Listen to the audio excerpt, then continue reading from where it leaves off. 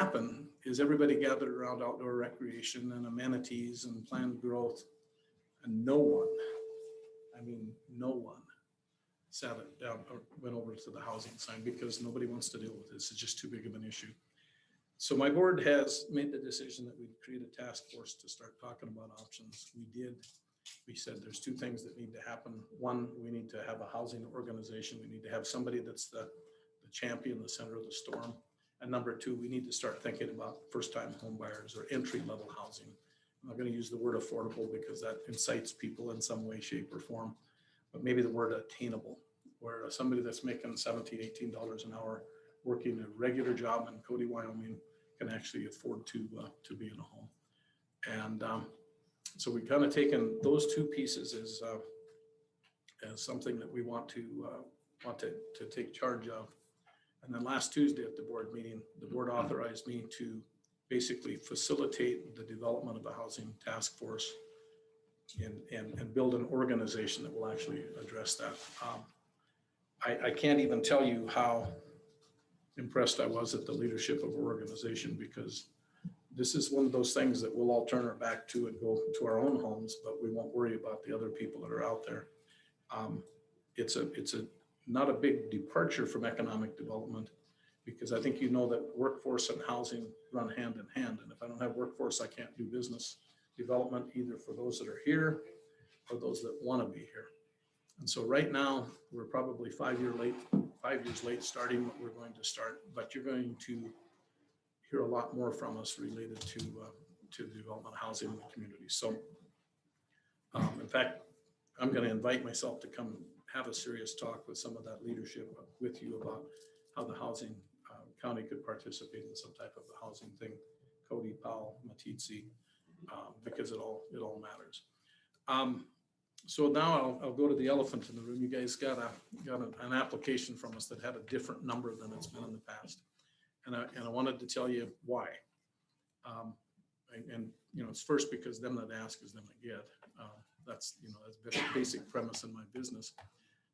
At the time that you offered the nonprofit program through the state, we were sitting pretty good, and we knew some other organizations had not been. They'd been in a position where they weren't able to do their normal fundraising. They couldn't do their typical deal.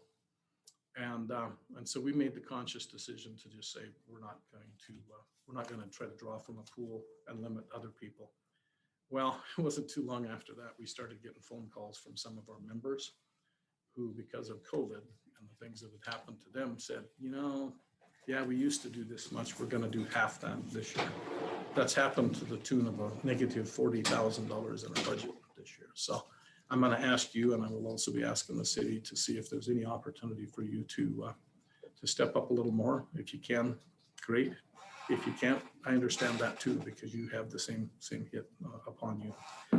Last thing I'm going to do is I'm going to just hand you these little cards, and I'm going to put a challenge to Dossie, because I give these out at every board meeting. If I do this right, I'll step on this podium and shut it off. What it is, my organization's always struggled with the confidentiality thing. They come to board meetings and we talk about businesses that we work with, and then people leave, but they don't know what they can say or who they can talk to. And so what I've decided to do is, every month, is just to give people a little bullet list of the things that we've got going on that are permissible to talk about. And so people can feel comfortable that the 6 items on this or 5 items on this list are things that we can report. Yeah, we've been doing that. And we get asked a lot of times, well, what did you do to help business this month? And I said, well, we've helped 7, 8 businesses this month, but it's not your business what is going on, it's their business. And so I don't tell people who I work with and what I do other than my leadership. So with that, just understand the purpose of the request. And then Dossie, every month, if you want to grab 6 cards and bring them back, you're certainly welcome to do so. But just know that we're trying to be a little more public about the things that we do, so people aren't asking as many questions. So with that, I would take questions. Well, James, appreciate you coming in front of us. We appreciate all you do, and you're not naive to the situation the county's in, and so we're going to do what we can. We're getting a lot of pressure to start curtailing some of our, some of these type of requests. And just fair warning, it's, Sure. times are tightening up. So, but we just have to see where we're at, with the federal funding, et cetera, et cetera. And come budget time, we'll make a decision. Well, like I say, them that ask is them that get, so That's right. we know that. That's right. No. Again, I appreciate all your participation in the past and you'll be on the docket, so thank you much. Thank you, Jack. Oh, What? No, No, go ahead. Oh, I was just trying to look at the clock, actually. I Did you get my voicemail? I did not. Okay, I'll call you later. It's something different. Really important. I'll get into it. Listen to your voicemail. There's reasons. What do you say? Thanks There's for not reasons. asking why. Thanks, James. Appreciate it. thanks, James.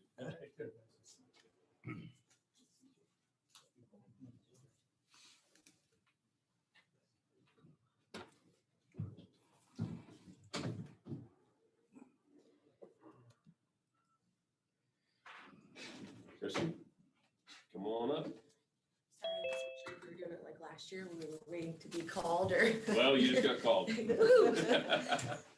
How's everybody today? Good. Good. Thanks for coming in. Thank you. Give us a rundown and what you got going on and what your budget's looking like. So, I mean, in light of last year, everyone's struggling, and I certainly recognize that. We at the visitor center were struggling too. I mean, obviously we're all facing budget cuts across the board. So this year we're actually going to try and add a couple events to our schedule, try and, increase our self-funding, so to speak, with weekend long events, kind of like Labor Day and the fishing derby. We had a community member come forward and want to put on a bird dog competition.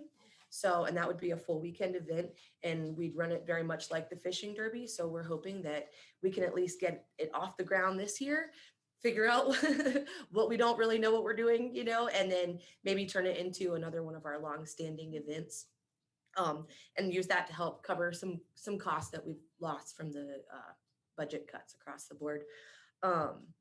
So in our grant that we specifically asked for from the Park County Commissioners, we use most of that funding to cover like our rent and utilities and that kind of thing. And for the most part, like last year we received $6,000, and that pretty much kept us in the black, if not just barely, for those expenses. And so this year we asked for the same amount because we're in the same building. The expenses will be the same, pending increase in electrical costs or, that kind of thing. But yeah, any questions? I have a question for the board. Do we have any facility in the county owned in the Matisse area that could help with that? I mean, other than the county shop? I mean, You'd have to talk to Smitty about clearing out a corner of the road and bridge shop. That's the only thing we own in there. I think. it's just It's a good idea. thinking out loud. I'm sorry. Yeah, I know it's tough times, and we have to be gracious with, the grants we are awarded. And it's frustrating because and I think Park County as a whole, every organization you can possibly list is hoping that the tourists safely flock here this year, because last year we were at like 40% deficit, at least in terms of Matisse. Mr. Chairman, I guess we're a little ahead of schedule. You work directly with the travel council. Yes. Did they have they replaced a new director yet? I went and met, or they all actually came in and toured Matisse, about today, last week. And so I got to meet all the candidates, and I'm not sure if they've chosen one yet, but there are 4. How are they looking? Any projections versus the new lodging tax? Basically, that's how they're funded. So, they're projecting that this summer will be back to like a 2019. because they're your main source of funding. Yes, they are. And so they were a third low, like it was 33% travel and tourism with the lodging tax dollars that came in. So from last year. So we did face some budget cuts, but they did really try to be as gentle as possible. And they changed the way some of our grant requests were done. For example, like I used to say, all right, I need this much money for this event, this event, this event, this event. And they would grant it all like at the beginning of the fiscal year. And then, I would just turn in the paperwork for it. Whereas with now, we're going to do it like on a per event basis. Oh. So like 60 days ahead, I'll be like, okay, we have National Day of the American Cowboy coming up. Last year I needed this much money. This is how much I spent. This is my media schedule that I used for it. And then they approve it. And then we spend the money and then they, But some of these events are, Mr. Chairman, long, drawn out events, long Yes. time planning. yes. So far, they've agreed not to say, no, we're not doing your fishing derby this year. Well, and the thing is that, so the Park County Travel Council basically supports us in wages. And then they help supplement our costs for like our website update, maintenance and that kind of thing. And then the other thing is the events, but it's only the advertising for the events, the actual, like, if we Okay. need to buy food or banners, that kind of thing, that's all MVC responsibility. And that's the same as it's always been. As far as I know, I've only been there a year. So I also want to thank you as a liaison for the county for sending me the minutes and the updates and Oh, stuff. awesome. The meeting I came over, you told you I'd be happy to come over if you need me, but other than that, I'm not going to drive all the way over there unless you want me there. Absolutely. And I mean, we have, like I said, Thanks. we have lots of, new ideas. We've got, you met most of the newer board members when you came, but I mean, I'm feeling positive. I feel like we're gonna rally and we're gonna make it work, no matter what we have to do, because it's Matisse. That's just what Matisse does. Exactly. Scott? Did you have any of the events canceled last year at all? So we canceled like our Garage-a-rama, which is it's more of a thing we do for the community than so much as like a money-making event. And then we usually do like a May fishing derby at the same weekend as Garage-a-rama, and we chose not to do that this year. We kind of sent out feelers, and we didn't feel like there was enough interest to to make it worthwhile. But otherwise, we tried to keep on and do all the events as planned last year, and we have the same intention this year. So how long was, during the whole shutdown, how long were you guys shut down as the visitors? I think we shut down May 23rd and reopened June 21st. Okay. But I was still, doing like the planning and stuff like that. So I still worked. We just weren't open for public. Appreciate you coming in. All right. Well, thank you guys so much. I hope everyone has a wonderful day. Yes, great. Thank you. Thank you. Wow, running way ahead of schedule. I talk fast.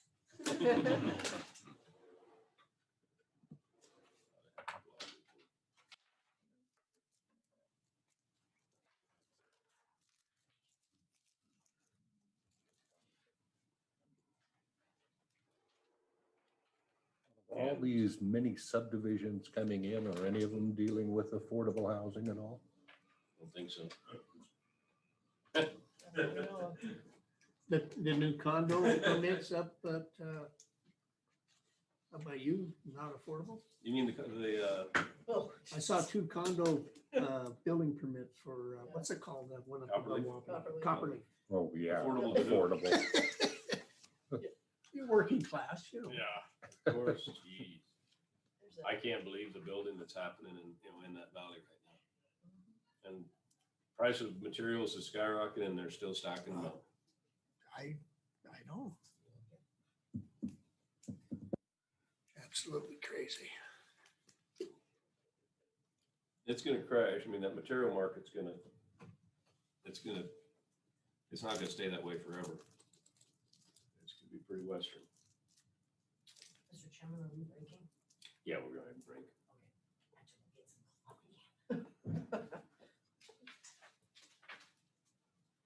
And there was an old shed that got, that announcer shed at the Foundation Arena, got flipped over and crashed in the wind.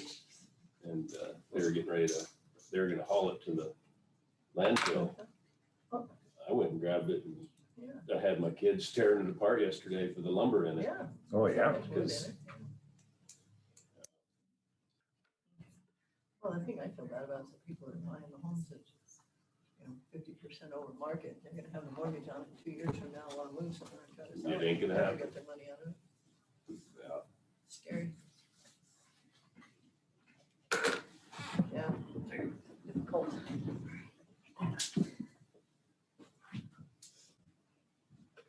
we get that card down? No.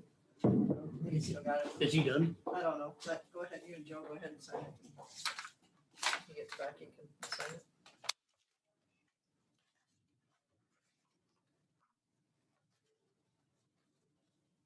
This is for For Bailey. Bailey.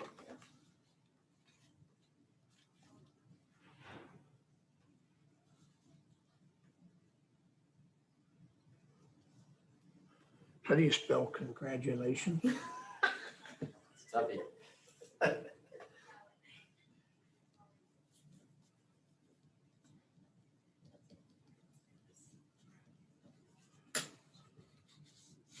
It's not like Facebook, it pops up automatically. Well, yeah. You just start writing it and it just. Why is that one so tough? It's just one of those where I think you naturally think it's spelled differently than it actually is. Joe? This is a Two L's. Bailey Brennan. Had a baby. Oh, yeah.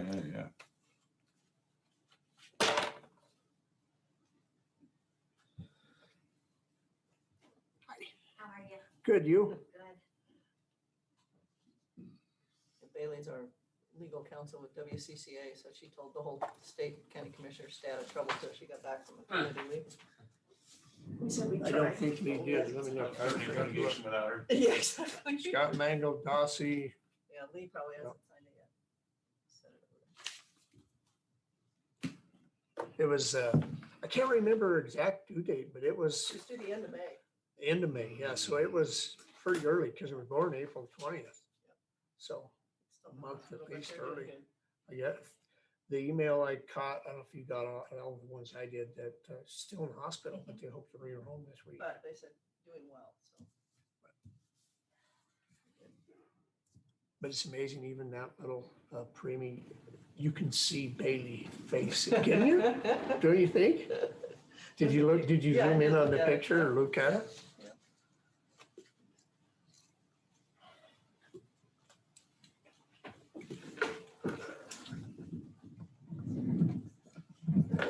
She's on maternity leave, but she's still sending emails, keeping everybody in line on the different committees that she's I'm sure. working with. Well, she said she was gonna work a little bit through this week. What's that? She was gonna work a little bit through this week. I don't know how much she'll do from home.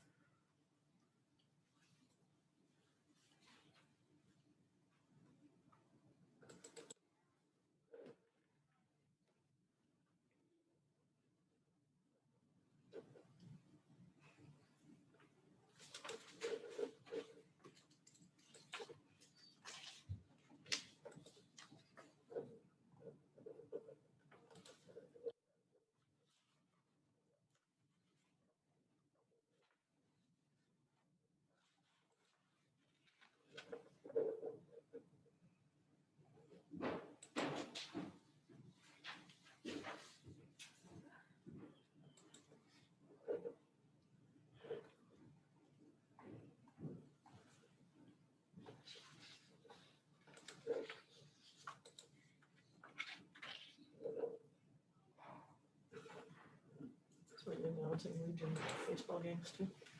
Starts, I got games Saturday and Sunday. Then I have to, week after that, I've got a 1:00 game in Casper on Saturday and then a noon game in Buffalo on Sunday. Bowls. You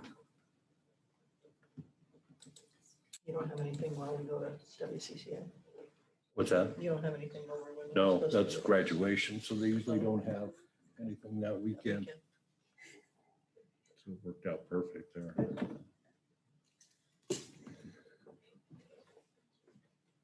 Look at the agenda, we don't have to go down till Wednesday Yeah. afternoon or whatever. Come back Friday afternoon.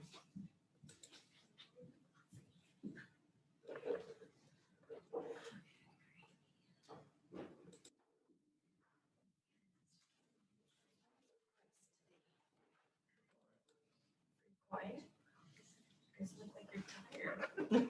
You've been working. Just feel like they're in the dark. Oh, I'm sorry. That's okay.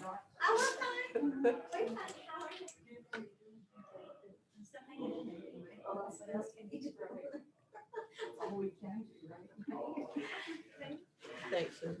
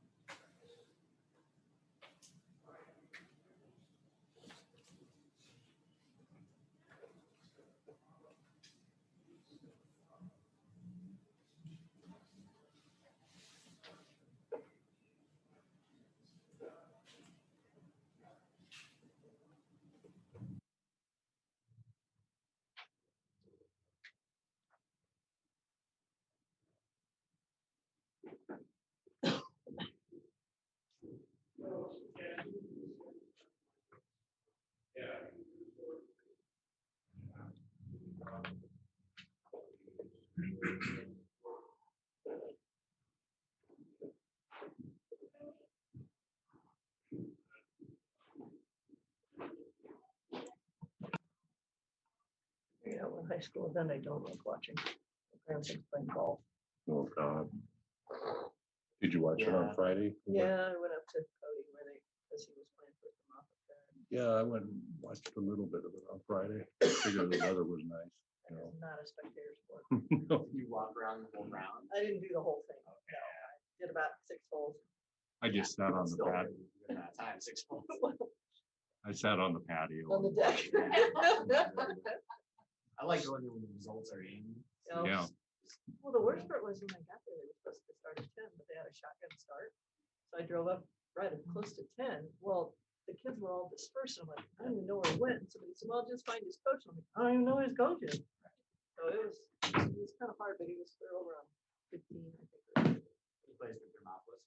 Well, he's just a middle schooler and they let him Oh. start playing at the end of their 8th grade year. Okay, yeah. And so, yeah, he's playing with them. With the middle, there's like 8 middle school kids over there.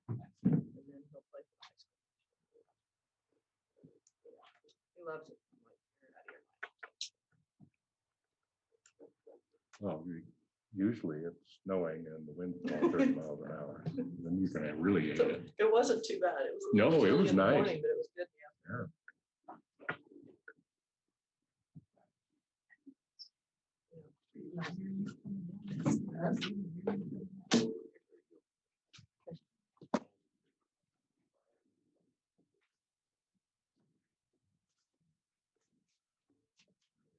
Just need to file or give them to Brian.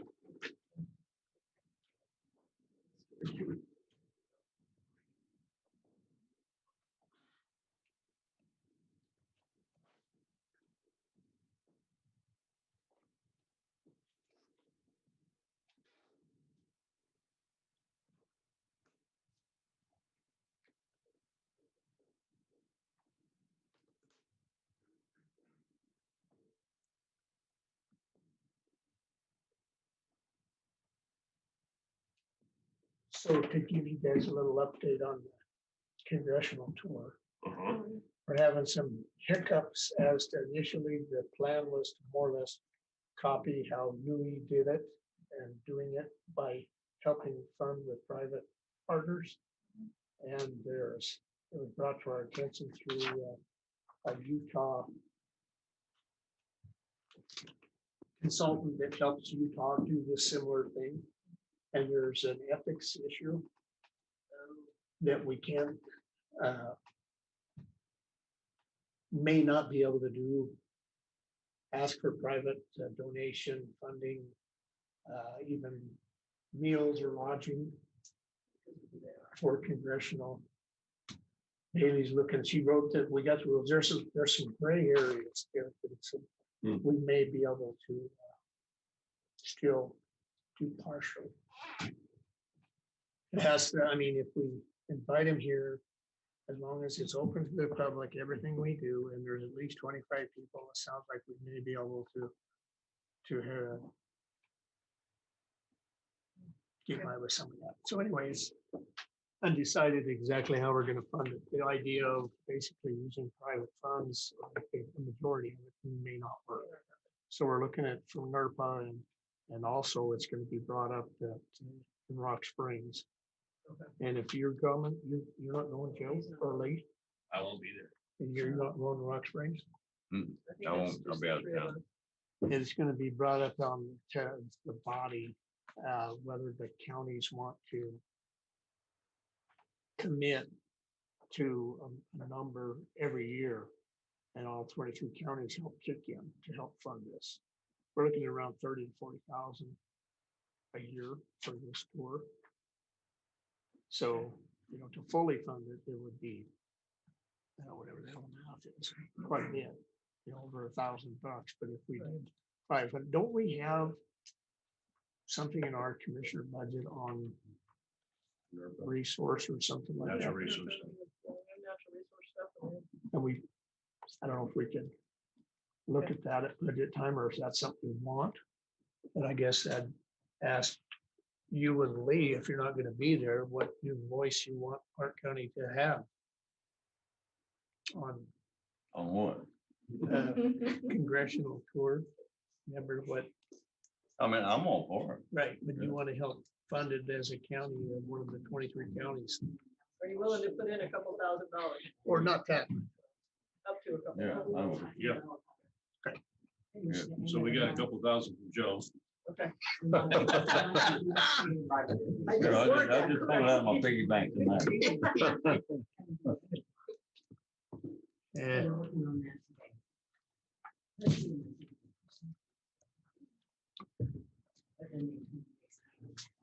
but we're working for the state. Well, I too. think it's. The state needs to kick in a bunch, as far as I'm concerned. That's what the NERPA's for anyway. Having those folks come actually hands-on and see it. It really helps a lot when you're asking them to make a decision back there.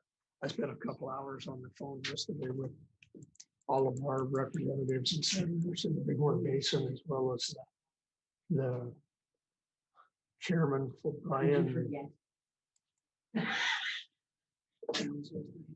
And He's the chairman of the Ag Water, Oh, because right now Yeah. it's it's a topic, it's on their agenda, the interim committee for So August. maybe the end of July or August. I don't remember Anyway. exactly. Everyone I talked to was, yeah, I think we can do it. And they want to know. Yeah. Help.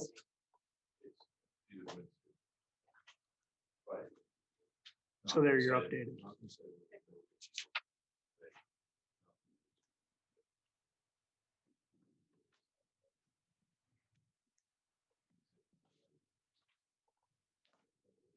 Then BLM grazing one though, we're kind of stymied. I don't want to spend any more time, resource, money, especially with GGA on something that the administration in Washington might just kick out the window altogether.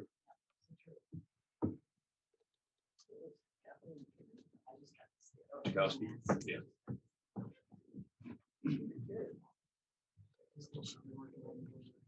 Oh, yeah. And tomorrow.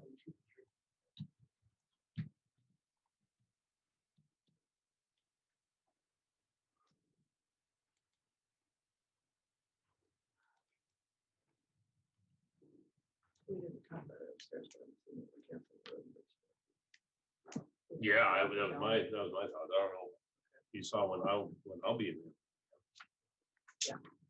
But we're not doing it this week. That was my only-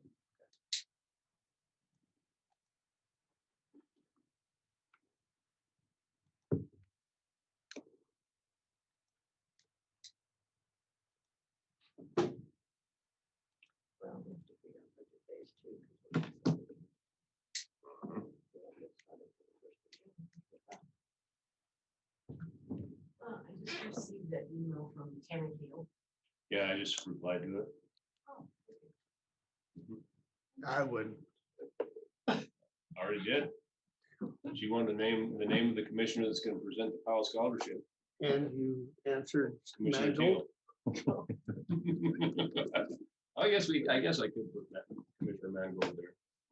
Joe did it 2 years ago. Yeah. I did it last year. I definitely think it's. I think it's Commissioner Mangold. That wasn't a no, that was just a groan.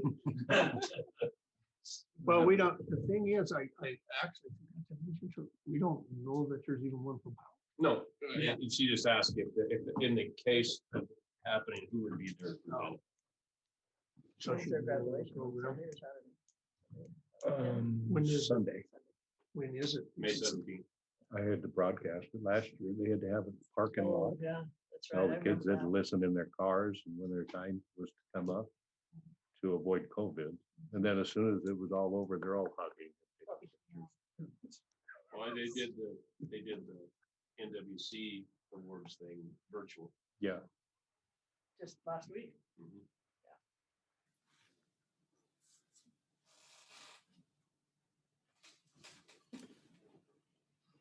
How are you doing?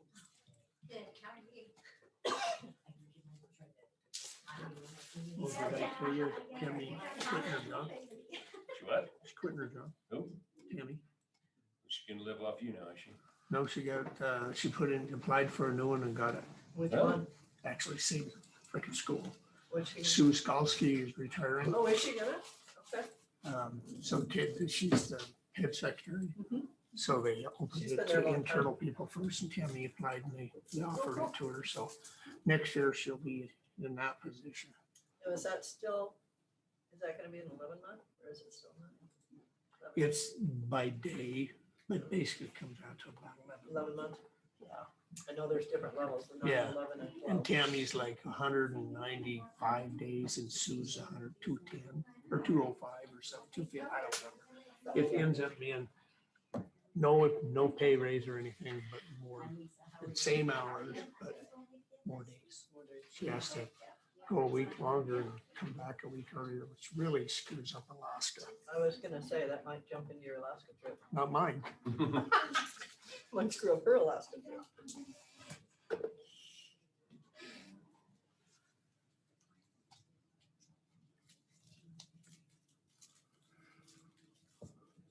I think we're close enough to go ahead and move forward. Tina, would you like to come on up and Sure. I have a little sidekick with me today, if that's okay. come on? Come on up, Tim. Well, you guys all know me. I think you probably know Tiffany Watsky. She is my partner in crime, I guess. She does all of our programming and training. And she's actually, for sustainability purposes for the organization, she will eventually take over my position. I do hope to retire sometime. So that's why she's kind of visiting with us today. So thank you guys for having us. Go ahead and make your pitch. Make my pitch. Well, first off, you guys have already done a lot for us this year. If you have not been to Powell and driven by the club over there, please do so. It looks absolutely amazing. We had just over $6,000 in haul fees to the dump that you guys gave that. So wasn't quite 20,000. Like I said, some people said 5, some said 20. Who We knew? call it landfill. Okay. So anyway, that happened. And then of course you guys gave us the 17,000 some for us to kind of give back to our families. We hope we didn't bite off more than we can chew. We opened the clubs up for free for June and July, or at least through June, and we'll see where we stand at the end of the month. But we've already been bombarded with calls. We have partnered with Northwest College. We're going to do a STEM program through the month of June, and all of those kids are going to get to come for free too. So we may have a lot of kids in June, but thank you guys for that. As far as the county funding, as you know, that just kind of goes to help us take care of like the insurances that we have to keep, the liability insurances and those kinds of things. So even though we've been blessed with some other funding throughout this last year, in a weird way because of COVID. We still need this funding, of course, just to get through our yearly operational stuff.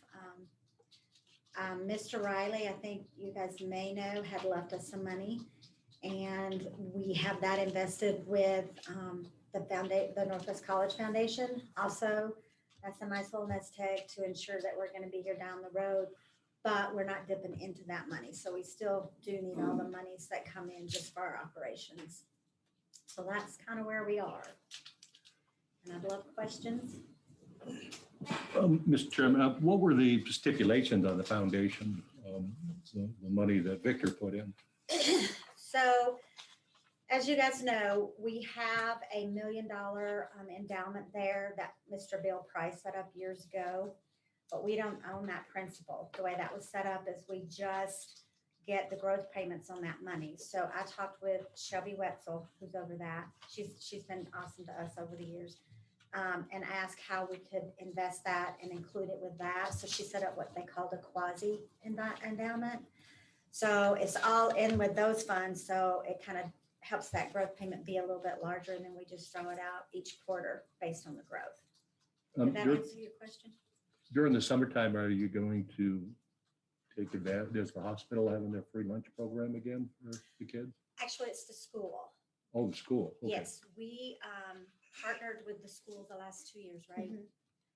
Well, the first year it was just here in Cody. It's with Park County 6.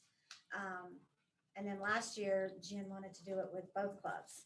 So they were actually busing the food over to Powell as well. And then we're going to do the same this year. So it allows us to do free breakfast for all the kiddos, free lunch for all the kiddos through her program. And then we provide free snack so that the kids are getting at least one free snack a day too. So, and then we also are partnered with the Elks that we just did a great little thing out of Powell. And we did it here in Cody. The Powell Elks did both plays. We made meals in a box that we sent home to families. It was a big hit. How long were you guys shut down last year? We shut down, I can't remember, was it the 19th of March, I think? The 13th? Yeah. Sam Wild called, we're gonna ask you to shut down. Okay, Sam. Unfortunately, they let us reopen on June 1st. So we were shut down from that March. But we were doing some online activities. Tiffany did a reading program. We had quite a few families that actually come online with us. We were impressed with it. So we were still trying to do some things with the families, even though we were shut down. We had packages available at the clubs that parents could stop by and pick up so that they had supplies that they needed to do anything as far as the kids' schoolwork and things like that. So we were shut down per se, but we did try to keep some things going during that time as well. Well, I see you guys are asking for more than you have in the past.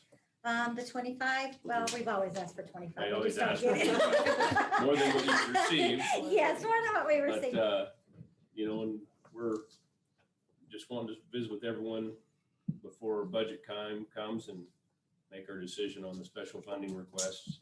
You know, as you're well aware, the times are tight. Yes, yes.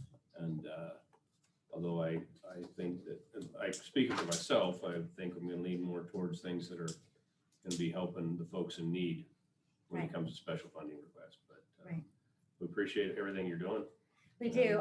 We have about 60% of our kids that come in, and they're the TANF eligible kids, so they fall below that poverty level. So we're just super excited this year that you guys allowed us to be able to help those families not have to figure out how to pay us this summer, because a lot of those families were out of work for a while. Yep. So that's definitely been a blessing for us. So All right, any more questions? No, thanks for coming in. Thanks for coming in. thank you for letting us come in.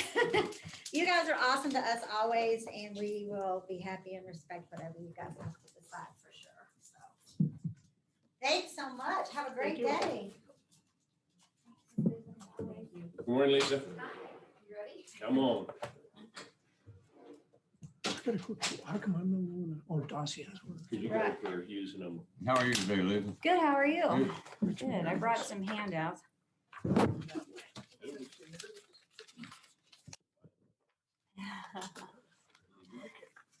You guys like my budget. Oh, yeah.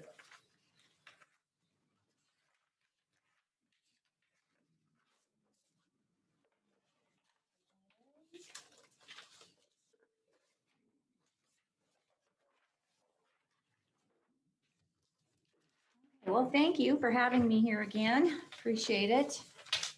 It's like coming in to talk to you about what we're doing. This last year was really an interesting year for everybody. But I think the one couple good things out of it, we still had teachers reaching out to us to do presentations to high school kids via Zoom. And we also, our clients really enjoyed not having to go to court for protection order hearings. They like doing the conference call hearings. So I think everybody wishes that could just stay the same, you know, but it worked out really well for us. So everybody was very cooperative. Okay, I've got our budget here. This is the current budget that we're in. And if you look at the last two, the totals columns from 21 to 20, you can see where we cut. We had about $80,000 in cuts between fiscal year 2020 and fiscal year 2021. We're on the same state fiscal year as you are.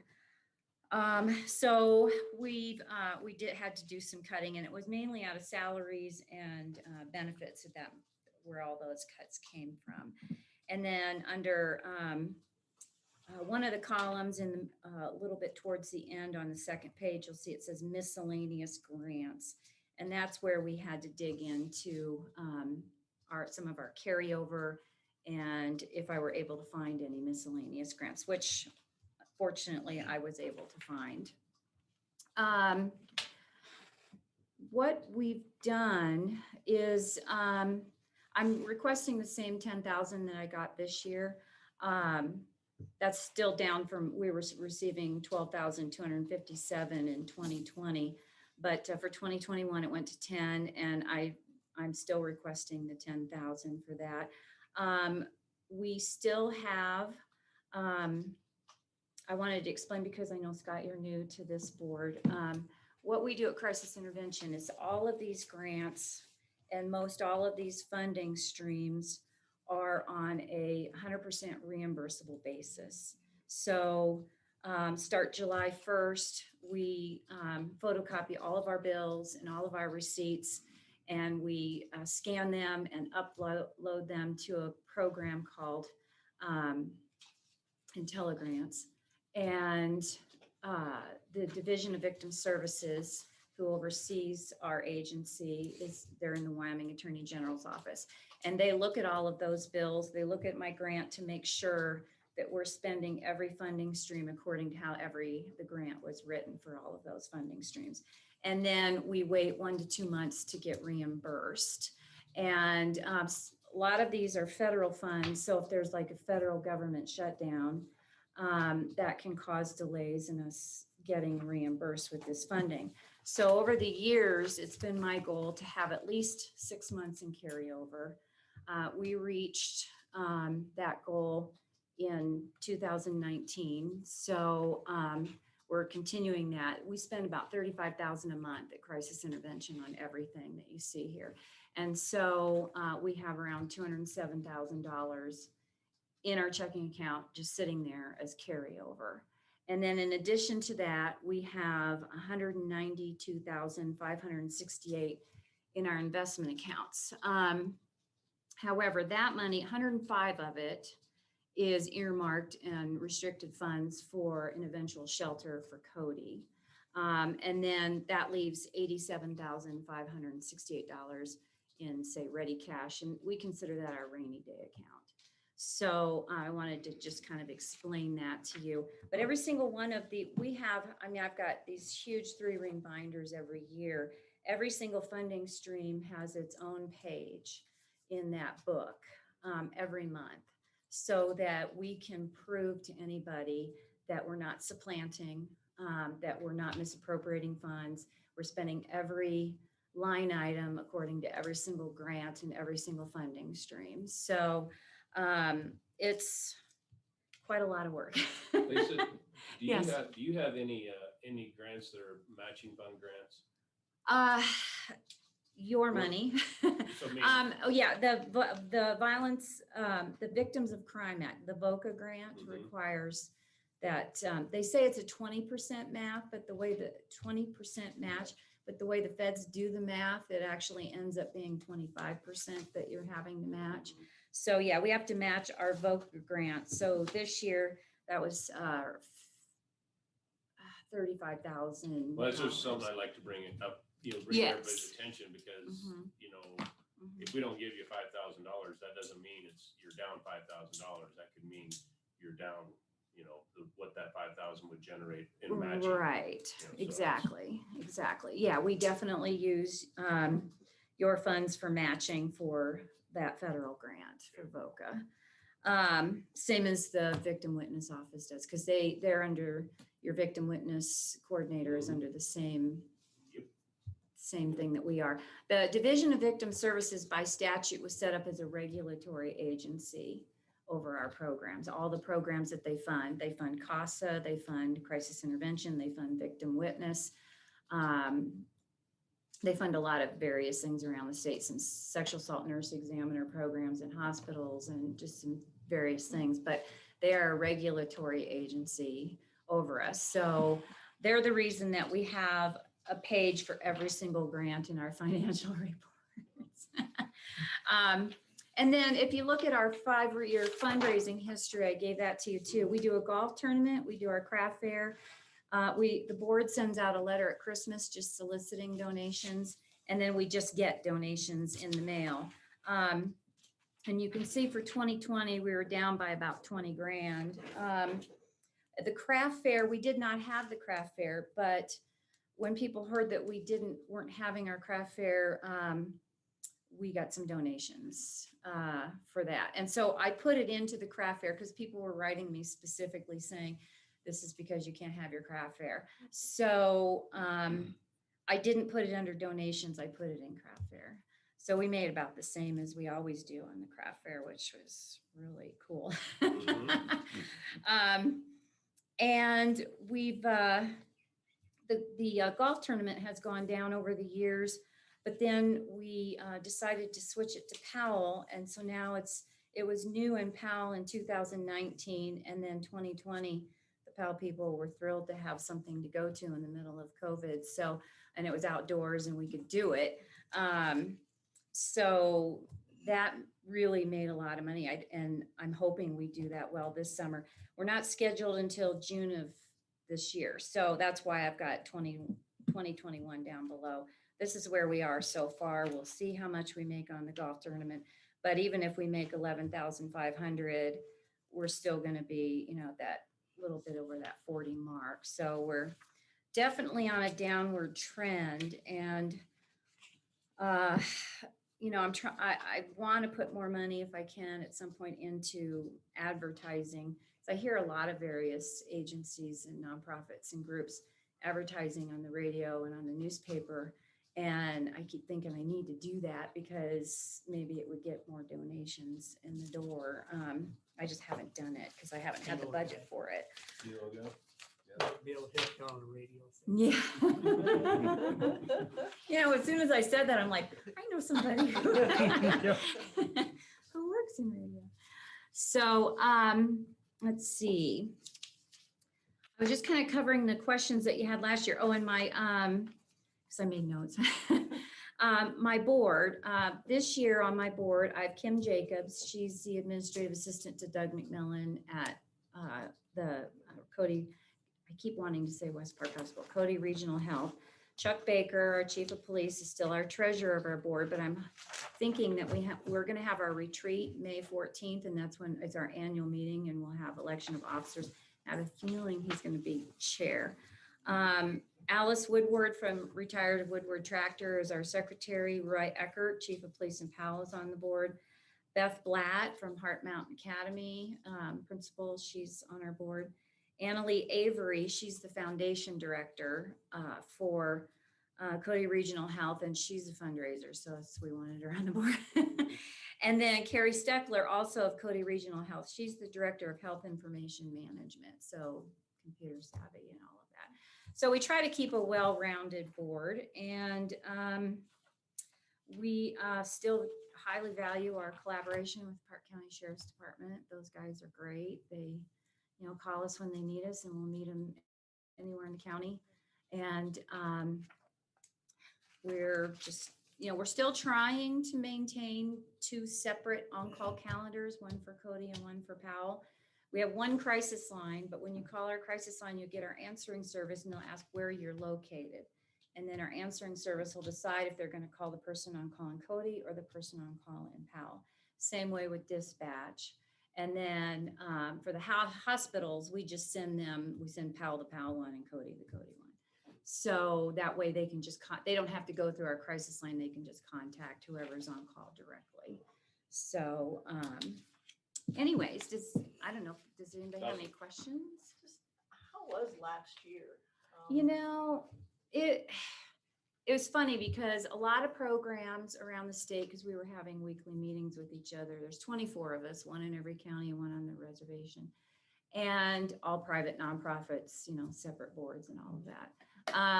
And a lot of programs had a huge increase in numbers, but those are the programs that were attempting to spend all their carryover paying people's rent and utilities. We didn't do that. I knew that carryover.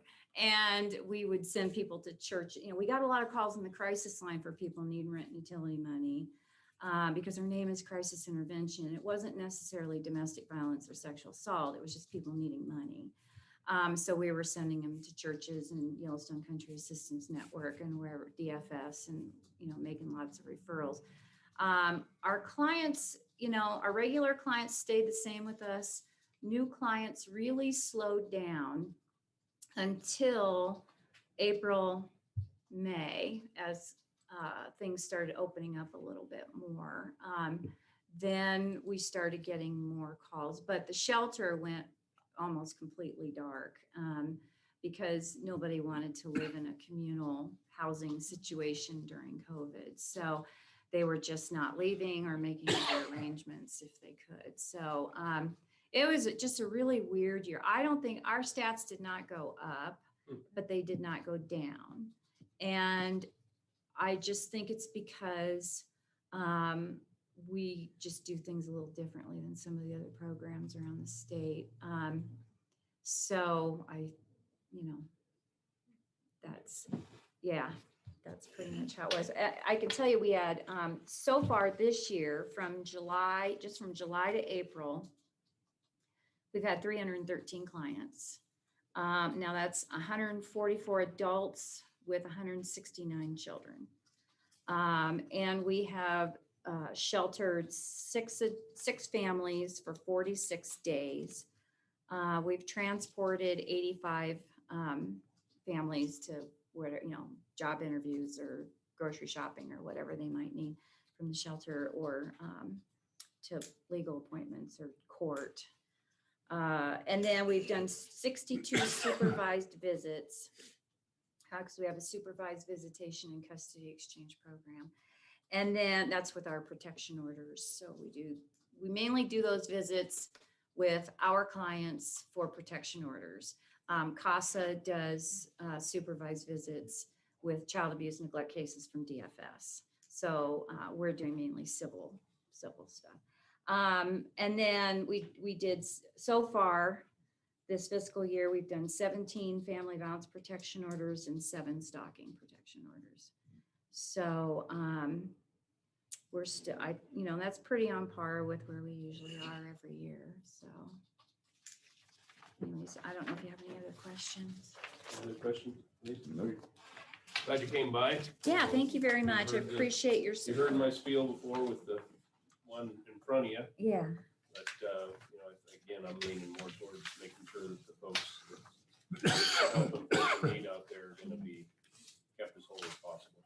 So I have one Yeah. kind of a layman's type question throughout. If it wasn't for you and your organization, what would happen to these families? It would revert to the 1950s, where law enforcement did what's called mediate and separate. And they'd say, if we have to come back here, we'll arrest somebody. And that's pretty much really what happened back then. There's no question. Of course, I wasn't born in the 50s, so that's just what I hear happen. But yeah, mediate and separate. Our programs in Wyoming started all around 1982, 1983 in Wyoming. Every domestic violence sexual assault agency in Wyoming was incorporated between 82, 83. Couple maybe 84, but yeah. But yeah, mediate and separate is what used to happen. And I think And that was I- done by Cops. Yeah. sheriff's office. Yeah.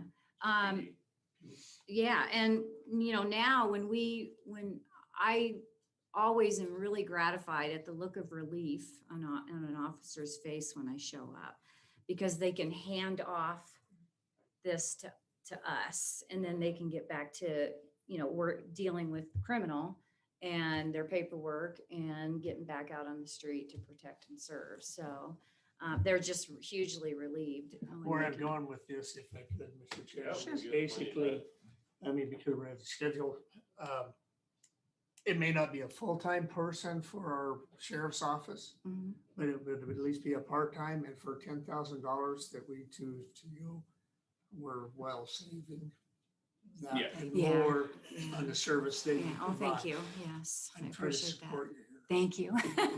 I appreciate that. Yes, we are well worth Thank $10,000.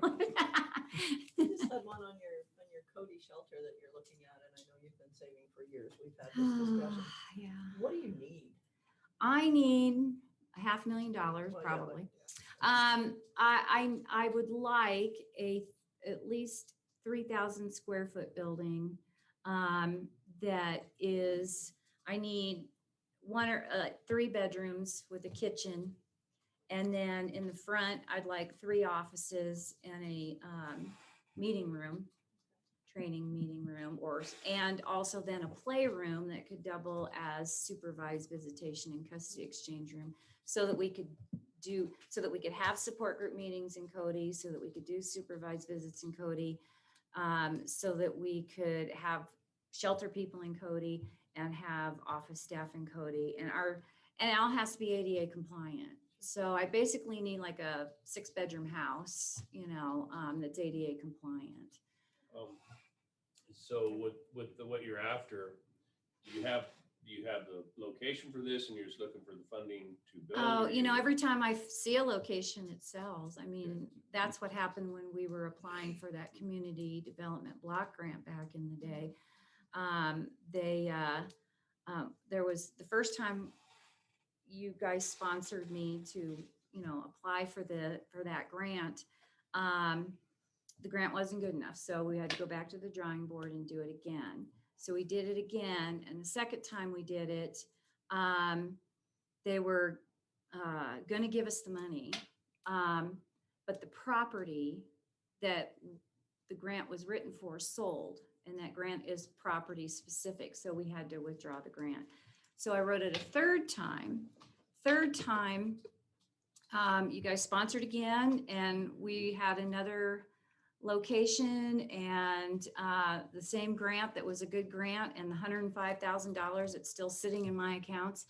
And what happened then is we got a call from the Wyoming Business Council saying that the rules have changed. You can use the money to build yourself fancy new offices, but you cannot use the money to build a shelter.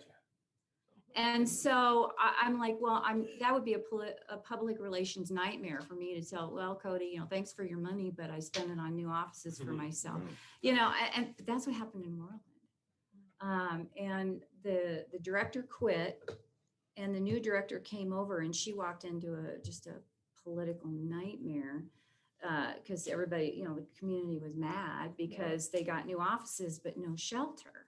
So they still don't have a shelter. Now, and I remember the community services block grant people saying, well, but what you do is you build it and put all the utilities on one side of the building, so that when you raise the money to build the shelter half, the utilities are all on that wall and you can just add on. And I'm like, well, that's great. So we withdrew that grant, and I just decided that I was done writing that grant. And until I hear from the business council that they would let us, build a shelter with that money, I'm not going to rewrite that grant. 3 years was enough for me. And I think for the people who were on the county commission at the time, it was very frustrating for everybody, 3 years in a row. So, yeah, I would love it. I just need, like I say, 3,500 square feet, six bedroom kitchen house of some, that's all ADA compliant. That's all I need. That's all you need. And it's funny because my board said, why don't we knock down this building and build it? I said, this lot isn't big enough for that. We have a 2-story duplex and we rent out 1/2 of it. That's one of the line items on the budget. And, it's just not doable on that little piece of property. If we could have bought that apartment complex behind us, then that could have been our shelter, but it sold before I even knew it was for sale, and we wouldn't have had the money. We can't use any of our grant money to pay mortgage. We can pay rent with our money, but we cannot pay a mortgage with it. So we have to own it outright. Yeah, I know. So yeah, that's the other big problem is, I could maybe work it into my budget, but I can't, no, only rent. Rules, you gotta Yeah. love 'em. Well, just like with the capital, capital equipment, I can use my grant money to fix my old furnace, but I cannot use my grant money to buy us a new There furnace. you go. That makes a lot of sense. Yeah. Uh-huh. So that's, it's all fun stuff. Appreciate it, Lisa. Thank you very much. I appreciate your time.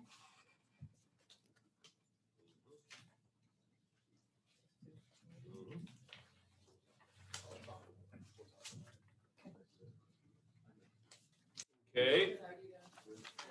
Next up, got Norma Riley of Matisse Senior Citizen Center. Yes, it is. Come on up. Okay. Get situated here. Okay. just go Take it ahead. away. All right. The floor is yours. What's that? It's mine. Okay, good. Okay, I'm the site manager, Norma Riley from the Matisse Senior Center. And we provide meals to the congregate meals to the seniors Monday and Wednesdays every month, okay? We provide a nutritious and much needed meal for our community. And also it's a great time for the people to get together and have that sense of caring. During COVID year, we did takeout meals. And so people just came by and would get their meals. What we could not do is stop people from getting together, which was amazing to me. That they would, let's go to the park or let's go to somebody's house if the weather was bad, So they need people, the seniors, they need that togetherness, getting together. And so what we do provide that. We provide that a place that we can be together. So we did open back up again to serving indoor meals in March. And so that's been going pretty well. There are many benefits of having congregate meals. One of the benefits that I really see a need in, especially in Matisse, is nutritious meals. We don't have a grocery store, but we do have the Wee Market there, and they are doing an amazing job of getting more produce and more food in. It's great what they're doing, Bo and Tangi are doing there. But a lot of our seniors, they come to Cody to shop. Some of them can't drive by themselves or don't feel comfortable doing that. They maybe get to ride the bus once a week to get that meal. And so, and if you live alone, it's, you don't always want to cook for yourself and get healthy produce or whatever. It doesn't last. So we provide and always have to make sure our meals are appropriate and adequate and have good, healthy meals for them. So we try to help them in that sense.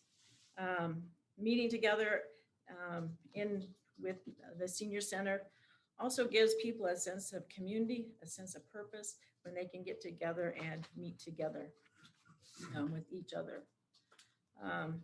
It is found that meeting together helps leads a lot to happiness, and people are happier when they can get together and be with each other.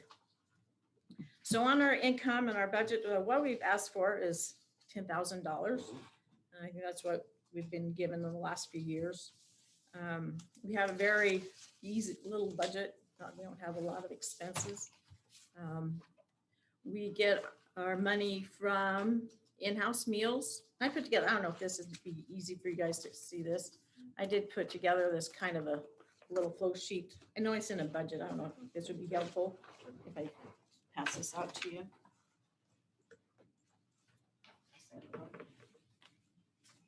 It just kind of breaks it all down, where our money comes from and kind of our expenses. We get our in-house meals. That's what people pay for when they come in. And our meals are really inexpensive, like $4 a meal for a hot, healthy meal. It's really amazing. We get money from the Cody Council on Aging. Did I make enough copies of everything? And what happens there is they do the grant for us. And so we send them some money each month of how many meals we have. And then there's a formula of we getting grant money back. And so they'll send us money back. And so that's where they get money back from Cody Council on Aging. We get the money from you guys as the commissioners, which we appreciate so much. The town of Meeteetse gives us money, $1,000 each year of a grant that they have. We get money if somebody will pass away or something, then people will donate money for that. This goes under memorial. We get money from donations, various donations. People may just give us money. And then the rental income in the basement of our building is the Legion. They share that, have that space. And so they pay for part of the REA. And so that is just goes under, we call it rent, but they just pay part of the REA to use that facility, that space. And then interest income. So that's where our income comes from. Our expenses are our groceries. As you know, of course, we have the food. Then we have our wages. We have 3 employees. We have a kitchen manager, a kitchen assistant, and myself as site director. The kitchen manager and kitchen assistants, they usually put in about 6 hours a day for cooking. Myself is just salary, and so I put in as time as I need. And in this job, there is a lot of time put in that is not reimbursed. You know, we have to come to Cody to buy fresh produce, and because we don't have it there, and so a lot of that is just give time, you know, give it up for the seniors. Kind of been the way it was done, and so it's kind of continued that way. I think in the past, before I came on board, there was issues about somebody charging every time they ran to Cody. Well, that can add up quite a bit, and we don't have the budget for that. And so other expenses, Medicare taxes and taxes, building insurance for the building, our utilities, kitchen supplies. We're trying to update our kitchen. It's kind of some antique equipment in there, pans and things. And so trying to get some better equipment for the kitchen staff, office supplies, maintenance repairs. We had to replace our stairs out front. That building we do use, it gets used for a lot of other activities just besides the seniors. One thing, the elections are there. We do have craft fairs that come in, like, you know, families may use it for different community meetings or whatever. And so we need to keep that safe. So we did replace our stairs outside just last year. Then our first aid or CPR and our food license, fire safety inspection, and our tax thing. So when you see that, it kind of looks like it's pretty even, but without your money in there, we would not be able to really fund it and keep it going. And so having your money is really important for us to keep it going. Okay, and I also like to add, and when there is election years, a lot of people commissioners have come to our senior center and have used that to talk to the people there. So we'd like to invite you. You're welcome to come and have lunch with us anytime and meet the people in Meeteetse. Just let us know if you'd like to come, and we have a good group that would come, and they'd like to maybe tell you what they think, or, you know, if you have issues or concerns that in the Park County or Meeteetse that are going on, they would like to visit with you about that. Commissioner. Yes, sir. Yeah, just a quick question on going over your comparison on your meal income, the number of meals that you serve, your comparison from last year to this year. Do you attribute to the downturn to COVID? I think so, yes. Yes. Okay. We kind of lost some people.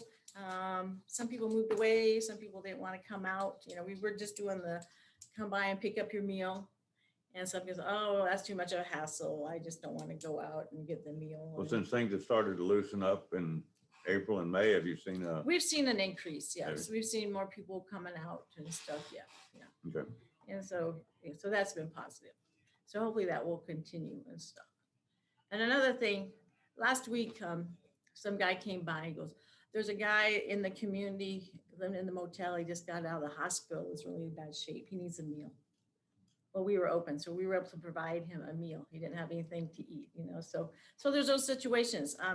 I'm a caretaker for somehow I got into this. There's an older gentleman, are you going to town? Well, yeah, get me some food.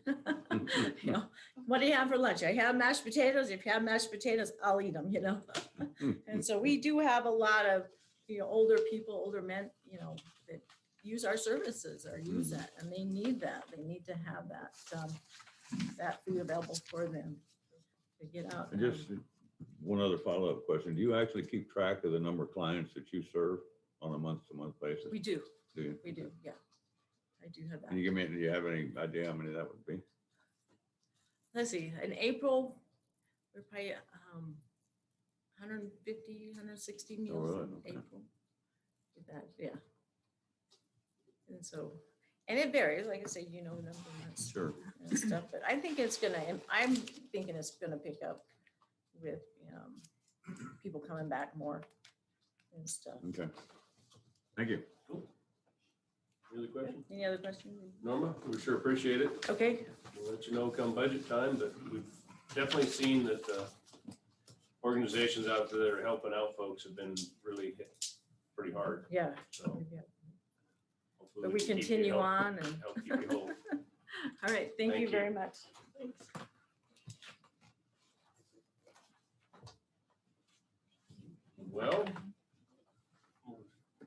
Well-oiled machine, running ahead of schedule. Mr. Chairman, you're doing just a great job today. Yeah. Well, I didn't do such a great job because next up is the, I was gonna ask you about that. and I'm just gonna throw myself out there. I didn't do my homework.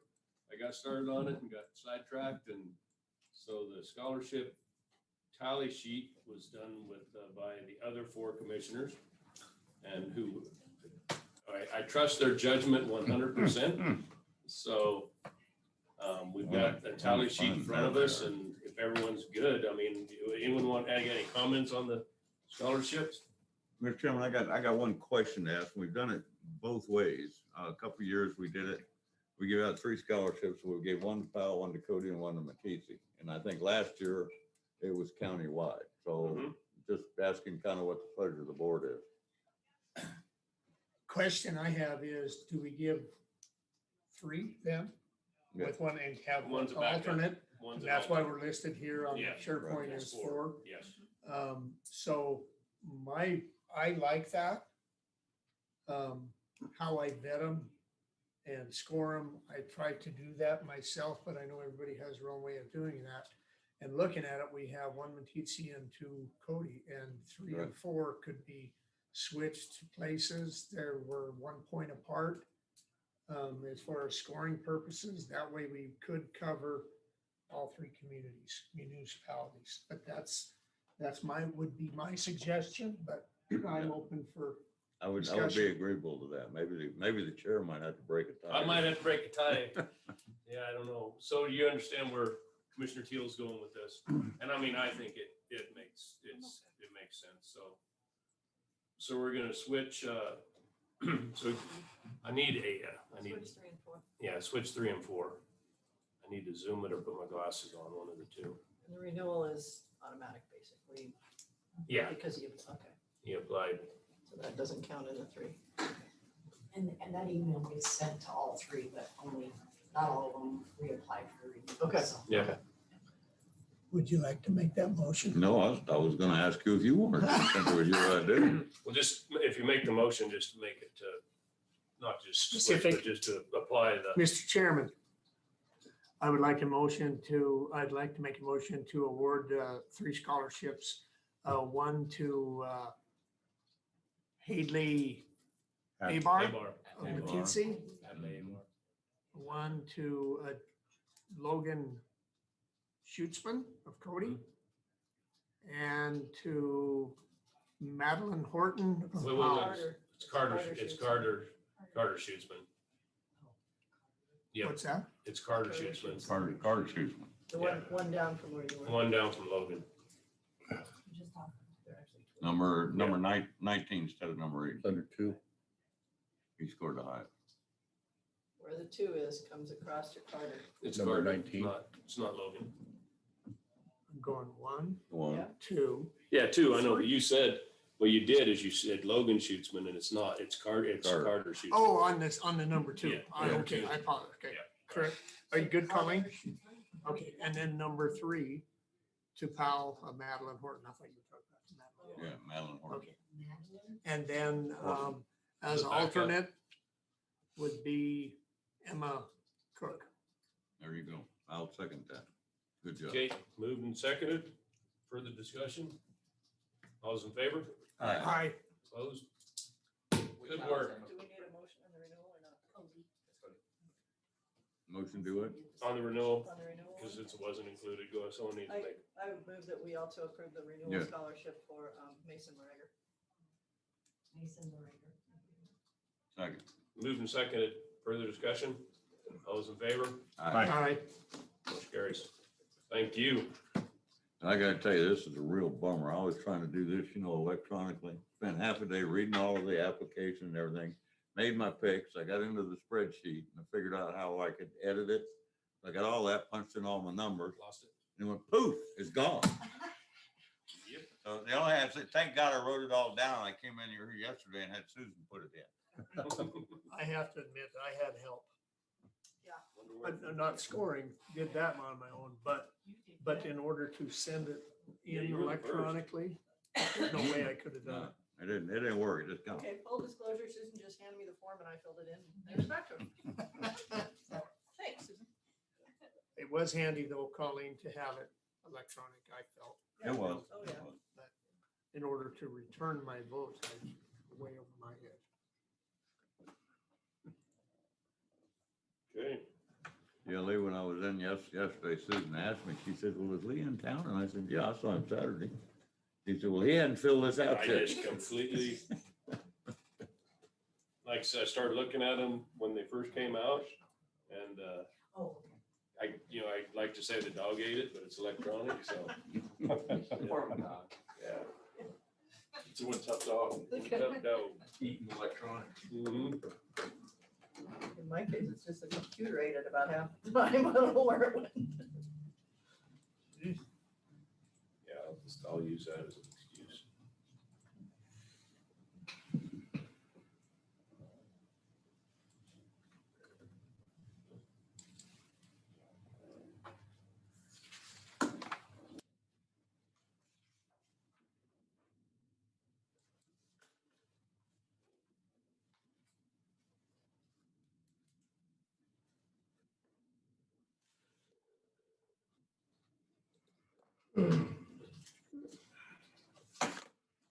Who's gonna give the award down in Powell? You or Scott?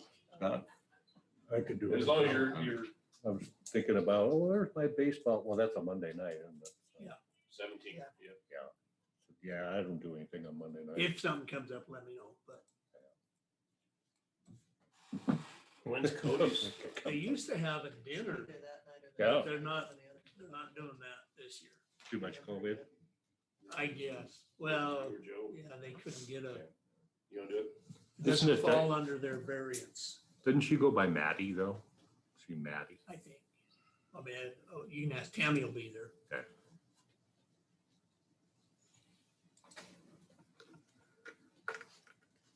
And was her brother the one who signed the wrestling thing at Notre Dame? What's that? Was it her brother who got the wrestling scholarship? Seth? I don't know. Tammy knows all the detail, I don't. So Tammy filled out your form is what you're saying, right? She did have a little influence on the Powell kids. okay, oh, yeah, 70. Yeah. Perfect. But I did overrule her on a couple on my scoring. Oh, So what, and like Did I you mentioned ever get before, that form from Larry? I pick every year, I kind of rotate. I try did, and I remember, haven't. but in thing, my so I'll number fill it one out. will be, And I'll send you a I copy only of pick what I from sent. St. Cloud. My number two, I only pick from Cody. number 3, I only pick from Oh, Keats. And then I start over again. yeah. And, I don't know, I'm not saying that's the best way, it's just how It's a way. it's a way to spreading the points of the 3 different. And then next year, my first pick will go to Cody, and next year. You know, and in this case, I'll just step there was in only there, one see if Keats. Kim's ready. Yeah. So, Well, and I knew who Hadley was, you know, he's a football player. So I know a lot of these kids. I don't And of know course, how, everybody knows who Emma was, you know, I mean. And she's probably gonna get a wrestling scholarship anyway. That was interesting. You're right, Mayor. Okay, I just said we were ahead of schedule, so. All right.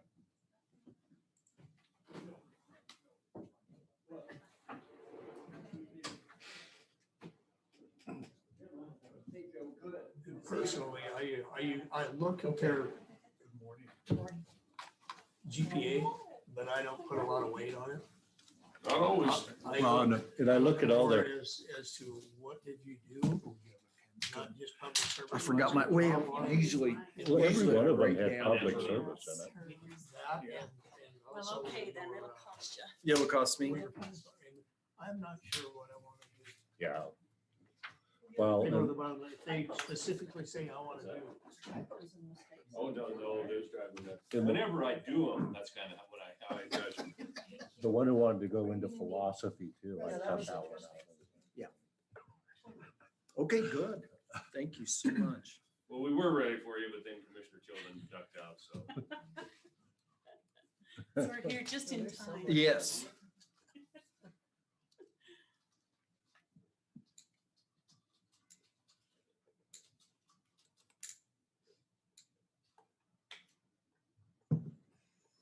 So we're not scheduled again until right before lunch. Right. Public hearing, so that'll have to start on time. So I have a question while we're waiting. At staff, Joy mentioned we had 72 building permits in April. Of the list that was sent to us, there's only 28. So what happened to the other? Maybe she 40. just hasn't gotten them updated yet, maybe. I don't know when she updated them. Colleen does that. They're still in limbo? I mean, do they, some permits get, do they cancel them or when they apply or?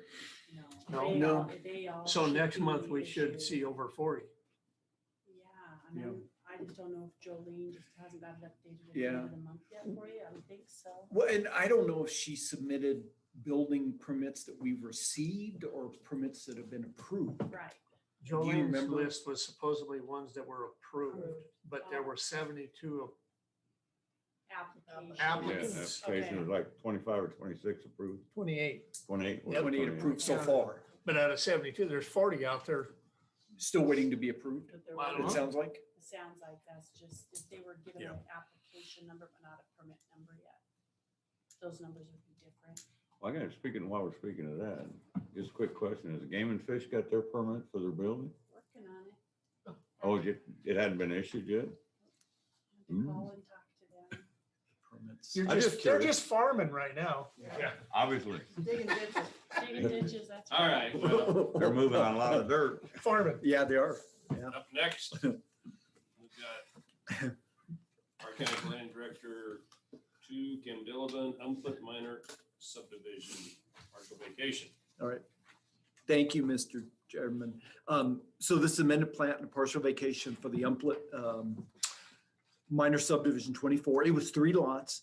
This property is in the GR5 zoning district, planning area Sage Creek. Mr. Umflett submitted a amended plat application to us on March 17th. You had a chance to see that. What he wants to do is he wants to, of course, amend this plat, and he wants to change the configuration of lot 3. And you can see that amended plat in figure 3. So we will, should this be approved, we'll vacate lot 3. Currently, it's 32.7 acres. Reconfigure lot 3, it will become lot 103, which then will become 35 acres. And basically some property that Mr. Umflett owns just to the east of this lot will be merged with current lot number 3, boundary line adjustment. Lot 103, this new lot 3 will continue to be used for residential use. This plat for the Umplett subdivision was approved on October 17th of 2017. Ownership of lot 3 is Mr. Umplett. He also owns the property just to the east of this lot. Again, legal description of what we're asking you to consider changing is lot 3 of this subdivision. And you can see in figure 1, that is the current amended plat. And of course, right in the center of that is where the property is going to be added to this existing lot. And in figure 2, it shows where these properties are located, 3 miles east of Cody, north side of Grable Highway. And I mentioned this is a partial vacation. It's also an amended plat, and the amended plat does require approval by the board. And Joy decided, because of the nature of what's going on, that a public hearing is not required. And we did receive the required fee on March 17th, and the draft amended plat on March 17th of this year. I did mention this property is in GR5. So the change in lot 3 and the change to the property to the east, should this be approved, those pieces will still be consistent with that zoning district, meaning they're still greater than 5 acres. And I should mention that the parcel that is just to the east of current lot 3 will decrease in size from 19.85 acres to 17.59 acres. And in figure 2, you have a chance to see where this is located. Again, it's just east of Cody. It's on the north side of the Grable Highway. The surrounding land uses, we have a map of that in figure 3. And this property is surrounded by some agricultural, mostly residential, and some residential vacant. Lot 3 is slightly hilly. It does have some flat portions. There currently is a residence in the very southeast corner of lot 3. And currently the majority of this lot 3 is used as pasture. We've not received any public comments. We had the plat review committee look at this. That occurred on April 7th. There were a few minor changes and some corrections that were identified. Then we did get a new amended plat. The fee was paid. I did mention we determined a public hearing is not necessary. There is a certification of dedication on the plat, a place for Mr. Umplett to sign. Of course, should this be approved, the property owners will require to record new deeds because the boundary lines are going to change. And this plat, as you know, is titled Amended Plat of the Umplett Subdivision MS 24 Lot 3. And Lot 3 will become Lot 103 and vacate original Lot 3. We have some findings and we just have one condition that we recommended. And we're happy to answer the questions you might have. One on process, you mentioned that the landowners have to file new deeds. Do you verify that, or how does that, does anybody verify that? Do we? When they bring in the boundary line adjustment or record of survey or plat, and we sign a certificate of filing on that, we generally have the deed with that. Okay. To see it. Thank you. Lloyd. Once if this is approved and once it's done, this lot will still be considered part of the subdivision, correct? Correct. Regardless of the size of it. Correct. Okay, doesn't matter. I have no problem with it. I just, the motivation I believe behind this is so that it may become assessed as agriculture, which if it is in a subdivision, it cannot be agriculture, I do not believe. Is Unless that it's correct? 35 acres. But it's in a subdivision. It's a If it's lot. 35, if it's 35 acres in a subdivision. Regardless, it can still be in a Yes, but subdivision. it has to be 35 acres. And that is determined by the assessor, correct? Yes.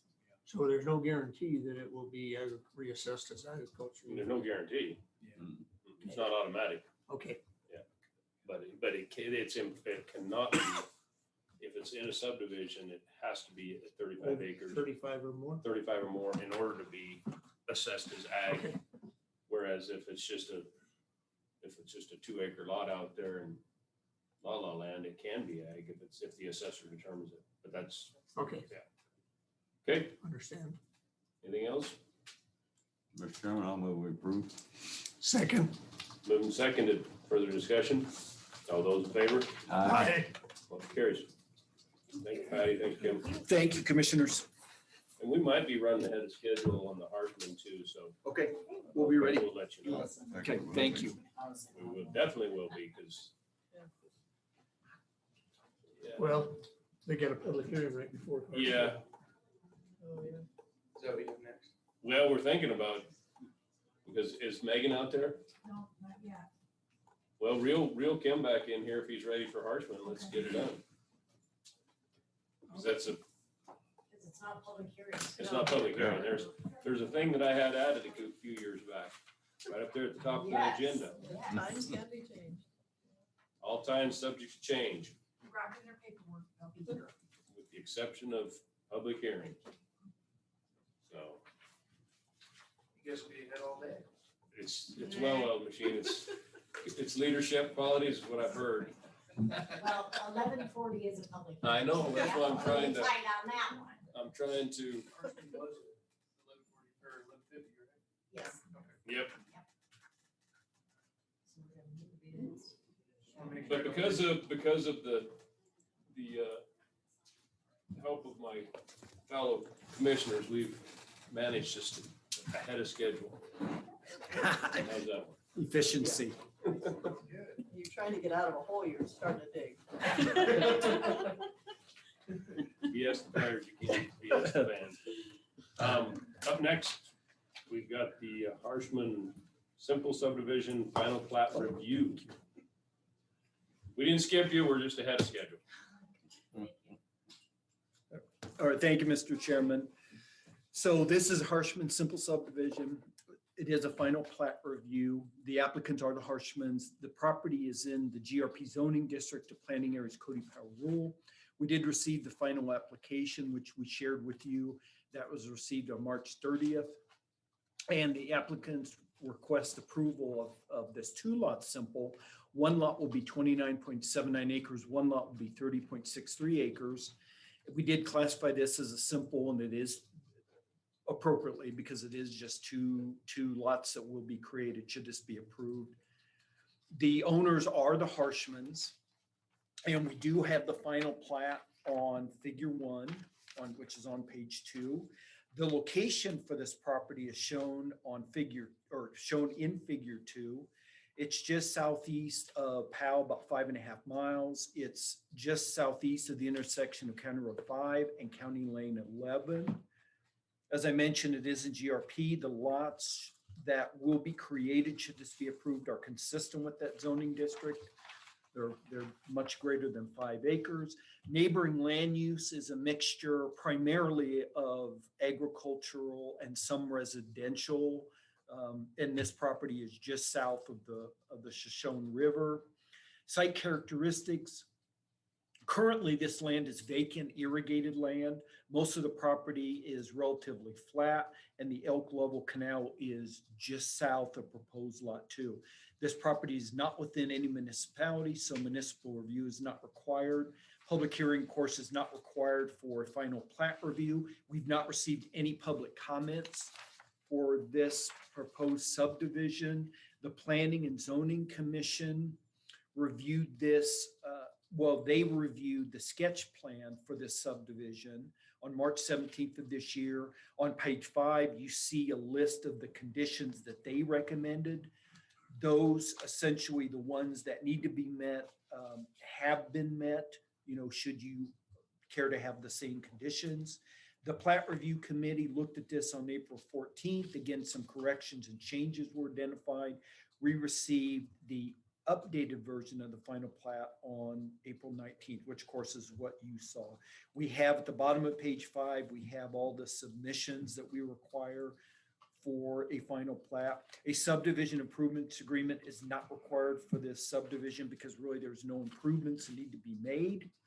We have a list of findings and we just have one condition that we're recommending. And we're happy to answer any questions.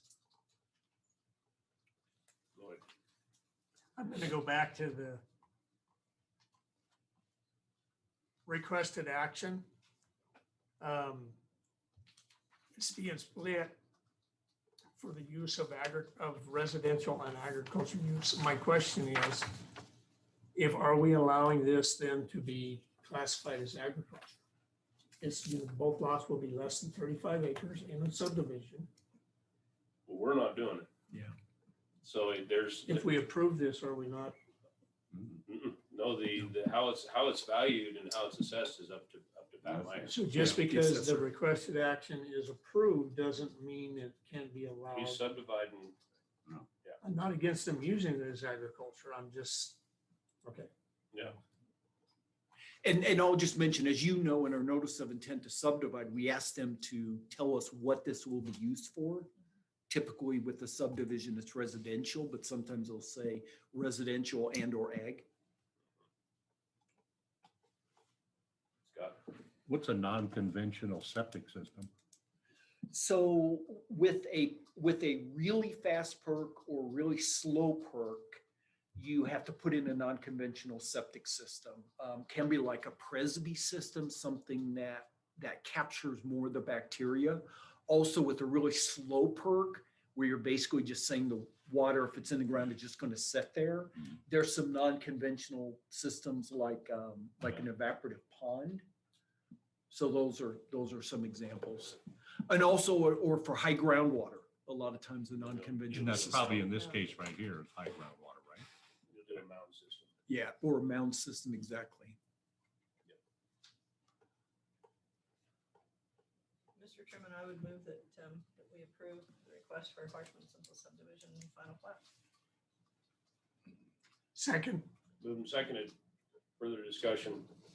I guess my one point of discussion, a little bit along the lines of what Commissioner Teal is talking about, is are they aware that when they make a subdivision that they wouldn't be able to be assessed as agricultural?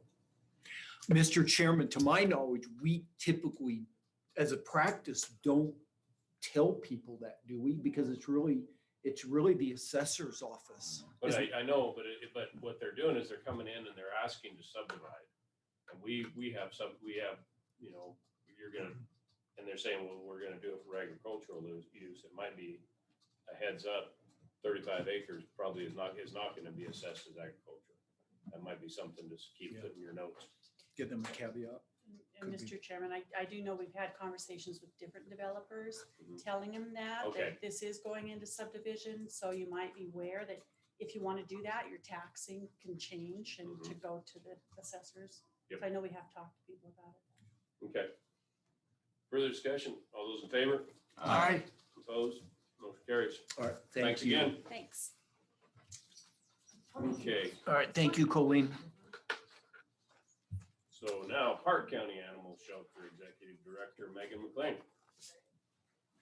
We were just running ahead of schedule, so we Oh, no worries. trying to use our time judiciously.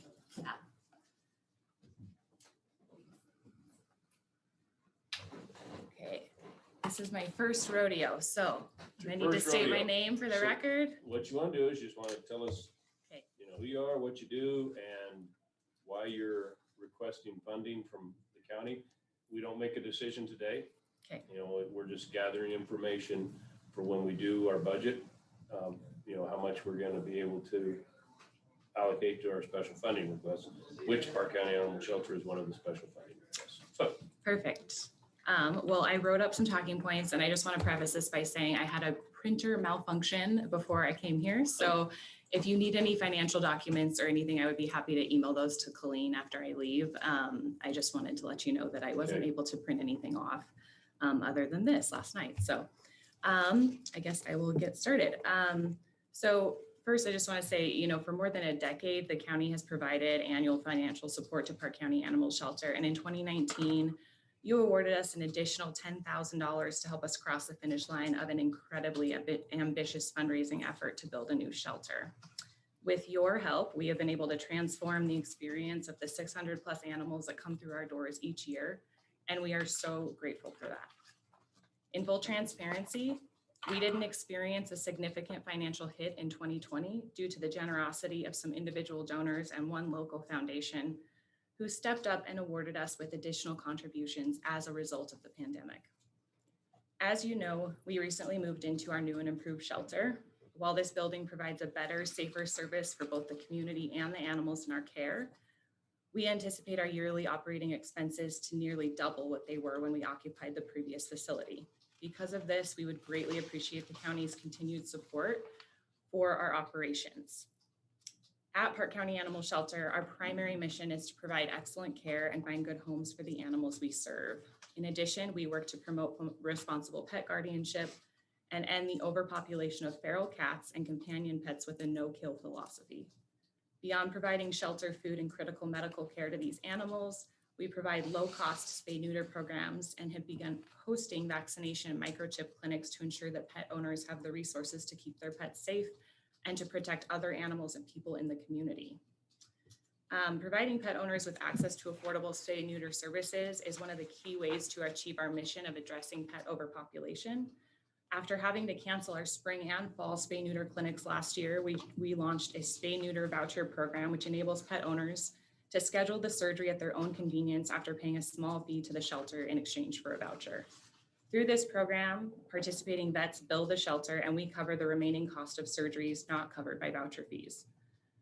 Additionally, in line with the topic of spaying and neutering, we receive weekly calls from residents of Park County with inquiries about a trap neuter return program, commonly referred to as TNR.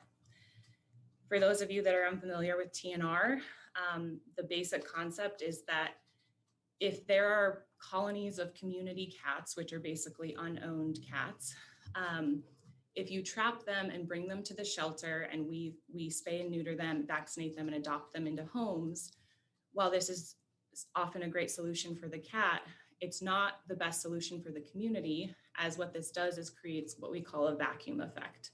So in community cat colonies, research shows that when you take a cat out, more cats move in and more cats that are not spayed or neutered and are not vaccinated. So the idea behind TNR is that you do targeted spaying and neutering of outdoor cats, cats that live outside. So you trap them, get them spayed or neutered, give them a rabies shot, and release them back into the exact colony where they came from.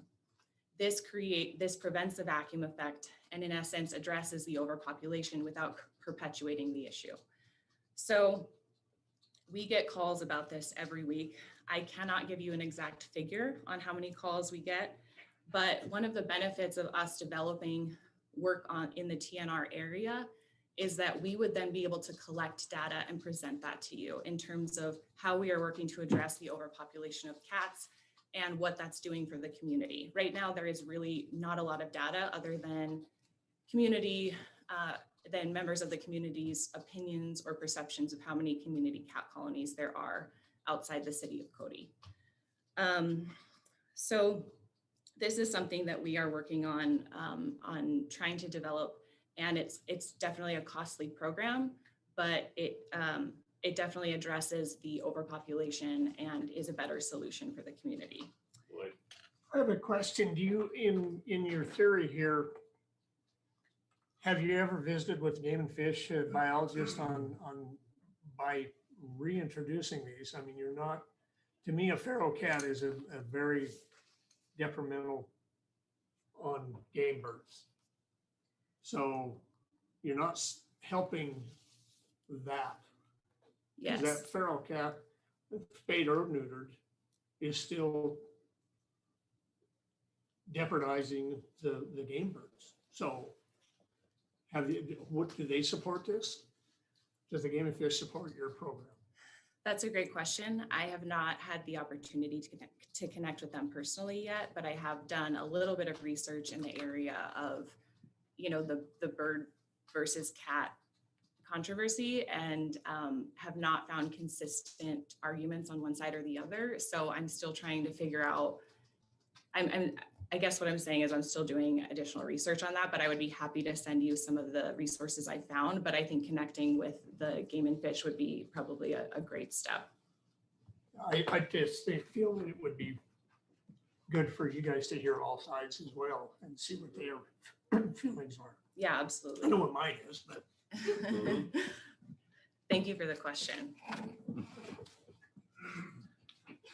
Okay, so, you know, aside from the programs we offer and are looking to expand, we've seen some growing trends in animal intakes to the shelter due to COVID-19. So for instance, in 2020, we saw a 100% increase in the number of animals that were surrendered due to financial and/or housing constraints. We saw one in 2019, and we continue to see this in 2021. While we had 2 record-breaking adoption months last year, the flip side of that has been that we have also seen an increase in the number of returned animals to the shelter due to pet owners returning to work and animals having separation anxiety. As a solution, we are actively working on developing a suite of online and printed resources related to animal behavior that we can share with adopters, and are hoping to secure a grant to help cover the cost of behavior modification training for shelter staff. So this continues to be a challenge that we are working through.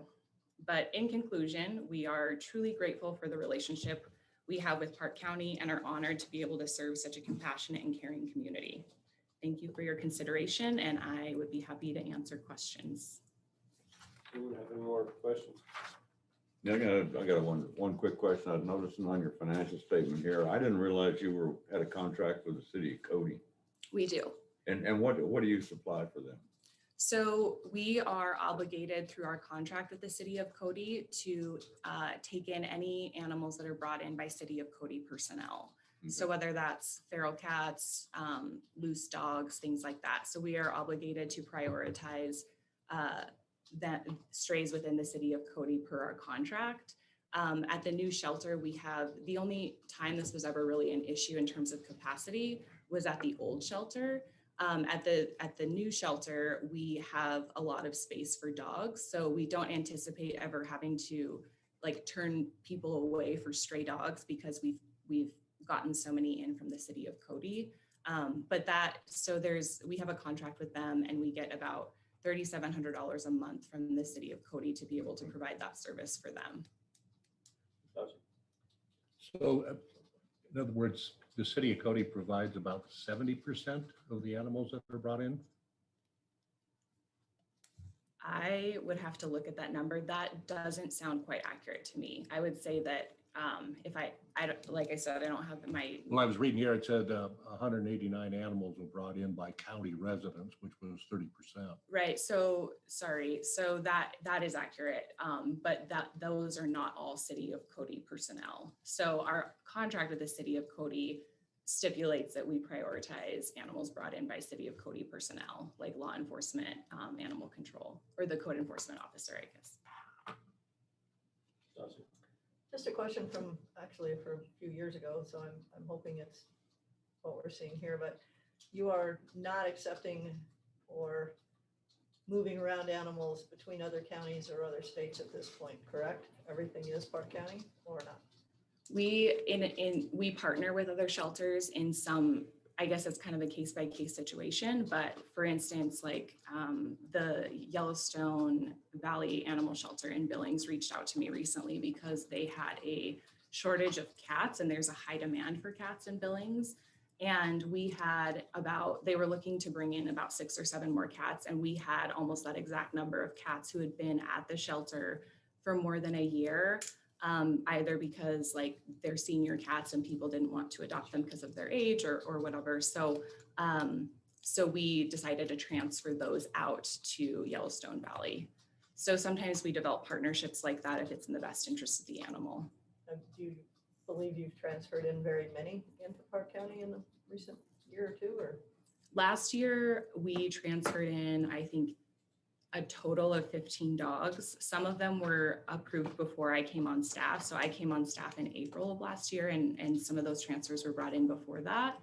I think that there was one in the beginning of 2020 where there's a high kill shelter in the South and they were basically reaching out to shelters all across the Northwest to see if we could help them.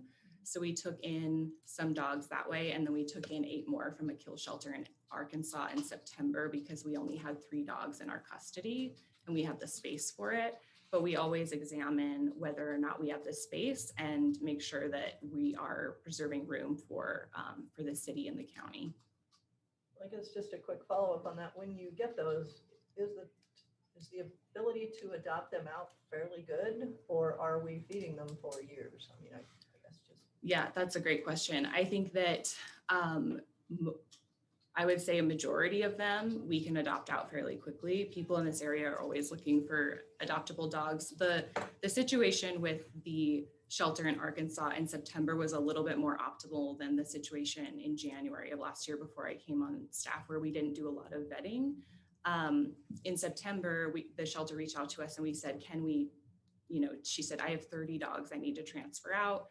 And I said, we could probably take about 7 or 8. And, but I made sure that they were all tested for heartworm. They were all vaccinated. They were all spayed and neutered.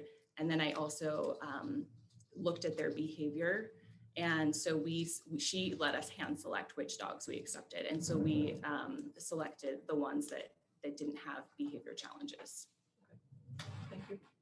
Yeah. I mean, along those lines, because I've had some comments that, we're spending, Park County money, taxpayer money. One of the reasons we do it is it provides a service for the county to take care of stuff in the county, and then to have animals brought from other shelters in here to support them. There's been some pushback on that. Yeah.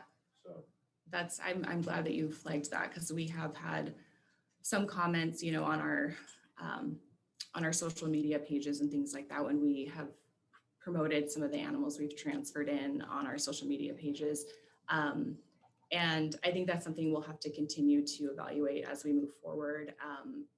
I do think we have a responsibility as an animal shelter especially as a no-kill animal shelter, to try and help other organizations that are in need. But I definitely understand that we have a obligation first and foremost to the city and the county as well. So, but I'm glad that you're flagging those questions, because I think that those need to be top of mind as the board of directors and me continue to work towards a strategic plan. Okay. Thank you. Thank you very much. Is that it? Okay. Mhm. Thank you so much for your time. Thank you. Oh, yeah, good question on the feral cats. I said that was a really good question on the feral cat. I can solve the problem. It costs less than that. I guarantee. Yeah, but they won't hold still long enough. I can solve the wild horse program too. I had 3 or 4 living on my haystack all winter long. Well, they never hold still. I couldn't get a shot at them. You'd see them, they're gone. But your mice are gone. Yeah. Oh, yeah. That's one No, thing about them. They actually do a pretty good job on the mice. The issue I had a couple of years ago, they've solved it now, but with the animal shelter was I went out there to get a couple of cats. And the conversation was, well, they're gonna live in the house all the time, right? And I said, no, I have a barn, I have horses, they'll be in the barn, oh, we don't adopt barn cats. And I'm like, wait a minute, these are not average barn cats. They are gonna get fed every day. They're not wild. Yeah. But they've changed that a little bit, and they are allowing that, but they wanted to be able to come out and see where the cats were gonna be living. And it's like, okay, fine. But, yeah. Did anybody go to their ribbon cutting? I went to their early reception. It's great. It's a really great facility. Well put together. It's gonna hopefully work for them really nice. Where's it at? It's where the old one was, up here on the Grable Highway, right Right. behind White Dot. It's in the same location. It's just bigger and much kind of nicer. Mm-hmm. Yeah, it's behind the the old ridge. building's still there, and Yeah. then the new building sits. right So the city of Cody doesn't have an animal shelter. They just use Park County. They use Park County. So they get that for $45,000? Yeah. Nice. We're not adding Powell now, come on. And then just speaking from experience, if your dog does get picked up, you have to pay a fine. To go get it back out To of get there. it I was back gonna, out I of was the gonna jail. ask them if they took in mules, because my brother's mule has made a couple trips through town on her Oh, own. he gets off this one. the place up Rosie? there. Oh. Yeah, Rosie has come down. He got calls that she was walking down Main Street 3 o'clock in the morning one time. Did she make her way into the bar? No, she didn't make it into the bar. She made her way home. Oh. Did she? But I mean, they could have have picked her up and taken her out to the animal shelter. Animal shelter. All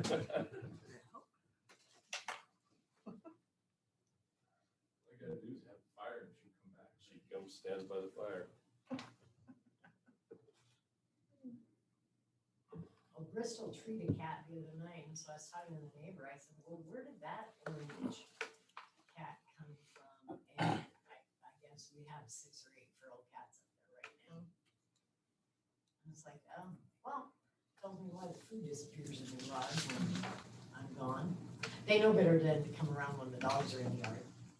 We don't feed outside because we not only get the feral cats, we get the Goons. skunks and raccoons. Yeah. All kinds of things showing up. And our neighbor told us the other day while we were burning dips that we have a badger out there. It's like, Like how the donations of individual 250 grand, that's a lot more than crisis intervention gets, you know that. Yeah, isn't that something? People like dogs and cats more than they like people. certainly do, a lot more. Of course, I can about that, yeah. I like my dog a lot more than I like a lot of people, so. Yeah.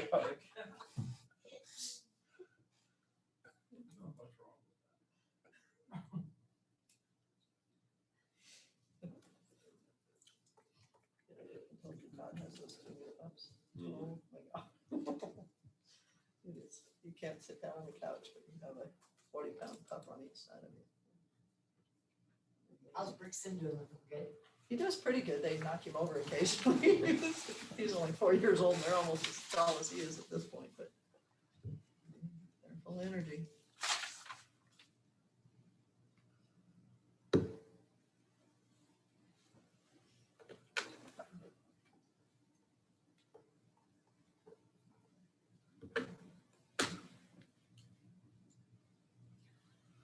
Mr. Chairman, may I run this yesterday?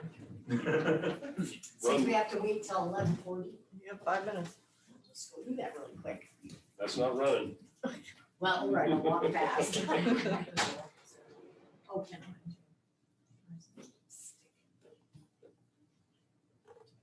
We took those pups for a walk and we have a double leash for them. Mm. And then goes to a single. So Todd had a hold of the pups and Rob and Brixton are out front. We get to a corner. I was walking with Todd. Get to a corner in the street. We go, semi turns in for the rock. So of course, Rob's telling Brixton. TJ, is this one of the liquor license that transfers that you want to We didn't know how that works. do away with, or just leave it for the clerks to do it? Just the permits, not the licenses. What's happening? Doesn't that seem so? I mean, Those if everybody show up. Well, it seems stupid, yeah. Because you show up, I didn't mind it because I got $100 for about 4 minutes of work. I'm making great wages for Right, that. one of the council members said that, he said, that's the easiest thing I've ever made. I put that in there, so that'd be nice. What is that? So that was, yeah, and basically it's, okay, yeah, you can have alcohol. Yeah, the commissions had to do it too, like where they, you guys, you won't like it now. No. Now you don't get paid. Yeah, so, no, I don't want to show up for an extra meeting now. But yeah, that's, the state is pretty regulated that way. So that's all they want to make sure that they get approval, so. What happened? Well, it was Yellowstone Motors wanted to do a Kentucky Derby, just for basically their staff, or I think was gonna be there, right, or was it? I thought it was, they were advertising it. Oh, okay, so, and they wanted to sell drinks there, Sage would do it, and they didn't get on the agenda right away, so they had to pay for council to come on and have a special meeting. And so the meeting started at 1 and ended at 1:04, you know, for them to get approval from the council for this one thing that was a Kentucky Derby thing that they had going. So they had to pay for the council to show The up. council was awful nice to even acquiesce. Yeah. So CJ's editorial said that we should probably get away from that. So there'll be just free reign drinking going on. Was it that, it's not that different, because the clerk, the city clerk reviews it, the police chief reviews it, and the council goes, well, thanks for reviewing it, guys. Yeah. Pay the man. Yeah. And we like that, a city councilman, show up for 4 minutes and you get $100, so. He likes It special makes up for the meetings. rest, does it make up for the rest of the time? No, Yeah, I was gonna say. there's only one thing on the agenda, you don't want to get But all. it doesn't make up, does that one 4-minute, $100 meeting make up for Well, all I'm the just rest of wondering the why it year? lasted 4 minutes. Go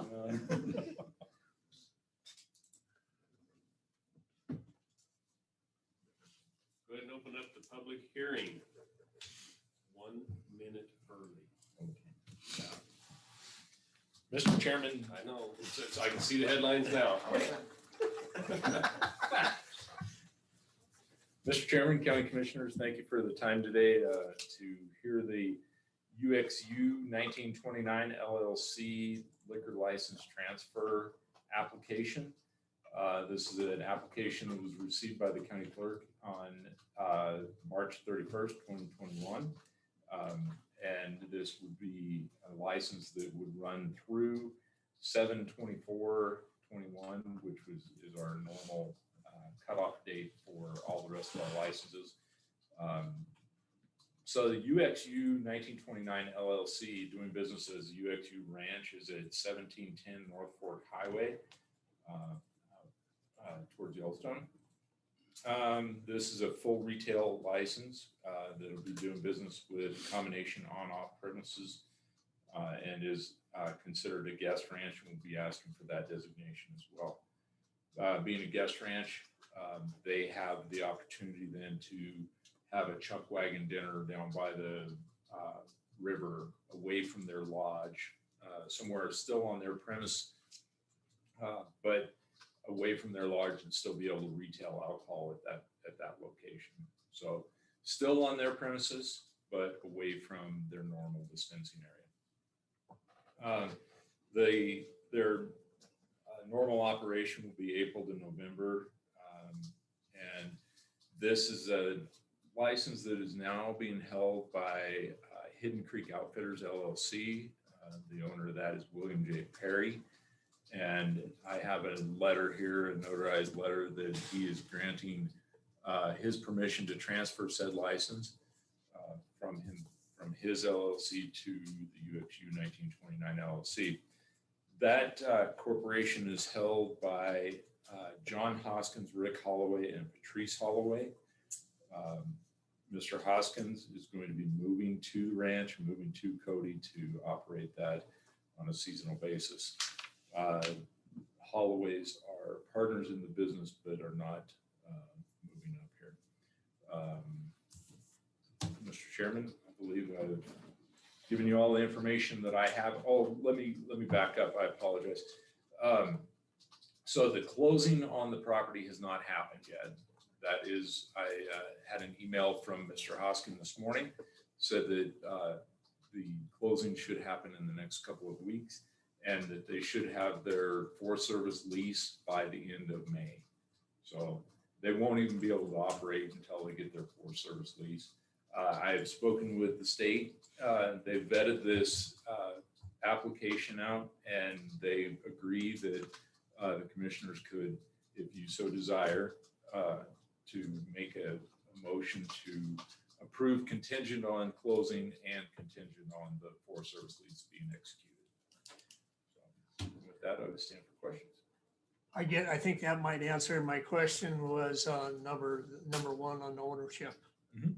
And that's why they're both checked yes. Yeah. Correct? That's right. Okay. Yep, they own the building, so they own the building, but lease the land. Right, and under the lease, it says you have to have a lease running with the terms of the liquor license when it's not Right. submitted, so that's why, I understand. Mr. Chairman, Commissioner Teal.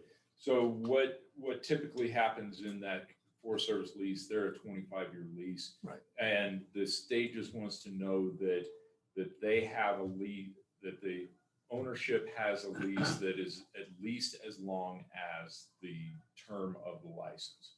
So several years back, we had a licensee that their Forest Service lease was up in the middle of the year, and they ended up having to get a new lease for 6 months just to get out to the end of that. The state would approve their license until they did that. So, Mr. Chairman, your recommendation is approval with contingent on the completion of the Forest Service lease. And closing of. And closing on it. And Mr. closing Chairman, on it. yeah, closing and the Forest Service lease. If I may, so move. Is there a second? You're gonna close the hearing. for- Oh, that's right, I forgot, it's a public Oh. hearing. Public hearing. Never mind. Mr. Chairman, Sir. I move we close public hearing. Oh, wait a second, I didn't ask for public comments, we got. No, you didn't ask about the comment. Public comment, anyone out there? All right, now. Nope. I move we close public hearing. Moving second, close public hearing, all those in favor? Aye. Motion carries. Now. Go ahead, Lloyd, you're on the road, man. Mr. Chairman, I move we approve the transfer of liquor licensing contingent on the Forest Service lease and the closing of the property. Second. Moving seconded, Discussion. discussion. Quick, very stupid question. You know, you talk about the license would be combination on and off premises. And you talked about their chuck wagon cookhouse down by the river and all that kind of stuff. They don't own that.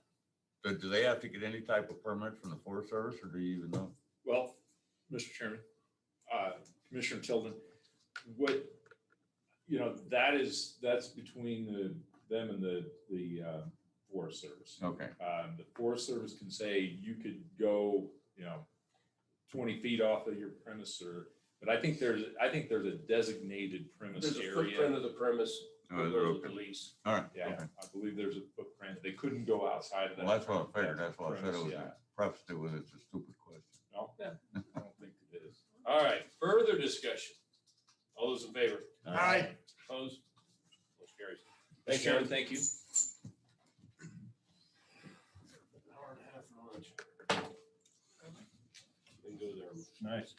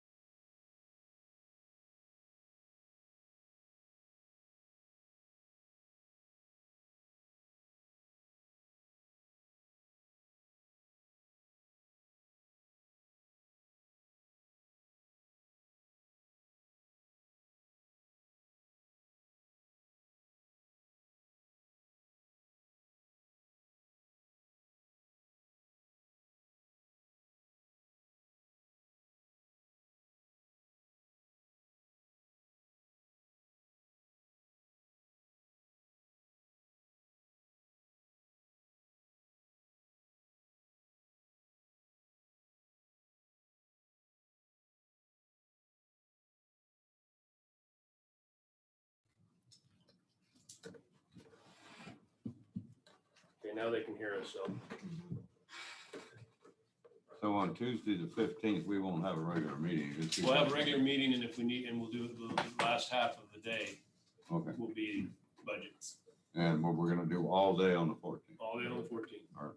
So pack And a I'll lunch. get that schedule sent out to all department heads and make sure that everybody can make it. I'm gonna put that this morning. You'll have a benefit suggestion to us. Yeah, we can have it before that, so we'll Prior have to- Thursday and figure out what else we need to do. Health insurance will be known by then. Right, Mhm. Colleen? Yes, We'll have that sorted out then. I'll have a recommendation to you for health insurance. All right, well, close enough. We'll move into next agenda item is going to be Manor House. We've got Charlie Jones, president, right there, sir. Front and center, the pressure's on. Charlie, just, you've been here before, just tell us what you got going on and what's happening. We've got your information in front of us. Okay. And just give us your spiel. Okay, well, thank you for having me. Thank you for giving me the time to do this presentation. It'll be short. As you already know, we are a nonprofit organization and we supply food to the people that need it at the time. Sometimes it's longer time, sometimes it's shorter, but we consist of 5 board members and 23 volunteers. Last year, as we spoke before, we continue to expand our partners, Walmart, Albertsons, Food Bank of the Rockies. They all give us donations. Some we purchase. Also, we joined another grant. It's called TFAP. And what that does, as long as we meet the guidelines, they give us additional free food, which worked out obviously very nicely over the last year. We've also done some work with Facebook and Google to get the word out more for people that, that need the help. Last year, we purchased around $8,000 worth of food from the Food Bank of the Rockies.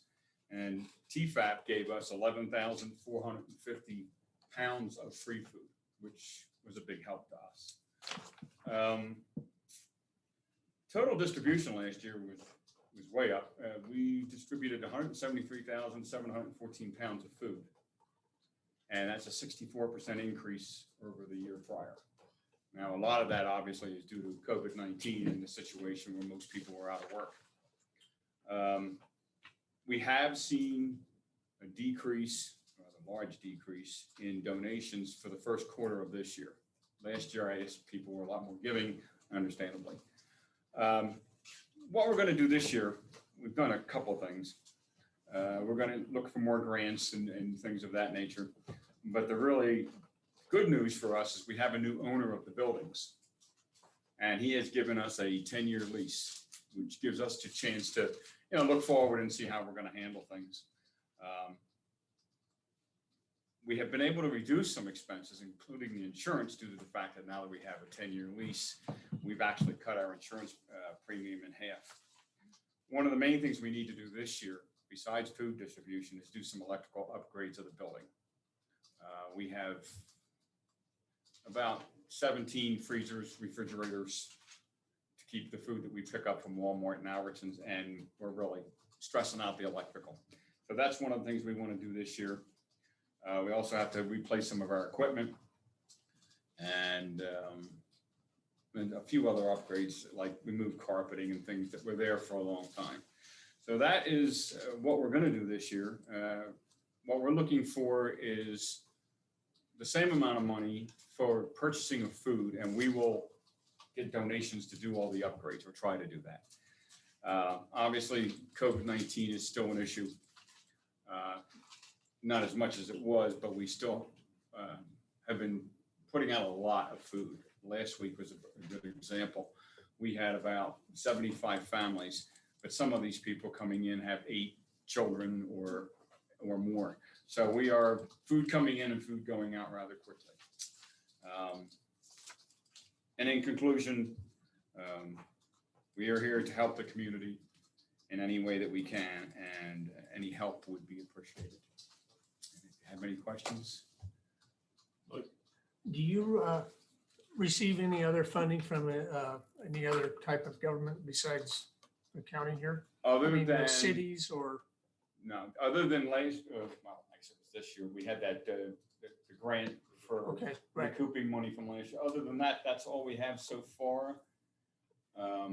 We do get some donations, I mean, obviously, but nothing else from federal government. Follow up. So the city of Cody expense of 3,300, is that utilities then, or? Yes, I'm sorry, yes, utilities, that also includes. Numbers there. Right, that's the city of Cody, which usually averages about 300 a month, give or take a little, because in the summertime when we're really running those air conditioners, I'm sorry, the refrigerators and the freezers, it goes up. So, but we average around 3,300 a year. Well, we appreciate it. You, question just off the side of you, and it's hopefully going to get fired up a little bit more, but there's a program out there that's called Food from the Field. And it's the First Lady's program where she's working towards letting hunters donate their game meat. It gets CWA tested, but then that's going to be available for distribution locally to the local food banks. That would be great. It's all good. It'll all be ground. It's going to be straight grind. But last year we got it kicked off, and because of COVID, it didn't get rolling like it should. But we were able to donate about 4,000 pounds of meat. Yeah. Different places last year. As long as it's prepackaged and, it's gonna be and sealed. prepackaged, 1 pound packages of just straight grind. Yeah, we've gotten that from place in Powell, just dropped off about 300 pounds. Yeah. I'm working with a couple of processors locally to step in and help with the program. That would be great. So there should be hopefully there's a source of meat there for you guys. That would be helpful. Anything is appreciated. Well, you know, I appreciate you coming in here and thank you. sharing with what you're doing. Thank you for what you have done, especially given this past year. And we will be making our final decisions on this here within the month of June. Okay, I appreciate it very much. Thank you, Charlotte. Everybody have a good day. Mhm.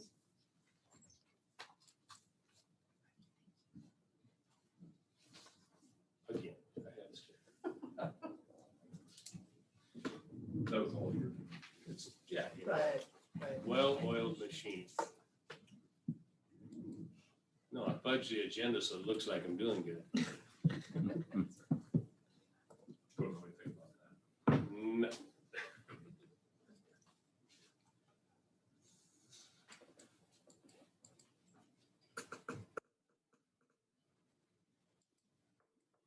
You don't happen to see a sheriff out there, do you? I don't. Okay.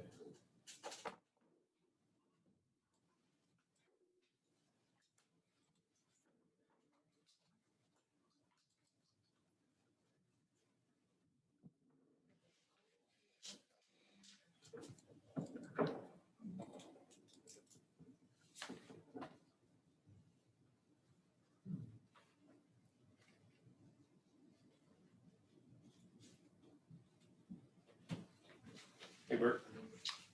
Bert, how you doing today? How we doing? Good.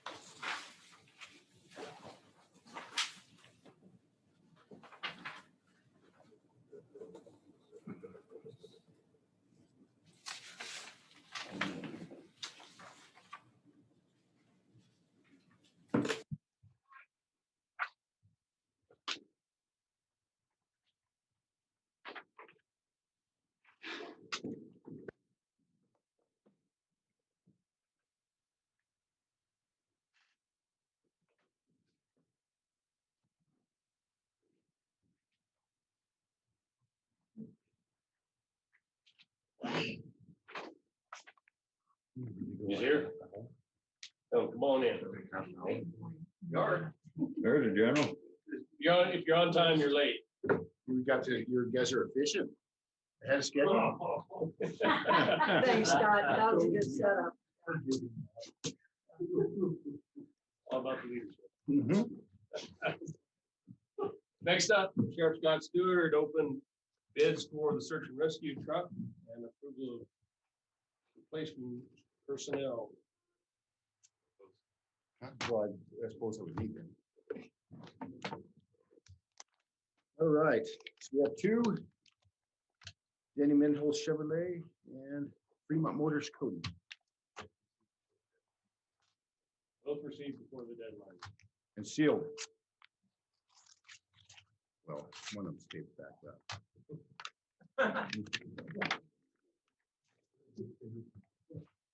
Okay. Fremont Motors Cody is for a 2022 Ford F-350. And total price, and again, we didn't have a trade-in on these vehicles. Trade-in, or I'm sorry, final price is $53,273. What model does it say? Is that a tradesman, a work truck or? Or is it XLT there? No, I think they're work trucks. We expect them pretty much a work truck, vinyl floors and cloth seat stuff like that. So no leather heated seats or anything like that.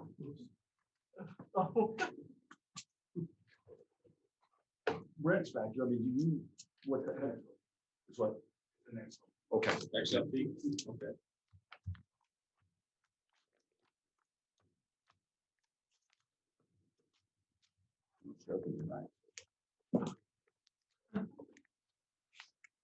Next thing you're gonna do is tell them, okay, get it. Let's see how that works. Well, I got mine right here. I just didn't want to tell it.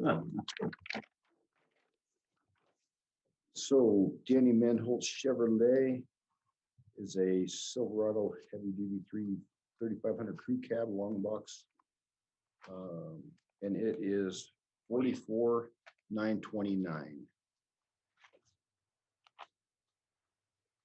What year? 2022. Both of them do. Gas? No, diesel. Both diesel. Yeah, Bert, I guess I should have put in a bid. Well, I don't think we can get you that county mistake. Sorry, my friend. Darn. Not that the sheriff might want to let you drive it.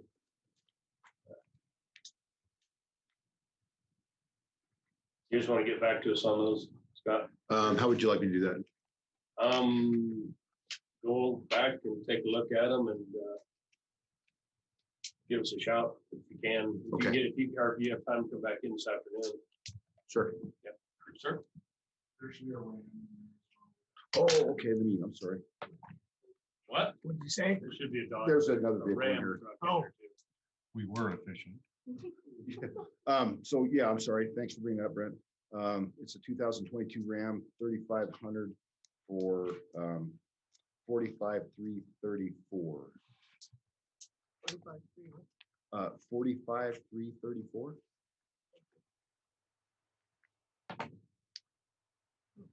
So certainly what I can do is go make sure they all conform with the bid specs. And then, Yeah, if you want to swing, will you be able to swing back? Yep. This afternoon? We're gonna be, just, I think, probably around 3:30, 3:20. Sure. Yeah. We've got a interview at 3:10, so I'll just do it a 3:20. little after there and then be ready for whenever. Okay. All these four-wheel drive. Yeah, they were spec'd that way. I'll have to, like, so I'll have to go back and look through Are they them. all, Mr. Chairman, are they all diesel then? Yes, And, but one is a one's a 1 ton, one, they're all 1 tons. they're all 1 ton. Yes, sir. Yep. Cool. And you got next up, you want to visit with us about? Sure. So what we have, I mean, it's kind of a broken record here, but we're down by 3. We interviewed 3 detention officers, or we interviewed 6, I believe, a couple weeks ago. Did the background psychologicals and flunked. So we didn't get anybody out of that hire. So what we're doing is we're retesting again. We had a test last week. The reason I'm here is I would like to ask kind of a variance on the county policy. What we have right now is 3 down. We have 1 known retirement coming July. I was informed last week, we've got 1 that was poached by the Cody PD last week. So he'll be giving his resignation and out of detention. We're getting our guard girl back from the guard. So we've been down by 4, we'll be down by 5. We get her back at the end of this month. And then we got a retirement in July and retirement in December. Detention, we're looking at moving 1 of the male dispatchers into detention. He's going to be tested along with the rest of them, but super valuable employee. We knew that was coming. He just said he wanted to get his feet wet for a couple of years in dispatch and move to detention. So we're going to be moving him probably into detention to fill 1 of the 3 vacancies because we've already done the psychs and all that. So we're going to be in for 1 dispatch, at least 2 detention, 3rd in July. Well, a 3rd coming up by the end of this month, and another one in July, another October or December. So I guess what I'm asking is rather than come back with everything we're doing, if we can if I can get permission to stay at the staffing level that's been approved, because we've cut back on detention several years back, and we're at the staffing level that we need to be at. We're expecting a spike back up now that the COVID's slowing down and start getting all the people back in that we were not wanting to take. So what I'm requesting is kind of a variance not to have to come back every time to hire and replace what we're going through right now. Well, the way I see it, we're down the line out who you're hiring. And I have no problem at all with Sure. giving approval for that. And what we would do is I would come in if we're going to look at it at we're looking at starting everybody at the basic level, beginner level. The only way, and I would come to the board if you requested, if we were going to start them at maybe a deputy 2, because they've got the experience somewhere else, and I have no problem. I have no problem doing whatever you guys want me to do, gals and guys. But it would just make things a lot easier not to have to keep coming through this all the time. Good. Yeah.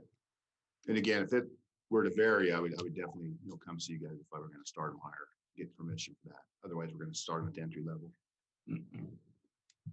Because it's a little bit of a variance from what we've done with everybody else. Do you want a motion? I think, yeah. Well, it's not really a variance. It depends on how you want to look at it. I mean, I would say he's still going to need a motion, but he's lined out who he's wanting to replace over a period of time. He's just not going to come into us with every one of them singly. Okay. And so I just say, make a motion on what he proposed. Connie, do you have down what he's proposing? To bring it back to a satisfactory level of employment. Yeah. Sure. Well, I guess what I'm requesting is to replace what we would lose right now, not adding additional members or persons. And if we were going to come in at a higher rate, if we got somebody with 10 years experience, then certainly I would come to the board and request whatever salary we're going to look at. But my initial thought is just everybody's going to be at that entry level. I'd make a motion that we approve his request as stated. Moving seconded. Further discussion. All those in favor? Aye. Appreciate it. See you later. 3:20. Thanks, Scott. Yep. Thank you. Thank you, commissioners. All right, you bet. Thanks, Brent.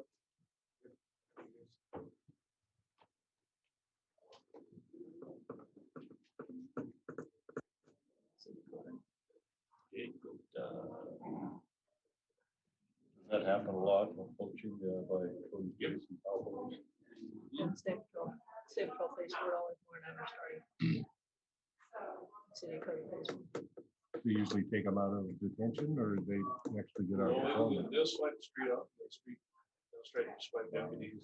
We had a guy a few months ago that Scott was telling me, we put him through the law enforcement center, and a week later he was a Cody PD We employee. gotta have them sign some kind of contract. Well, they have to pay back that training fee, but that's it. I mean, how much is the training fee? $400, I think it's the, Or 600. yeah, I think it said $400 academy.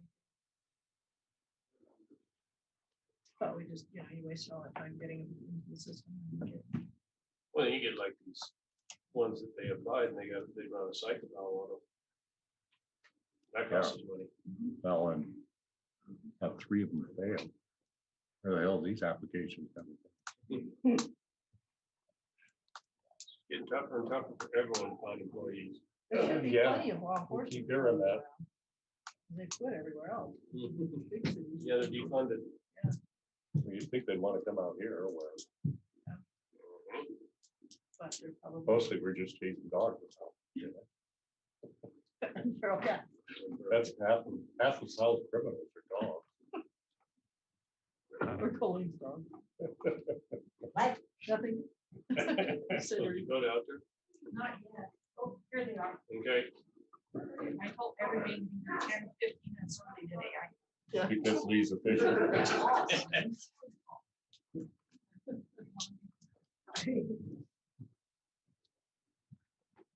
Have a seat. Yes, thanks for sneaking us in early. Come on.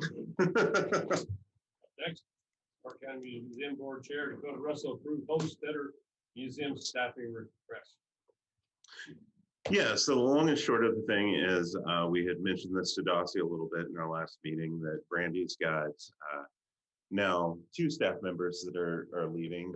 You guys may remember that we had done a reduction of a half a position and didn't replace that last year in order to save a little bit on the budget. And now we've got, she announced that she'll be leaving at the end of June. And then just after that, our caretaker, Bill Sitter, announced that he was leaving to take another position as well. And so we are hoping to be able to replace those positions.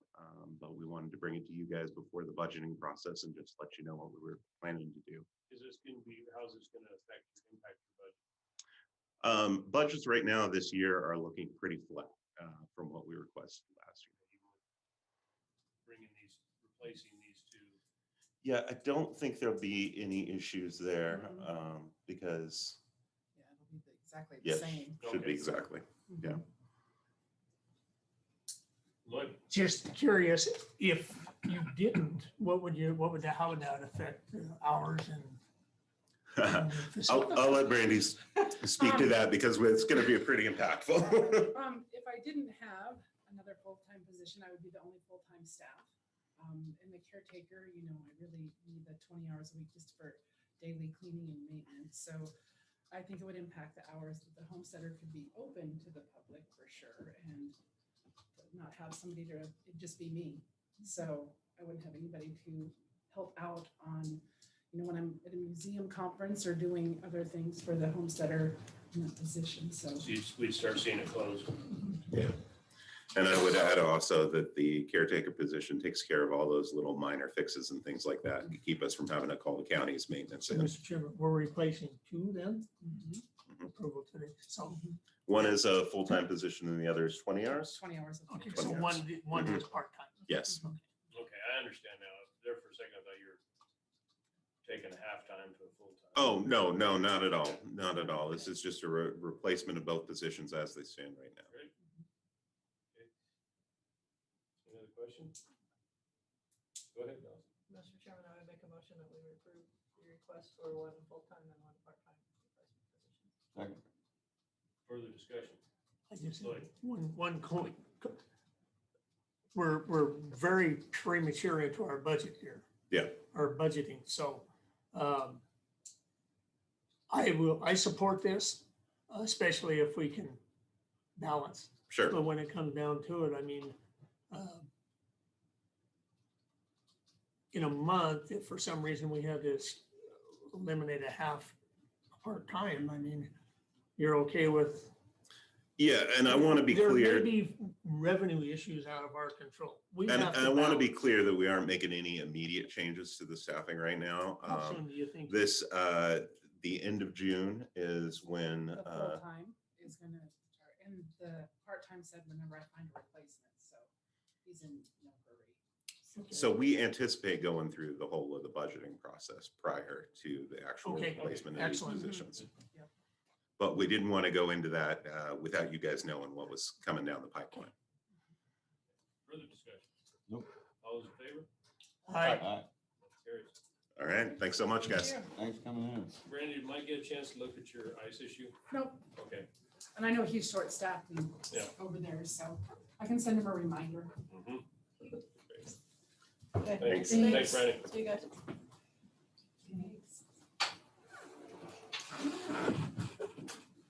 Well, run with it, Colleen. You're up next. All right, well, I sent you a lot of information. Hopefully you looked it all over, confirmed it well. We feel we tried for, I know, a short period of time on a part-time, and we're already about 10 to 14 days behind again already with just a part-time person. We really need it to be full-time. And then my other request was, I would like to move all of the employees in the clerk's office, still remaining under budget, one step for all that they've had to do this last year. Well, I guess we handle one at a time. Okay. Lloyd. And my question is on the first part of replacing. I believe, if memory serves me right, when we put this person in full-time, it was somewhat on a trial basis that if it didn't Part-time, work out, yes. we would probably have to go full-time. Yeah. Can this person move directly into full-time to avoid She advertising? resigned. Pardon? My part-time person resigned, her last day is Friday. So that's. So we that's ha- why I'm okay. here. I'm sorry, yeah, that position will become vacant. So instead of filling it with a part-time, we decided after talking with the staff and everything, we really do need it to be a full-time position. I'm sorry. Okay, and that was my question. There was no way but we could move the part-time into the full-time. No, we'd probably still try to plug along with part-time if she hadn't given her resignation. But, Okay, yep, she'll be moving to Michigan, so. Mr. Chairman, I move we approve to replace the part-time with the full-time position for the clerk's office. Second. Moved and seconded. Further discussion? All in favor? Aye. Aye. So next, I understand you're wanting to move everyone up. We pretty much figured this was coming. And what we'd like to do is address every department at the same time. I think, that's where I'm at. I don't know where the rest of the commissioners are. But I think, I'm slowly caving into Joe's side of things, but no, we're gonna make some changes. And I guess the only reason I'm requesting this now is because of what they've had to do. So we were down a person for 6 months with the passing of Laura Hall. And then we filled that position, and now we're back down another position. And if it wasn't for these 5, and then payroll has stepped up and done extra duties, she totally filed almost between her and accounts payable, they filed every absentee ballot that we received, which was over 7,000. They have to all be filed alphabetically and by district precinct. They took over all of that work because I wasn't allowed to hire another person in elections. I just cannot commend them enough for everything that they have stepped up and done. And we've been up and down and up and down and up and down. And I just feel to stay within my budget that I'm still remaining within. They could all have one. And in looking at that, the 1373 hour one right now, looking ahead, it won't be filled until July. By the time I advertise for 2 weeks, interview, which takes about a week and a half to interview. Then I'm 2 weeks, they have to give notice if I find somebody to hire. And so we're looking at July 1 before that person. And so I'm still looking at giving back quite a chunk of change in my salary budget, even with giving these people a raise who have stepped up and gone above. I have totally gone above. I just have a question. I thought we did some for your employees when that all happened and you moved them a ways. We did do a couple of them, yep. Okay. Those that actually, like we did, I won't use, well, I can use names. So we had moved one clerk from a clerk 1 to a clerk 2 because she had to learn land. And now I'm ready to move my other person into clerk 2 because she's gonna have to learn land now. And then we'll have 2, so we have 4 land people right now and 2 title clerks is all. So you didn't do everybody. Right. And this would be for everybody, including Pat in the elections. Mr. Chairman, you mentioned the other departments might be coming in as well? Do you expect all of them to come in? And I don't know. I mean, I'm hearing some talk. And I would prefer that we look at it all in the big picture and try and get our get our heads wrapped around it, but Joe? No, Mr. Chairman, I agree with you, and, I've kind of led the charge on this over the last couple of years. And I think in this set of circumstances, we're gonna be passing a budget in less than 60 days. Dossie's gonna be coming to us with some solid recommendations out of her committee, and they've been meeting for over a year now. And I think we need to handle it all at once. There's no question we need to do something for our employees. I mean, when the holiday ends, hiring housekeepers for $15 an hour plus benefits, we're way behind the curve. There's no question about that. No. Yeah, and We're hearing you. I would rather handle it all at once than do it piecemeal like we're doing now. Mr. Chairman. Don't look at me. Commissioner Tillman, I'm gonna be right behind everybody else on getting them another raise Yep. July 1. I just feel like we wouldn't be where we're at today. And you've seen the numbers of the titles that we've done. You've seen the numbers of the documents we are handling. And this is 5 people that have stood the ground since the 10th of July a year ago when Laura Hall passed away. They have stood the ground and they have fought and they have worked long and hard. They come in, they don't charge me when they come in at 7:30 in the morning. They charge me from 8 to 5. We're here sometimes till 5:15, 5:30. And I'm still remaining under my budgeted wages for this fiscal year by giving them a raise now.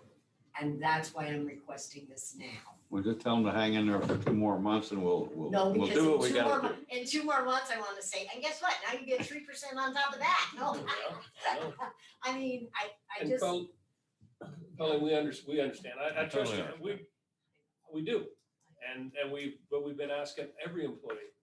And we've been asking every employee Still under my wages for the year.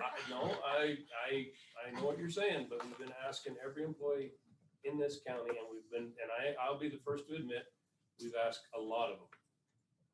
And, because that time's been tough, and I'm done balancing the budget on the backs of the employees. I'm just gonna give you my word that something's gonna be shaking. Yeah, shut up. I was hoping things would be getting, we're just gonna have to do something, but that's where I'm at. Shake it now and then shake it later too. Good Come on. I could get on my hands and knees if you need me to. I'm just the chairman. Sorry. All of you, I could get on my hands and knees if I need to. I just cannot stress, and I just can't stress enough. And I'm still under my main wages by giving them all this raise. So I'm still gonna turn And you'll back have that my much, wages. and there will have that much more to work with when we come budget time.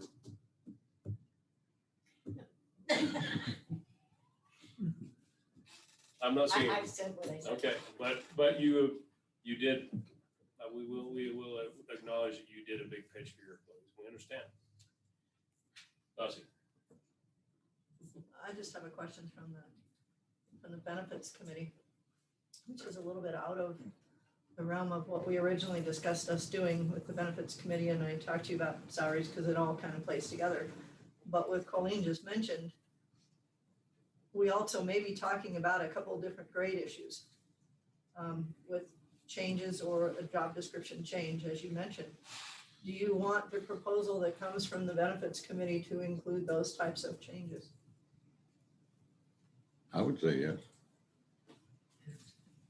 Okay, you want it all inclusive then? Okay. We'll work on that. Okay. Good job.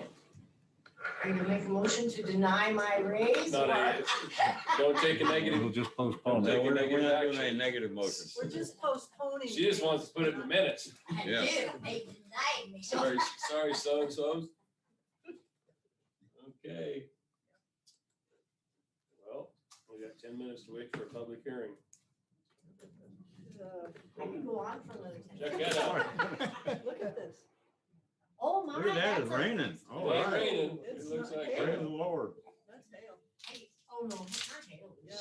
Yeah. Not enough to do much. moisture, I don't care. So you'll have a big mud hole in the lake in front of your house? Huh? So you'll have a big mud hole in the lake in front of your house there?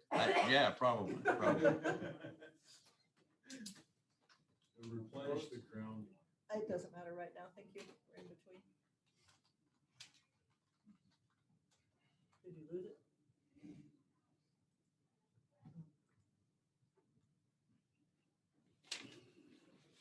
You wanna bring up the- Yeah, he okay. wants to bring this up.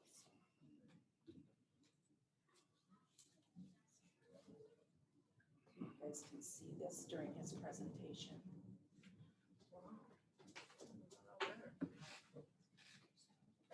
On intermission. Well, actually thundering out there. I haven't heard thundering. This last August, I think. Then you didn't hear very often. Hope it's doing that at my house too. It was on the radio this morning, if you heard the weather forecast. What's that? Yeah, if you heard the weather forecast, it was on the If radio. you listen to the radio, You'd be knowledgeable if you listened to the radio. You would know that there was Don cannon, Day? hail, and thunder. Don Day? Well, crank radio.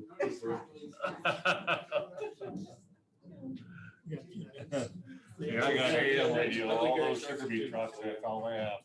With a little antenna hanging up, coat hanger.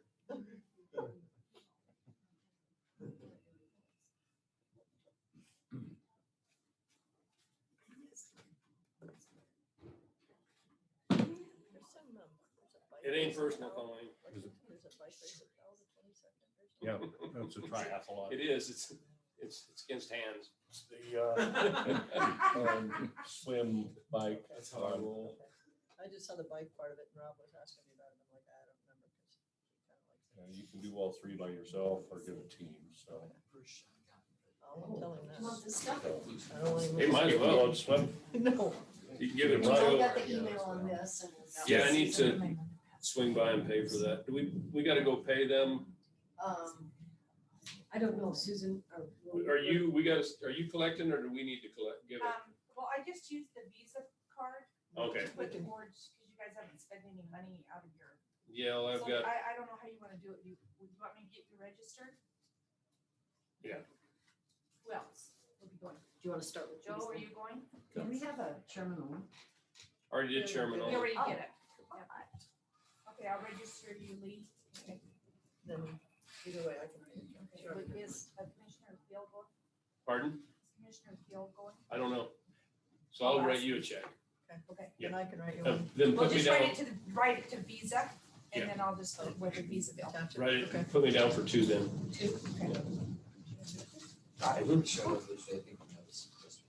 Come on in. Nice one here. It well, depends on what you're here for. I'm here, there's my wife. Yeah. Then you're in the right spot.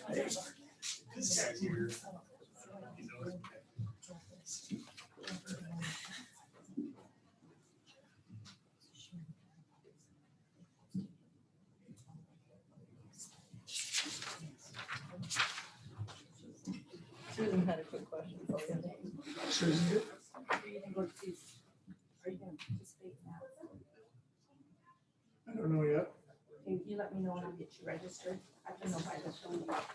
Yesterday. Yesterday. Awesome. Yesterday, but I'll make a call. You need to know by yesterday? You read it. It's not a bad deal. It's, I It's a luncheon on Monday. and yeah, the cock reception it just happens to land on Mother's Day. lands on Monday. You're not.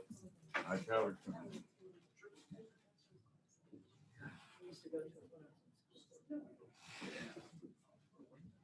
You go Monday, on your front Sunday. Monday lunch, Sunday night. Can't be Monday. The cocktail reception is. They're gonna take bowls into. On Monday. Susan, Yes. it'll be 2 for Sunday night and just 1 for lunch. Okay. Yeah. How about you? Sunday. Only? Okay. Just you by yourself? You take your wife?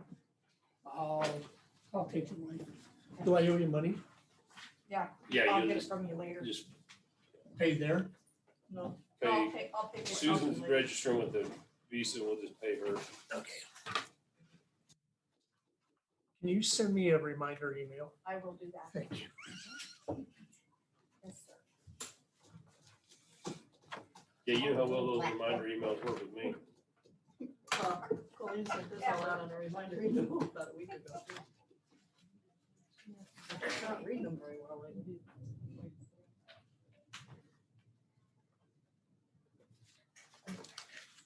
So do you guys know, why can I not find everything up here that I found in my box? Do you have any idea? That would be up to Mr. Connors. You're asking, if you're looking over here at Lloyd and I, And it's on SharePoint?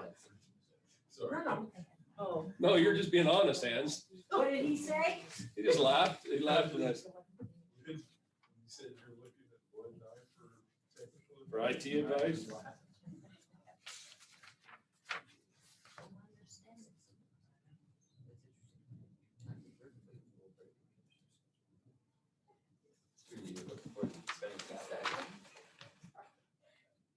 Susan, what time is that reception on Sunday?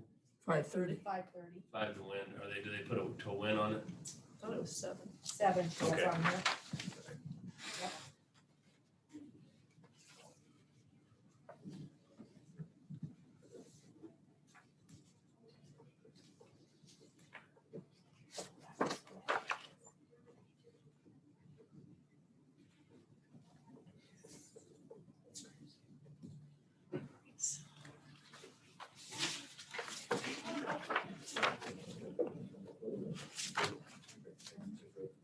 Oh, my dogs are probably freaking out. So this one, so I put it back in there. Okay. So I don't forget.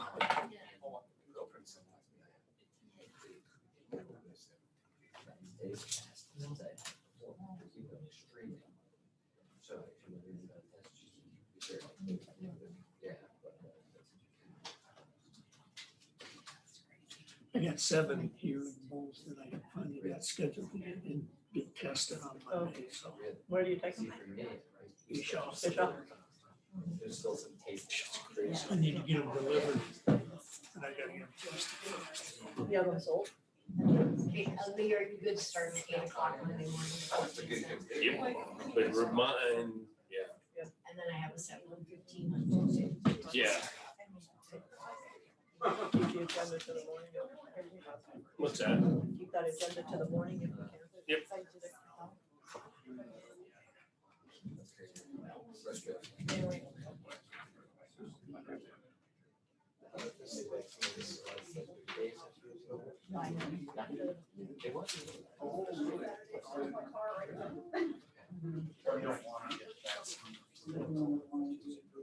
Quit already? We missed one here. Oh, I did, okay.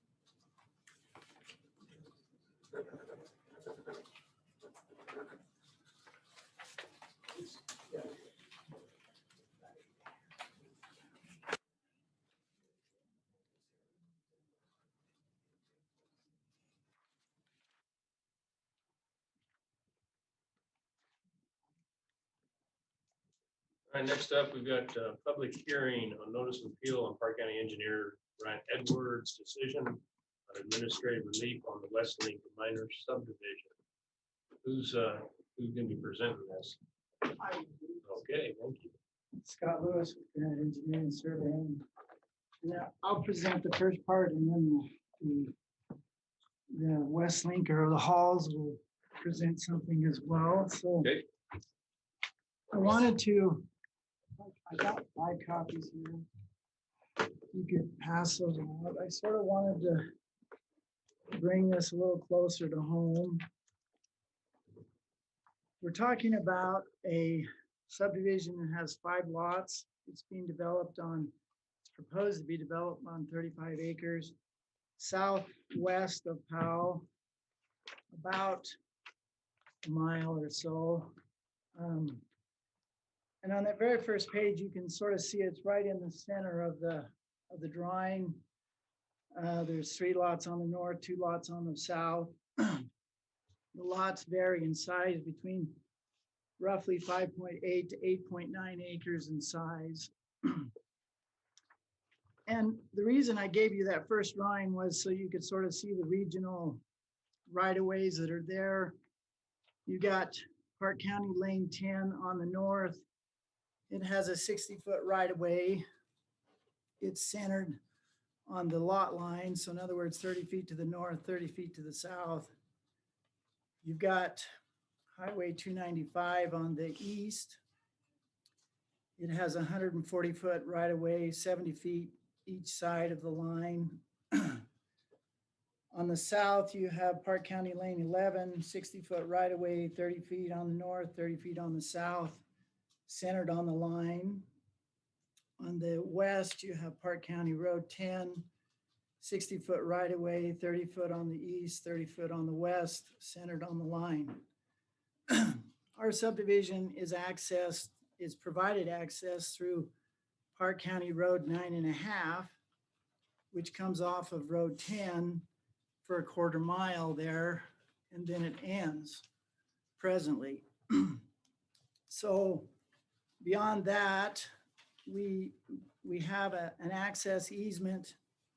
If you then look at, and Park County Road 9.5 has a right-of-way of 60 foot, being 30 foot on the east, 30 foot on the west. If you look at the second page, which is C2, it's a little closer, and you can see the property owners on there. You have the Summers on the north of our property. They own 156 feet on the north side. On the east side, you've got a living trust. On the south, you've got Bushies, I think that's pronounced, I'm not sure.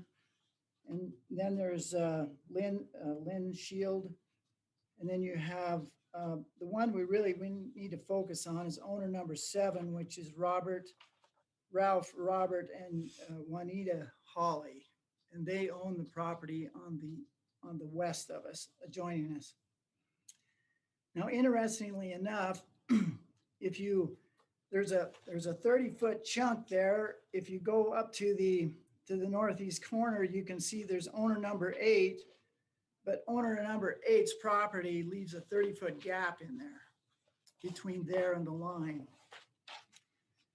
And I assume that that's for extension of Park County Road 9.5, but that's presently the condition, even though the Hollies own that little piece there, 156 feet north and south and 30 feet east and west. And so what we've got is we applied for a variance or a administrative relief for Brian if we could have a 40-foot right-of-way to provide access to this subdivision. And he came back with his letter. You probably have read his letter. His letter basically states that I'll give you a 40-foot administrative relief for a 40-foot right-of-way for the first 156 feet. And then he wants us to go to a 60-foot right-of-way. And because I think the argument is, or the presentation was, that it would all we have plenty of property there, so we could put it on our property and it wouldn't be a problem. Well, if you go to the next, one other thing I wanted to point out on this before we go on to the next sheet is the irrigation water is coming from the west off of Road 10. It comes from the west to our southwest corner of our property, and then it hits a box, and then the irrigation water goes north from there towards the Garland Canal, which is on the north, goes north and provides irrigation water to the farm units that are on our north of us. So now if you go to the last page, I've taken away a lot of the stuff just so we can get down to talking about what we need to talk about. And that is because there's a concrete ditch there that provides water to the people to the north, that if we were to shift our right-of-way onto our property, you can see its dimension there as being 27.5 feet from our property line. So if we were to shift it over and not moving the concrete ditch, which has to remain so we can irrigate to the people to the north, we'd actually be impacting 90 feet of our property instead of just 60 feet, even if, we could do that just to avoid that ditch. So what we did is we went to the Hollies and we asked them if they would provide us an access easement in addition to what we were going to provide on our side of the line. Normally you would have an equal, since everybody's going to access this, you would have both landowners would provide an equal amount, more or less. The Hollies were willing to provide a 10-foot easement on their side of the property. And if you put 10 feet together with the 27.5 feet, you would have enough room in a 40-foot right-of-way to build a 24-foot wide road and have plenty of room and access that. So basically it comes down to, we want to lessen the impact on our lots. This is kind of a dead-end road. And then in addition to that, we got an agreement with the Hollies. The Hollies don't want to provide any more additional right-of-way for us to use. And they have entered an agreement that basically says, going forward, there'll be no additional subdivisions going forward until the county has provided a 60-foot right-of-way. And so we're asking for administrative relief to be granted a 40-foot right-of-way so we can have access to our subdivision. Once we get onto our property, we have no problem providing a 60-foot right-of-way where we can, but where we're trying to work with another landowner, we're kind of at their mercy. So, if you would.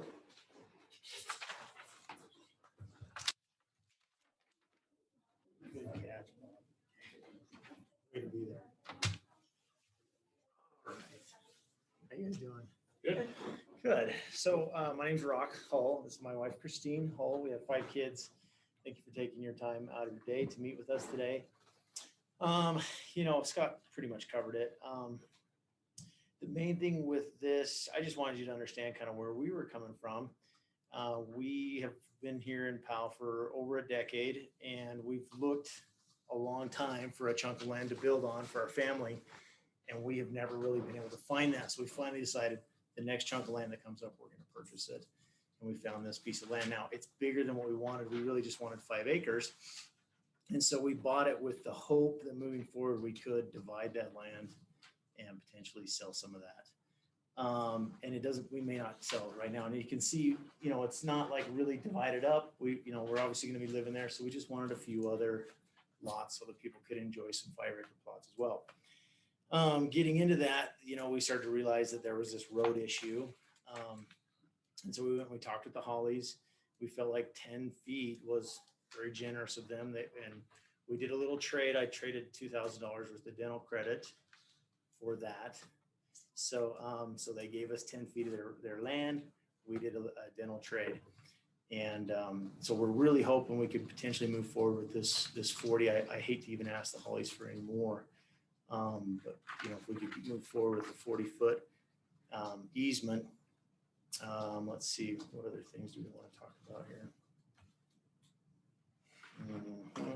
Oh, it's the concrete ditch. I mean, that's creating some issues, as well as the way that road is laid out. If we took, you know, the rest onto our land, if that, and I see further down the road, you know, maybe that road will go all the way through, but if we, it's going to make this weird jog in the road as well.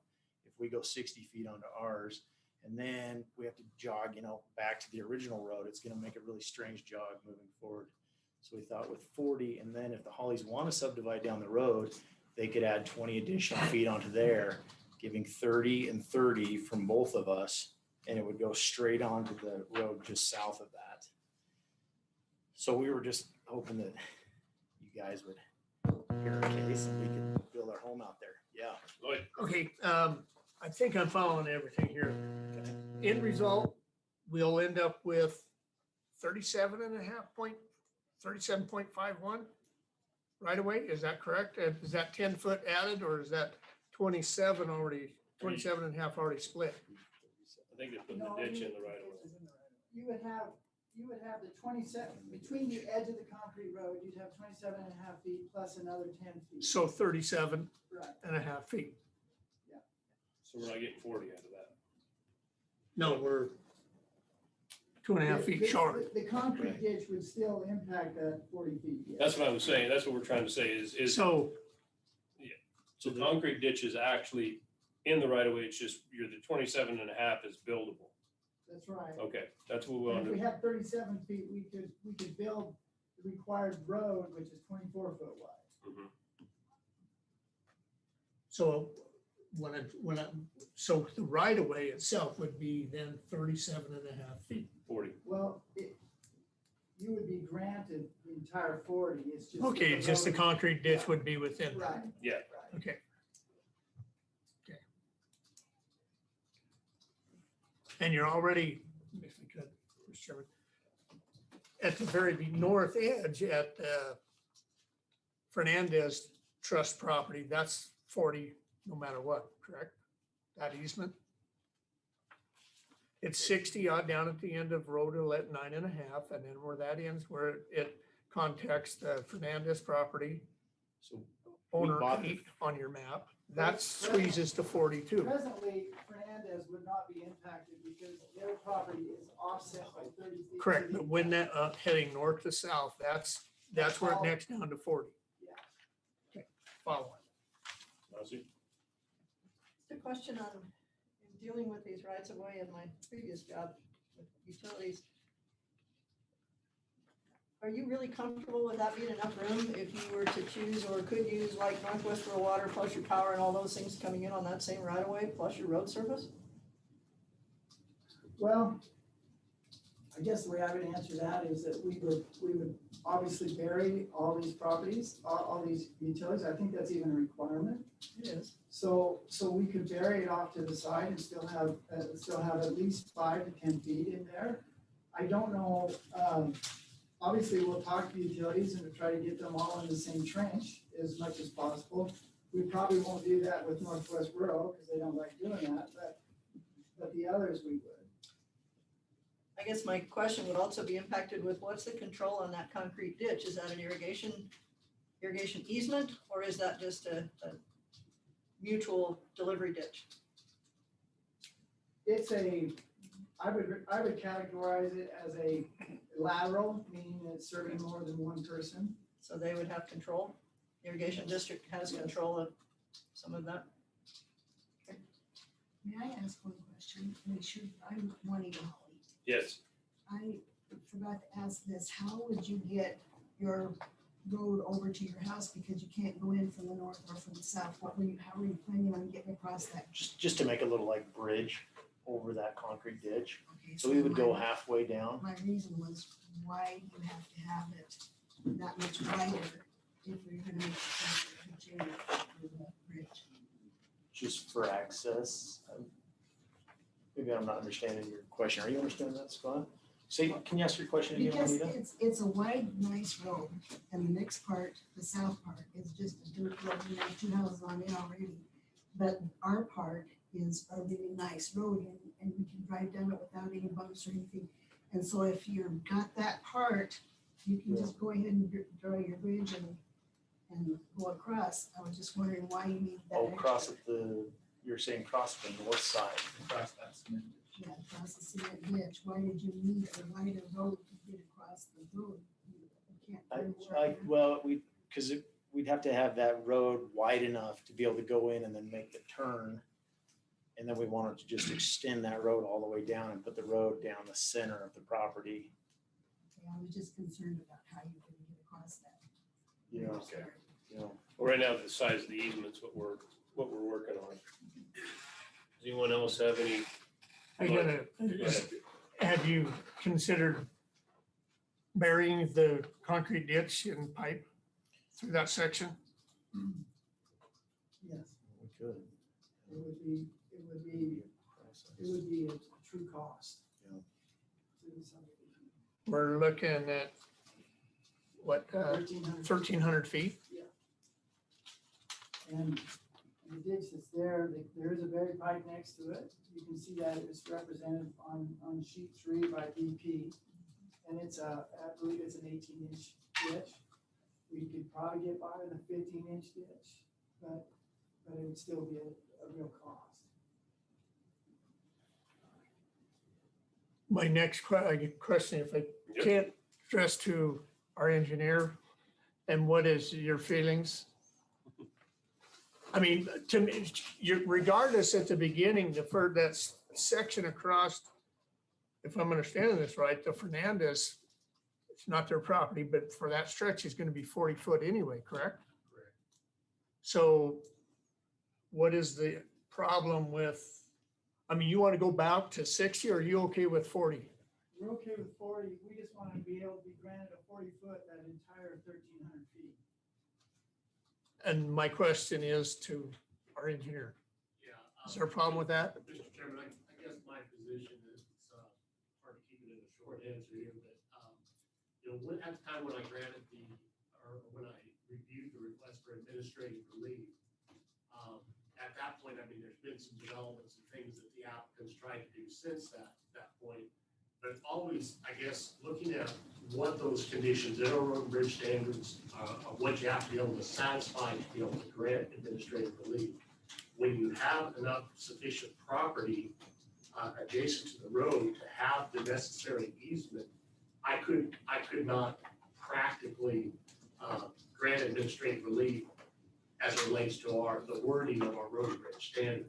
I understand, and I think the emergence, the concrete ditch issue came up after I wrote that letter. No, So that is a practical issue, exactly what somebody said. Technically, you can bury it. Technically, you can fit the road in there, still have the 60 feet. And, so from a pure technical phase, there's sufficient room there to have the 60-foot right away. Admittedly, there's some room to the east of the concrete ditch to the east side of the 60 feet that would be, I don't say wasted, unusable, but we come to this time and time again, and that little piece that's 40 feet right in front of Fernandez is a good example of that. These are 5-acre lots. It's only a matter of time. You look at all the subdivisions around there, as those get developed, 40 feet is just not wide enough. And so that's why I guess when we can, we try to get that 60 feet. And we don't have any road and bridge standard other than a recreational road that allows it 40 feet. That's for that reason. And you go back and look at our county roads, that we do have some of those that are 40-foot right of ways. And when we had the big snows in 2017 and the places to put that snow, that's a pretty big problem. And so, again, I think after the additional information I give, Scott and his client a lot of credit because they did go to try to get additional easement. They have agreed to put some sort of a restriction of no further development And that all happened since I wrote the letter. So now I'm at this 50-50 point of whether I'm good with it or not. And that's why I really thought it best to bring it to you guys. So I've got a question, Mr. Lewis, or the applicants. In order for you to get a true 40-foot easement right now, the concrete ditch is included, correct? In the, yes, in about 3.5 feet of it, yes. Yes. So, but you have no intention of moving or burying or doing anything with that ditch at this time? Well, we have to put a crossing over it. Yeah, but what other than that, I guess no. let me go forward with that is if you went ahead and granted another 20 feet past that, it's not gonna change what you're doing right now.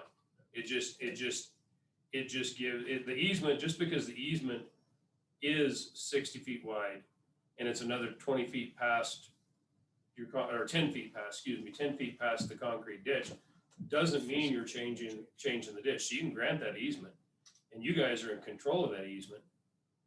If that easement gets developed, you've already agreed there's not gonna be further development. So if that easement gets developed, it's gonna be developed the way you want it. There's no one else that has control over that concrete ditch other than you. Right. If you decide, so I guess where I'm coming from is you can go ahead, although it does move, the Hollies have been nice enough to give you the 10 feet, it does put the 50 feet onto you. Right, but it's just. You guys are in charge of it. And so I see no impact of having a 60-foot wide easement. Am I missing something here? Well, the only thing is that normally easements are shared equally, by property owners. This one is, and your analysis is completely correct. We're just trying to talk about what's reality. We're gonna put the road on the west side of the ditch, and so that's why we're saying, if we're gonna put it there, why don't we just grant the 40 and not impact the other lots? But your analysis is exactly correct. Yeah. And normally an easement is shared down a property line if it's been previously agreed upon. Right. And so my understanding is this is the Hollies have agreed to 10 feet. Right. And so in order to get the 60, I see no problem in just on paper, it's a line a little bit further past that concrete ditch. And the Hollies have also agreed of no future subdivision until there is a 60. Mm-hmm. So that would be the emphasis to try and put the easement, match the entire road being 60 feet all. Well, that's an issue between you and the neighbors. What you're with us right now is, do we feel that there's a reason to grant administrative relief on a 40-foot versus a 60-foot? Okay, one other thought, if you're leaning that way, we would need at least more than the property for the Scots, because he only gave us 156 feet. We have to have at least some room to be able to get over to you see what I'm saying? Because it comes down like this and then all of a sudden it bumps over here like this. There's no diagonal there. We would need at least a little bit more than that. Do you follow what I'm saying? Well, I do and I don't. I do and I don't. The road's not gonna change. I mean, in all reality, you guys are gonna continue to work with the road you have. And it's gonna be within that. It would take a major occurrence for you to decide to go to the full 60 and cover up the concrete ditch. Yeah, it would.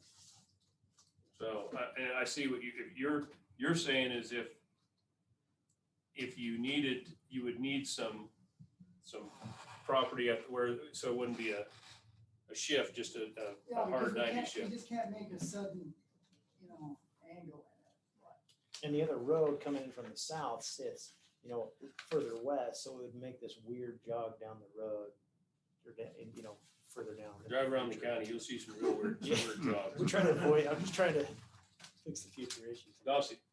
Well, in thinking about what Commissioner Livingston was saying, when you talk about future development and that kind of thing, easements can be changed, right, or moved?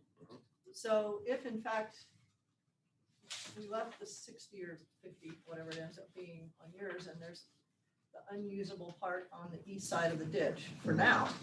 If something does change and that property were to get developed to the west, there's nothing to say that easement could not be shifted. Am I right, Ryan?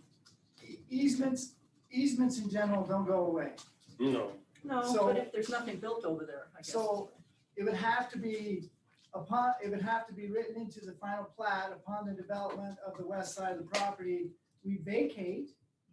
But you would want to do that now because the more landowners you get involved, the harder it gets to do. Right, but you could put it on the plat. Future development could shift the easement. Joy. Mr. Chairman, I have a couple comments, if it's okay. Certainly. So for those of you who don't know, I'm the planning director, Joy Hill.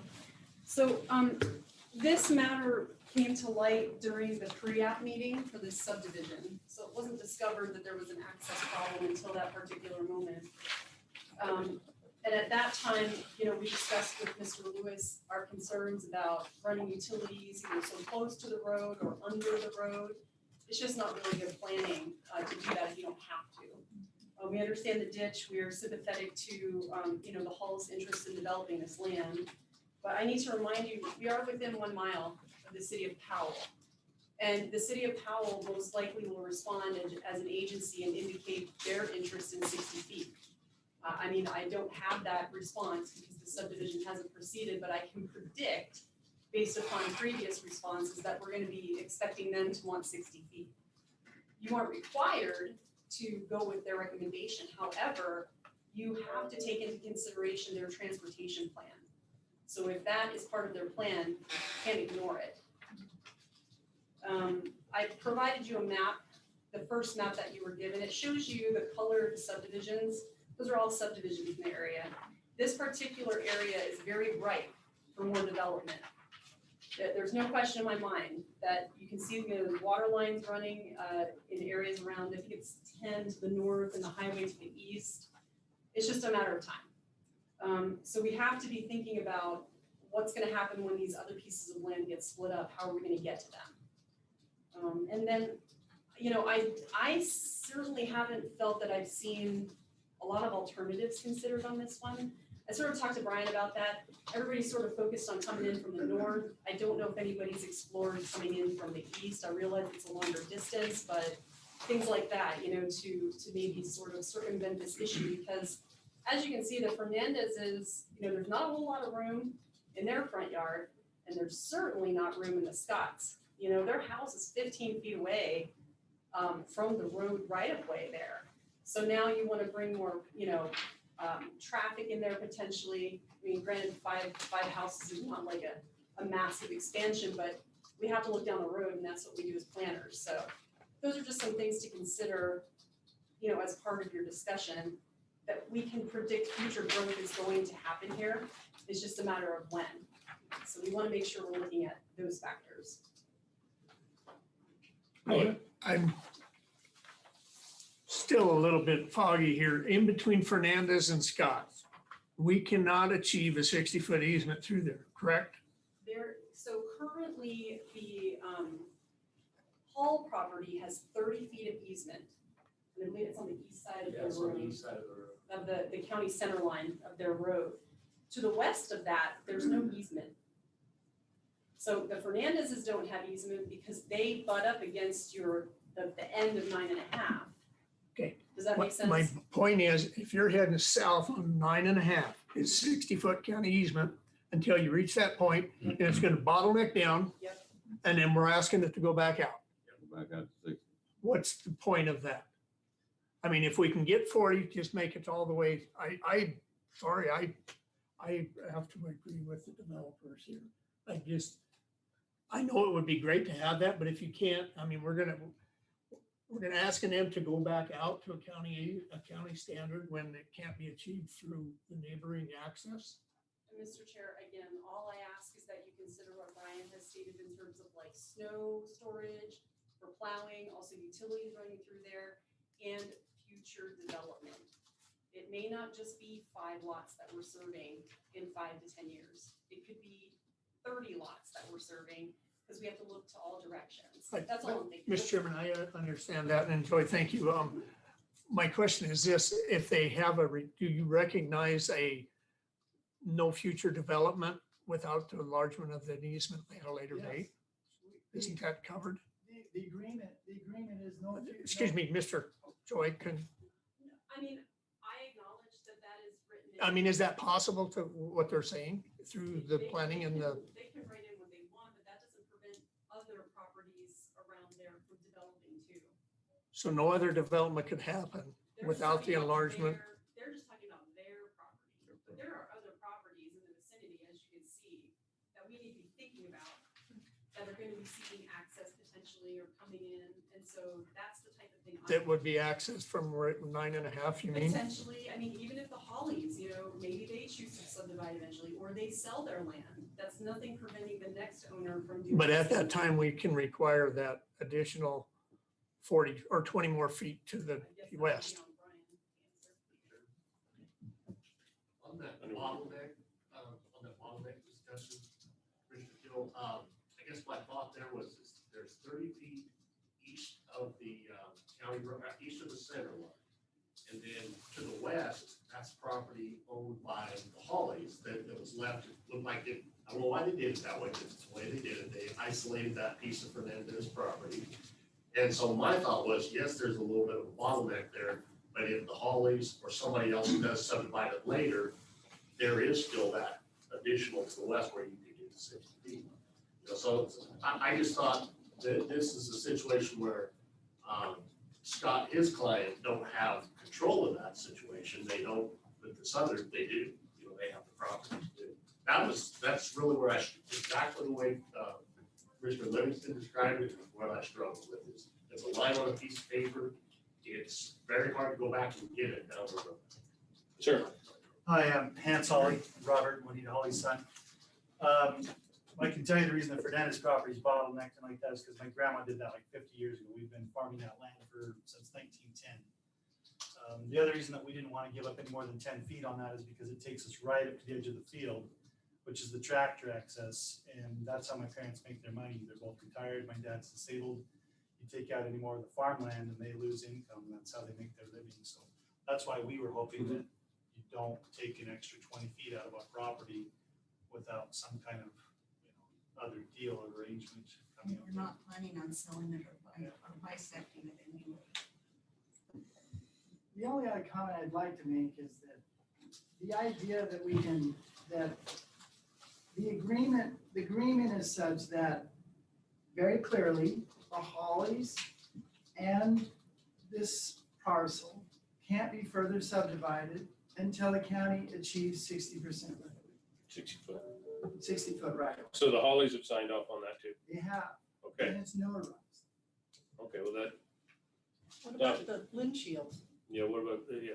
They're straight south of there, and that may turn out to be an access for them because I don't see where theirs comes in. Well, then, my comment to that would be, the Lynch Shields most likely are coming from the south because they have an easement. I don't have all that data in front of me, but they would be coming from the south on Road 11. And if we grant our 60 foot, then yeah, that could future be developed, but we're being impacted at that point. They're not.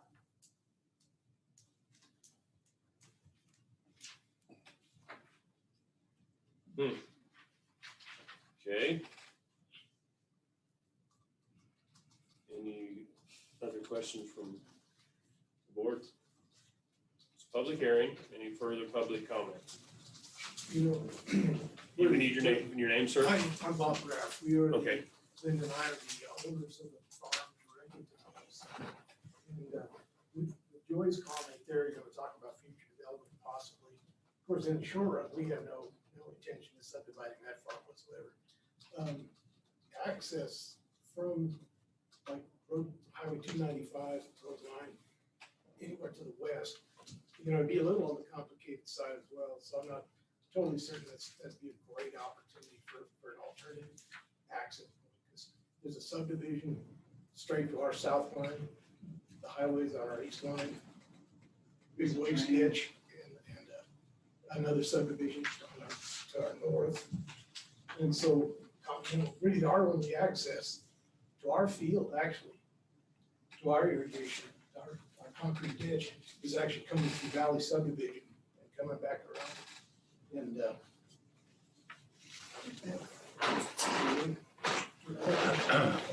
number 3, he's talking about this property. Mhm.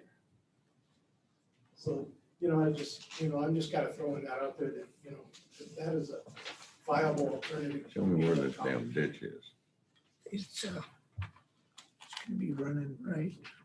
Any further public comment? Okay.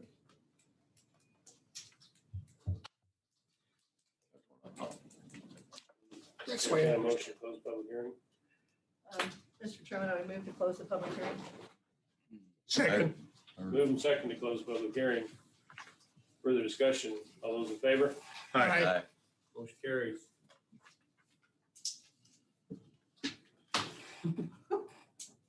What a mess. I guess point of clarification for me, what are we calling this? I call it a variance, but they're calling it a Administrative. administrative relief. Relief. They're requesting to retain it as a 40-foot. And we need a motion to accept that? Or we're not, if we take no action, then what? No, you need a motion to override Brian's decision. Decision, not Brian's grant. decision, we're gonna grant the applicant's administrative relief from Brian's decision. From Brian's decision, Yes. If we decide to move that way. if we decide. And so my opinion is, from hearing from Brian, that he's back to 50-50. And then my overall view of it is they pretty much have it covered for future development. If it is to be developed, it has to be, the right of way would then need to be widened to 60 feet to meet standards. Although I'm not sure they can do that through that bottleneck. And if they can't do it through that bottleneck, it can't be developed any further. So I don't see why we should require, although I do see your point of giving an extra 20 feet to the east on the other side of the ditch, just for paper purposes and make everybody happy, but it doesn't do anything to really make a road. So in the future, if they do make a road for further future development, it will be covered by the 60-foot. I'm in favor of granting their administrative easement because I don't see a strong point. Putting that in formal motion, Commissioner Teal. I'm asking for discussion right now. And I'll fine. I don't want to die for lack of second. I move to agree to grant administrative relief in favor of the client. I'll second that. Well, seconded. Further discussion. Dossie. Just a question, and maybe it's a technical question with Brian. If this easement is agreed to at 40 feet, is it private or will it be dedicated to the public on the plat? My understanding this would be, getting permit would be a private road. Is that correct, Scott? That's what I understand. Well, it is, we're not gonna ask you to maintain it. No, I understand that, but I'm asking about It the will be dedication dedicated, it will be dedicated as part of the dedication on the final plat. to the public. Yes. Which that is, Mr. Chairman, that's an important distinction because you get into altering that at a later date. If that is a dedicated public road, then you all are very familiar with that process to alter that. Right. Is there a significant reason that it can't be kept private, not dedicated to the public? No, we could reword it. Okay. Just trying to cover all our bases. Mr. Chairman, I see where Dossie's, Commissioner Goldfield, and I would almost, and I gotta know, or we can make it part of the You can motion. amend, you can probably. amend your motion. Amend that motion, yeah. I would suggest this, that it be private until the point that it is developed to a 60-foot, once it becomes public. So you're amending your motion to grant the administrative relief as long as the road remain is a private easement. For the subdivision. For the subdivision. And landowners Are you good available, with that all amendment? included. I'm good with that For amendment. sure, yeah, okay. I will second that amended motion. And I want, just for clarification, you have, I know you're sitting here and you're saying, you're sitting here, you have said there will not be any further development unless, without coming and asking for a 60-foot wide easement. Right, so we signed a notarized agreement with the Okay. Hollies, and they know I this. saw that, but I want to make sure.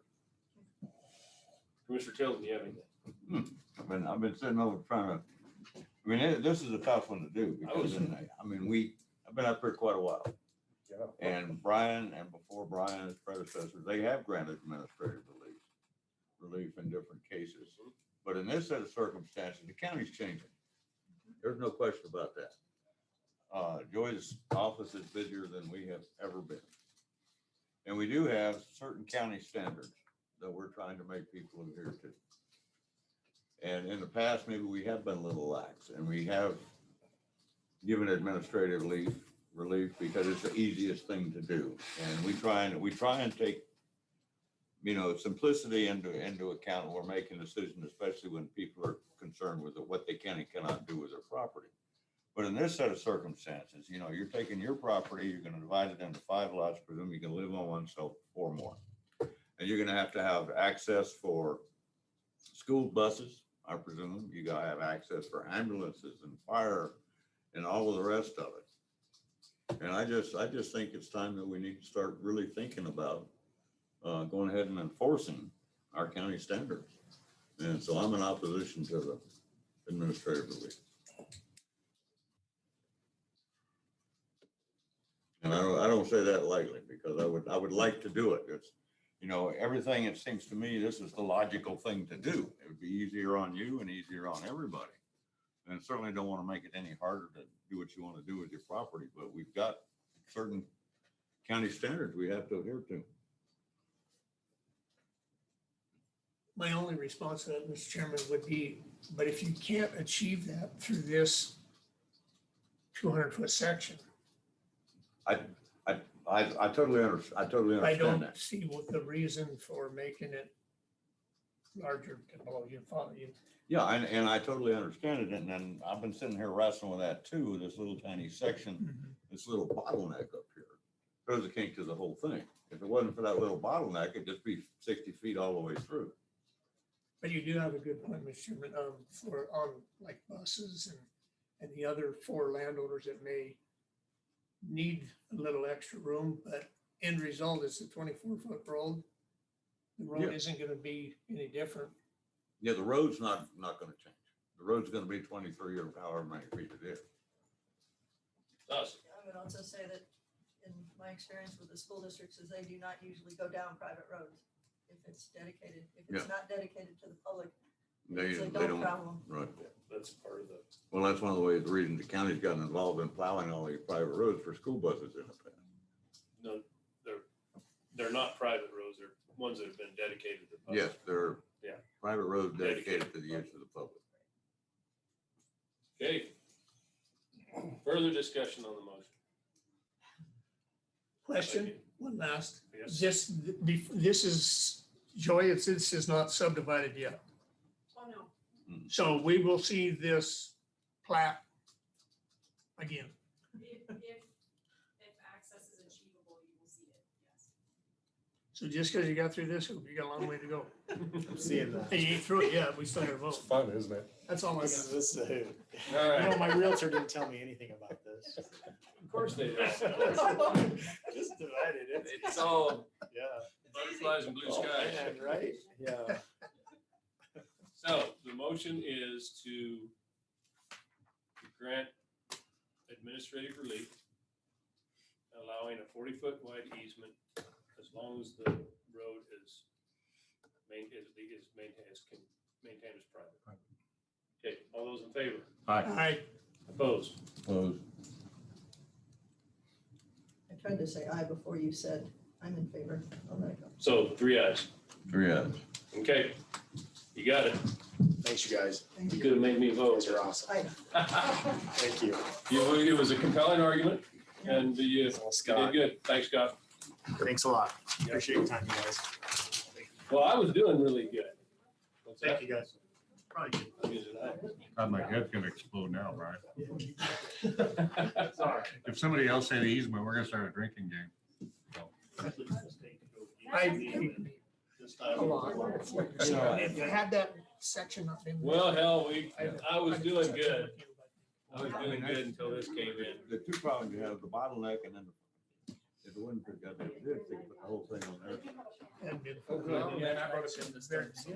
I've So talked we to bus should have- drivers who have to do we should have 3-point covered- turns on some of the county roads that have been approved in the past. So The bottlenecks. Since you guys are sitting here, we'll skip the next one and get you done, then we'll jump back. Oh, oh, okay. Oh, No, go ahead, okay, go ahead. Okay, We're up next, we're gonna do the Big Sky Sunrise Simple Subdivision final plat review. all right. Thank you, Mr. Chairman. So the applicant is Stephen DeRoche. This property is in the GR5 zoning district. The planning area is Lower South Fork. It's an application for, as you know, simple subdivision. We received that application along with the final plat on April 6th of this year. The applicant would like to create two lots. One will be 8.15 acres and one will be 11.92 acres. The existing parcel is just over 20 acres. And you can see the final plat is on page 2. It's in figure 1. Again, a 2-lot simple subdivision. The location of this proposed subdivision is about 7.5 miles southwest of Cody. It's just south of the intersection of County Road 6UU and County Road 6SR. And the parcel has an address of Big Sky Road. Big Sky Road has an address of 24 Big Sky Road, and that's a private road, Mr. Chairman. I mentioned this is in the GR5 zoning district. These lot sizes conform to that. Neighboring land uses, we have a demonstration of that in figure 3. It's surrounded by agricultural, residential, and there are a couple simple subdivisions close by. This proposed subdivision, the actual property, there is one primary residence, 2 accessory housing units, and 5 accessory use structures. Those are all on proposed lot 1. And there also is a permitted small wastewater system on that lot. The proposed lot 2, which is to the north, that has no structures existing. Topography, it varies. Northern portion of proposed lot 2 is flat. It does have a drainage creek. Also, there is an irrigation pond on proposed lot 2. Lot 1 is somewhat hilly. There is a local irrigation district on the south side of proposed lot 1, and Lakeview has an irrigation ditch on the south side of proposed lot 1. These all run southwest to northeast. This property is not within any municipality, so a notice for that was not required. Of course, this is a final plat, so there was no need to do a public hearing notice. We've not received any public comments. Planning and Zoning Commission reviewed this on March 17th. They recommended approval. There was one condition at the time that hadn't been met. Note on the final plat that detailed who would be responsible for maintenance and snow removal for this driveway that's being shared. Now that condition has been met, there is a note on the final plat. There also is a note on the final plat talking about a requirement for the Lakeview Irrigation District, essentially their easement requirements. Plat Review Committee looked at this on April 26th. They made they noted some corrections and changes they were made. We got the final plat with those corrections back on April 29th. And we have some findings that we found and one recommended condition. Questions for staff?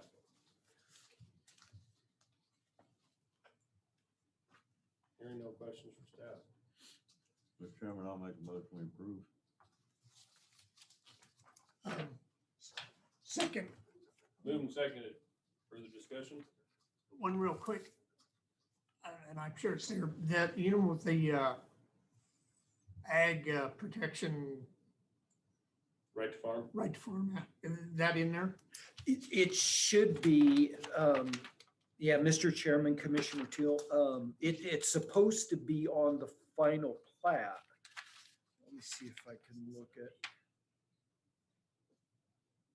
Yes, yeah, it is. Okay, thank you. Yep, it's on there. Didn't know what it was 6 months ago, but now I think it's pretty important.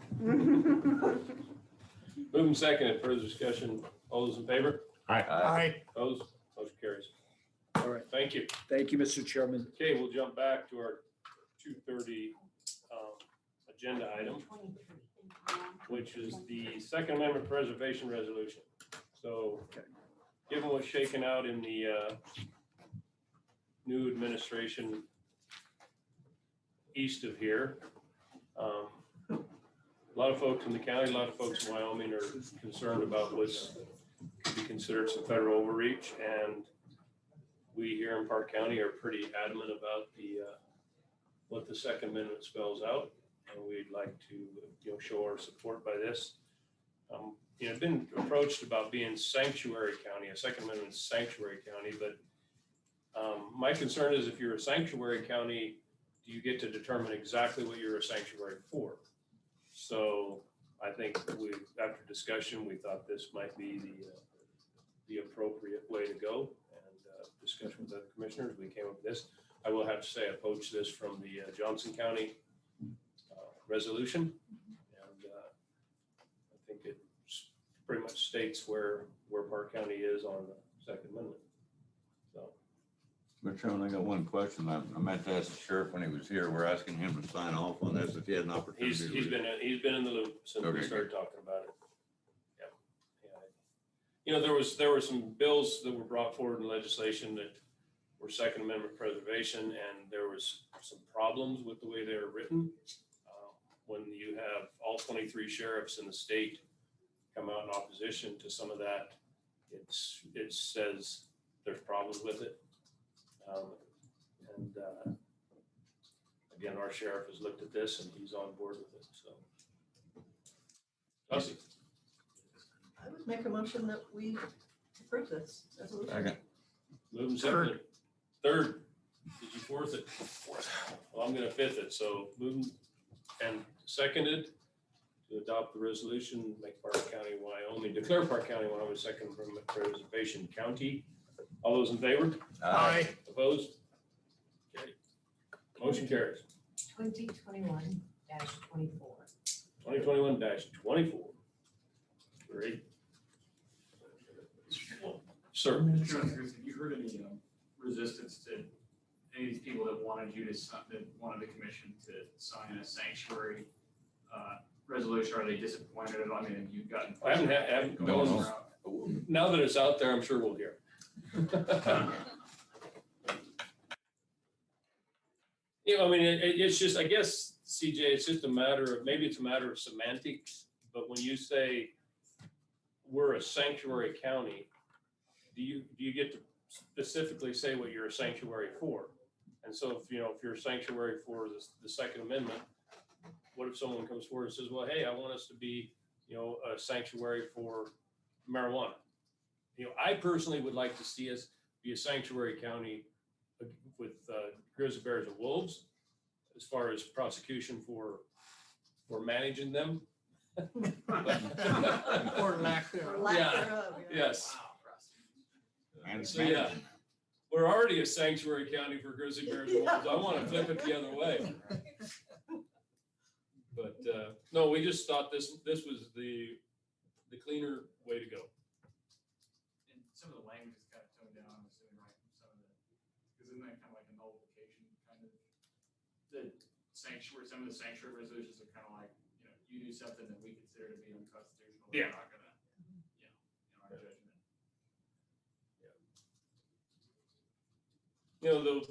The language in the legislation that was written and in language in some of the other proposals, basically, if you took it to the nth degree, it said if a law enforcement officer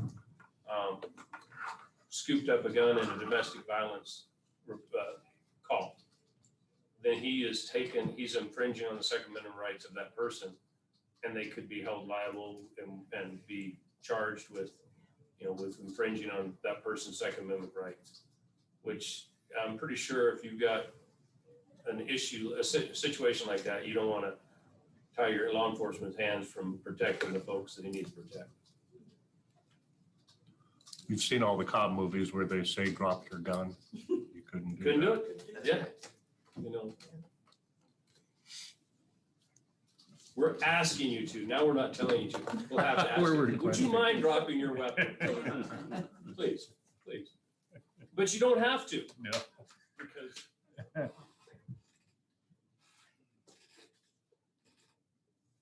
So. Oh, well, we'll just go with calling open bids for Park County Auditor. Hey, Mr. Chairman, I believe we received one bid for audit. How about that? Mr. Chairman, these were due back to the clerk's office on the 30th. We received one on the 23rd from Carver, Floric, and James CPAs in Layton, Utah. We also have an office in Rock Spring.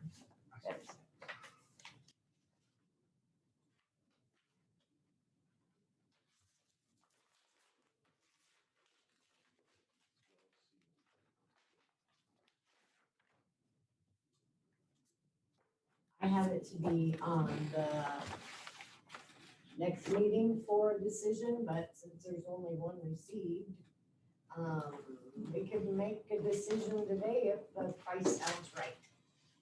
And I will say that this is who we have had for the past 4 years. We've had a good relationship with them. Yes. I mean, I guess all I would, you know, I'd still like a review of it, just Yeah. make sure everything is, you know, there's not one, I mean, a typo can cost us, a typo could throw the whole contract, so.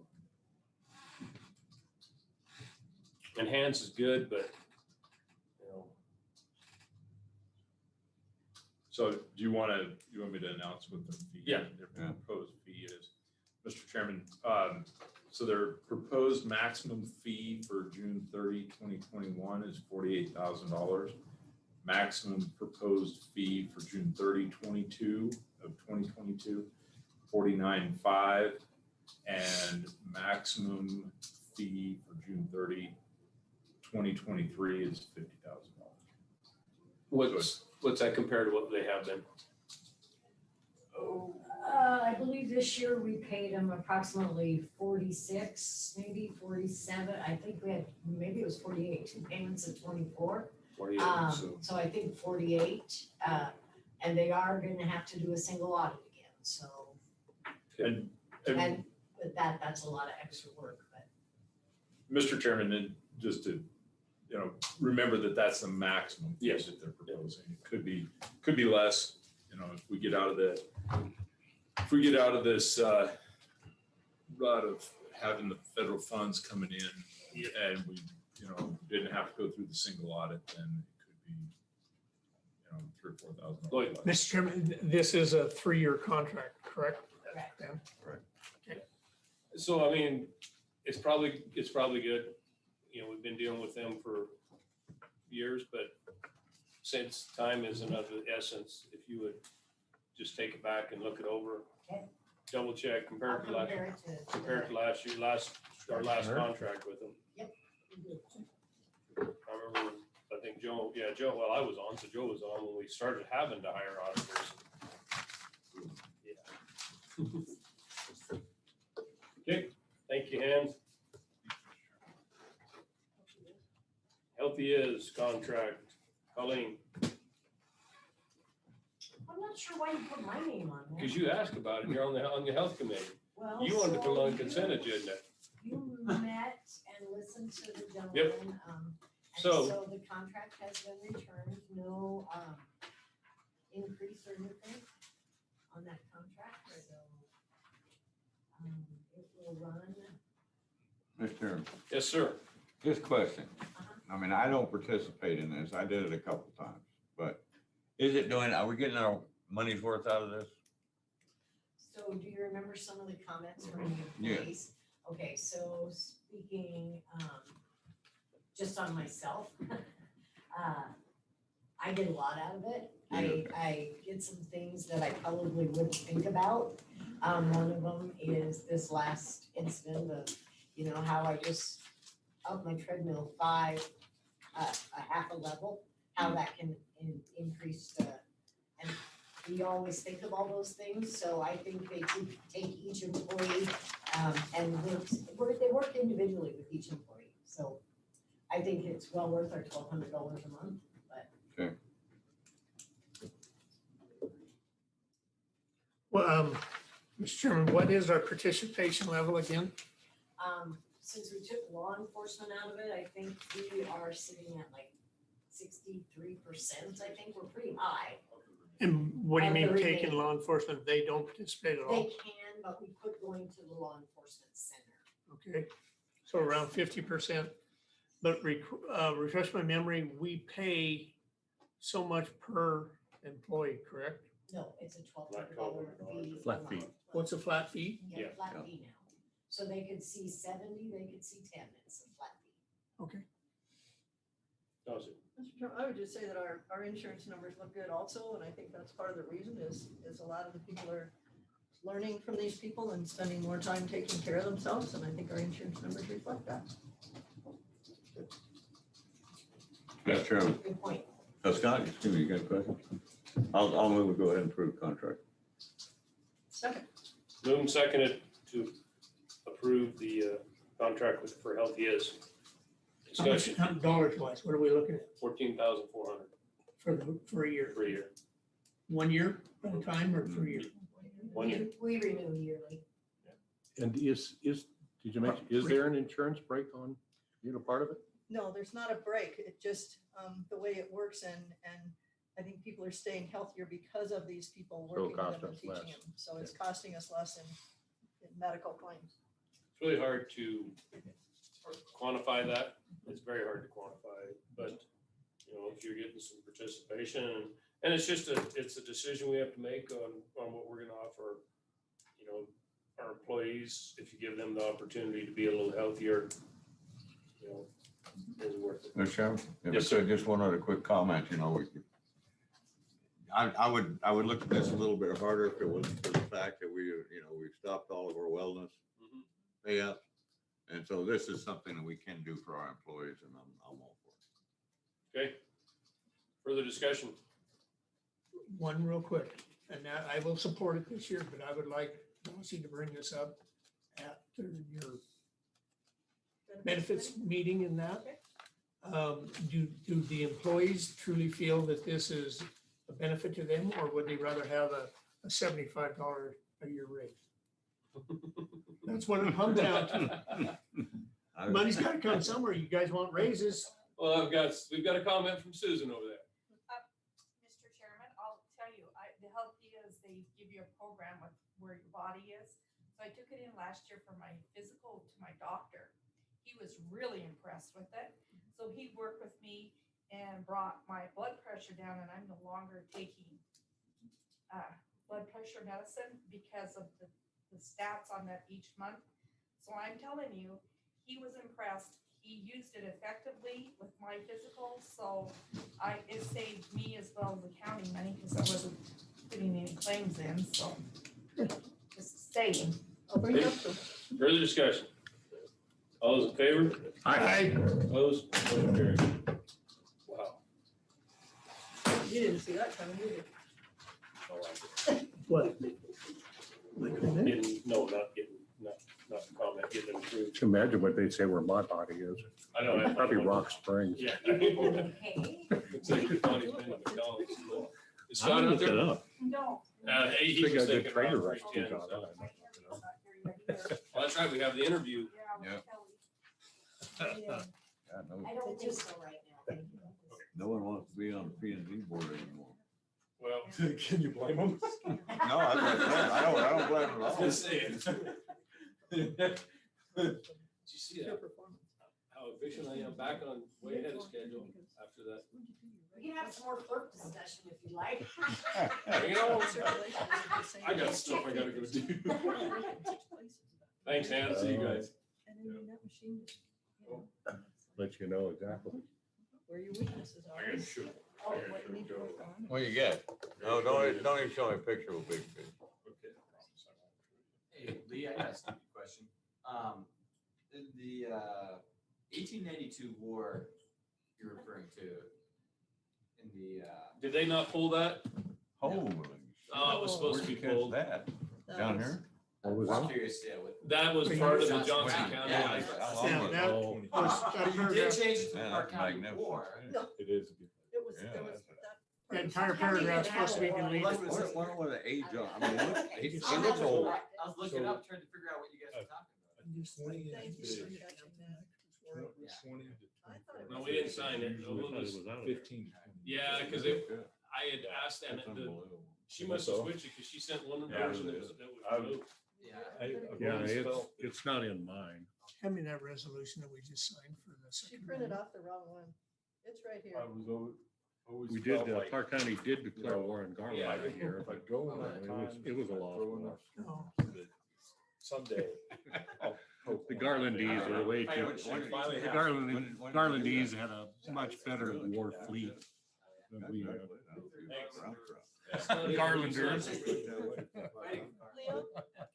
Yeah, check what you're looking at?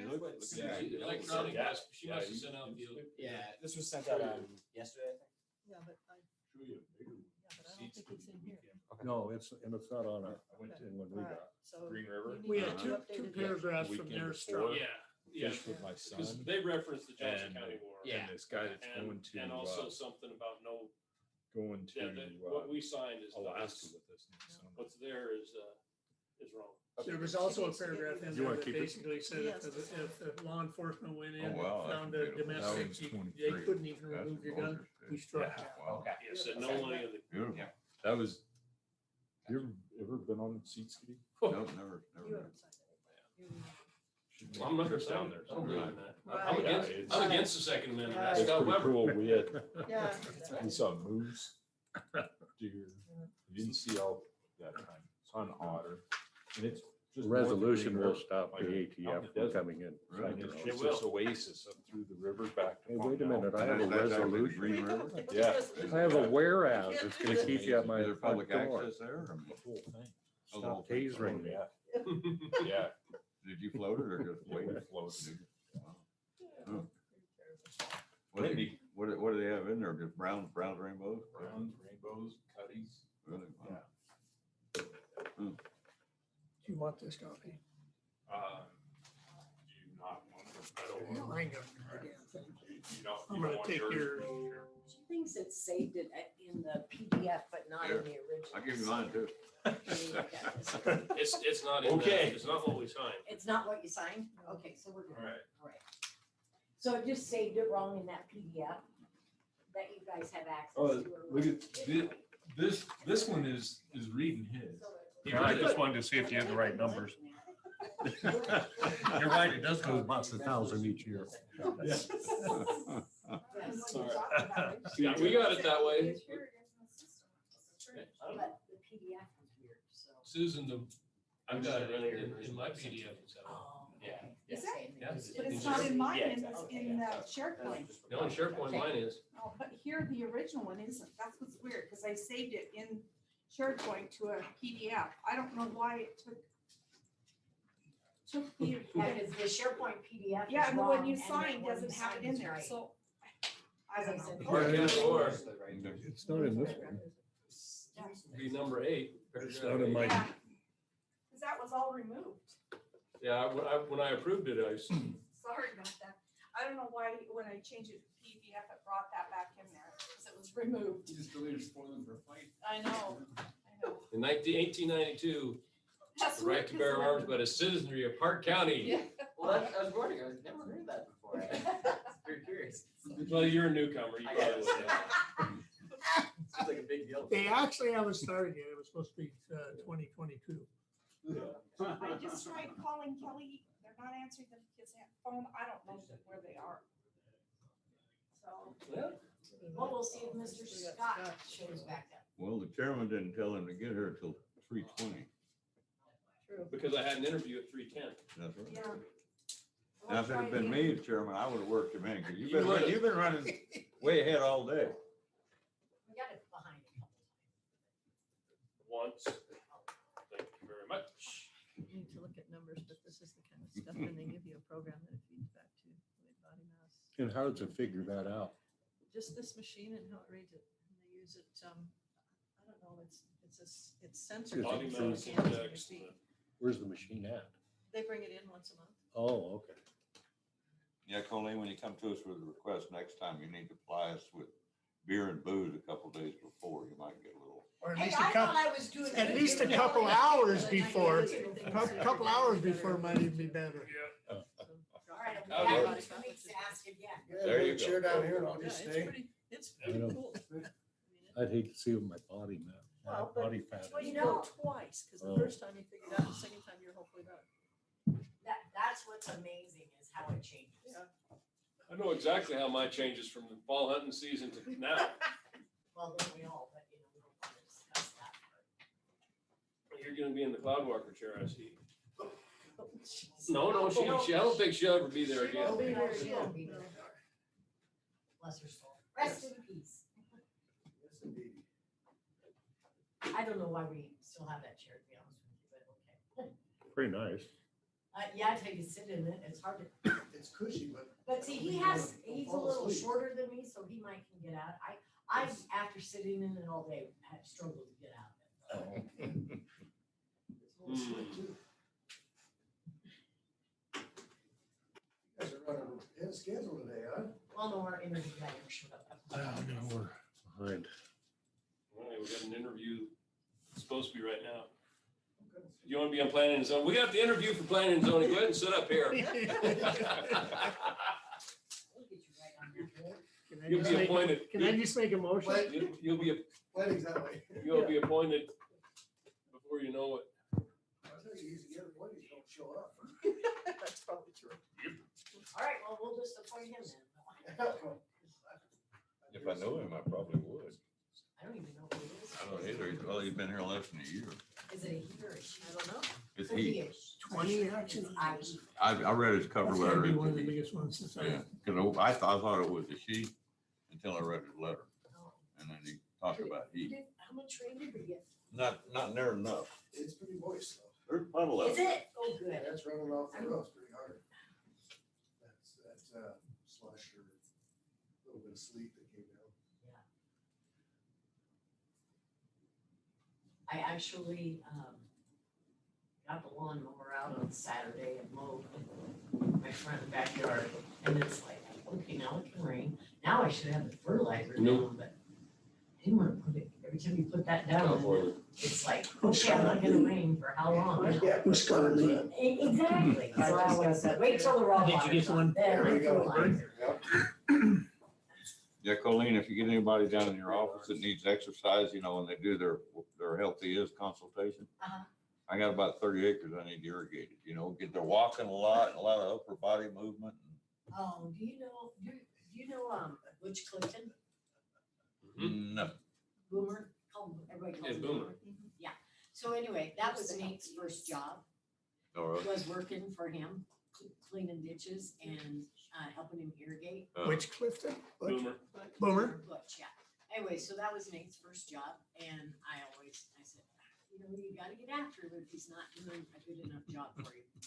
I said, I knew him through, predatory all those years. He goes, I have never had a kid that almost spit polishes the cement.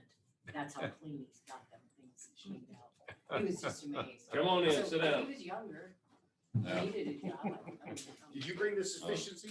Hey, Scott, I gotta ask you a question before we get to the matter at hand. We just passed this resolution on the friendly Second Amendment. Second Amendment Yeah, Preservation County. and I asked the chairman and he said you were on board, but we're asking you to sign it. So, Absolutely. okay. Just to sign it. Yes. But, yeah, there was mention about the 1892 Park County War. He mentioned that when we first saw the Yeah, draft. the first Johnson time. County. And we pulled it out, but it's not on the printed version, but it was in the PDF version. Just the thrust got. Here's this, Susan, if you can fill in the rest of it. Okay. It's got my signature on it. Thank Thank you. What do you got for us? I got everything. Good. So, Denny and Holtz was obviously the cheaper by whole $405. Less expensive. Yes, less expensive. But it also comes with a 40,000 more mile warranty, Cool. which You guys are gonna need it. we rarely even, yeah. But, so yeah, I mean, I would recommend that we award it to Danny Minholz for the 44,929. But also would add that the board had agreed to let me take 20,000 out of that 21,000 that we had in that thing. So what you're gonna see is on my budget for this next year, I'm requesting that to be cash carryover, because there's obviously no way we're gonna get it between now and maybe 2020, who knows what, but, so. No, I mean, just, we were talking on the parking lot, just specifically because, the chips and the market they're having. Is this, But they've been pretty good. Is this truck gonna need to be upfitted at all? The only thing we would be doing, we're gonna take whatever equipment we can take off of the existing truck when we turn it over to the buildings and grounds. Radios we already have, so whatever we would need to do to the vehicle, like a top or whatever, we would have in our budget this next coming year to do that. So I'm not even gonna increase any kind of budget line item for that, other than, we're gonna, when I do the vehicle budget this year, I'll be trying to get that cash carryover, that 20,000, that budget, so that we'll have it come whenever we get it this next year. And I joke about when we might get it, but I mean, when we got the last fleet trucks, they were actually pretty quick. So in the meantime, we'll hold on to what we have until such time it comes. And, I've already got donations to cover that. So anything above the 20,000, I've got donors lined up to pay it. So. Mr. Chairman, I'd like to include the decaling too, that you have to have put on the truck. We don't do a whole lot. We'll do a little bit, but again, we have that line item already in existence to cover that. Do you have Ravina do that? Yes. Yep. Yeah, she does this great job and does us a good deal. So. Okay. Entertain a motion. Mr. Chairman, I would make a motion that we approve the bid from Danny Manhold, in the amount of $44,929 for the Silverado 4500. Second. Move and second. Further discussion. All those in favor? Aye. Opposed? Motion carries. Appreciate it. Thank you very much. Thanks, John. Thanks for And on that second, on that, Hard work comes. trying to get it. I have a question for you. Yes, ma'am. What's that little white truck? What is that little white thing you got sitting on the front window? Does it work? The Chevy? You're gonna have to be more specific. All right. I know from the- It's a little white truck. Yeah. it's- Oh, That's my a little Ford. Colorado four-door diesel. oh, Oh, it's a Really? diesel? Oh, they're neat. that's not the one I asked about, the Badlander. or What it was No, the Badlander was that lifted out for about 70,000. So Colorado's got a diesel in it. 90. Yes, it does. It's got a baby Duramax in it. What's the price tag on it? That one's used. I think it's about 37, 38. Books out for about 42. Baby Duramax. Yes. Yeah, neat. I sold one to Dustin Rosenkrantz and he scoots down the road with it with little trailers and stuff. So, Well, when I was What kind of mileage when I was did it down get? in, probably the high 20s or 30s. when I was down in Argentina, the most favorite rig those guys ran around in was a little four-door Ford Ranger with a diesel in it. Yep. But they couldn't have them in the States because they wouldn't meet emissions They back won't then. need emissions, yeah. But they said those things went anywhere and lasted forever. Yeah, they got a Damn, I lot just of, bought another truck. I probably would have. they're quite interesting to drive. Baby Duramax probably has as much power as my Ford. Well, we've got a 4-cylinder, a 6-cylinder, and an 8 now. So the half ton's got the inline 6, and that's a scooter too. So that Colorado's got a what? What is it? Is it a 6 or an 8? It's a 4. Inline 4. Four-cylinder Yeah. diesel. Yeah, it's roughly about a 2.8. Mhm. Yeah, low turbo. Yeah. All right, guys and gals, thank you very much. Yeah, Have a Bert. good Thank afternoon. We Should have just bought that used one, right? Yeah. All right, well, Aaron, what are we gonna do about, Mr. Atwood, yeah, I'm gonna give him about 3 more minutes. Elwood. well, I mean, do we get in touch with him and say, come back again, or we re-advertise, or what do we do? Well, let's just see what he has to say. If he Yeah, I left a message for him. He's not answering his phone. And God forbid, there might be something bad happen, so let's just, Yeah. we'll take it up at We the, can put him on the 18th because the position doesn't open till the first, doesn't expire till the end of May. Okay.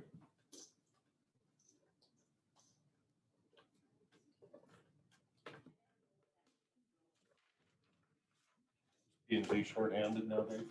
They're down one. down one. Easy for them. Oh, here we go. Chairman, healthiest contract, please, hear the client. Oh, I'm the Here. client? She just had him sign one. Oh. No, I signed it as the, I signed in the wrong spot, so give her that one, because it's signed in the right spot. Here, you take that. There you go. I should have asked, I should have known you had. I just did. Well, I signed it in the wrong spot, so it worked out better. Oh, you did, all right. Well,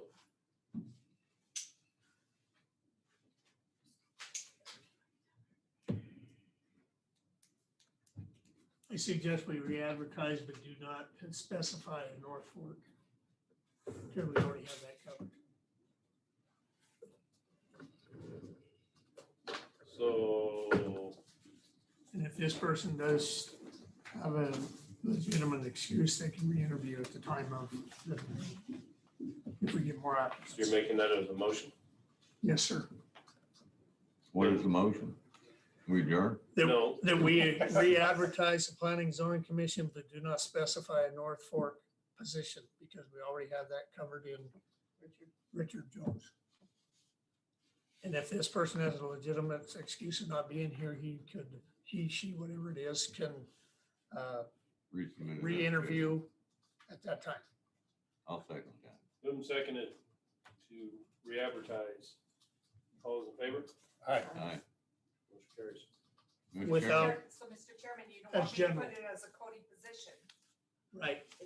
Well, there's a difference. There's a Okay, difference what are we short? We're short Cody.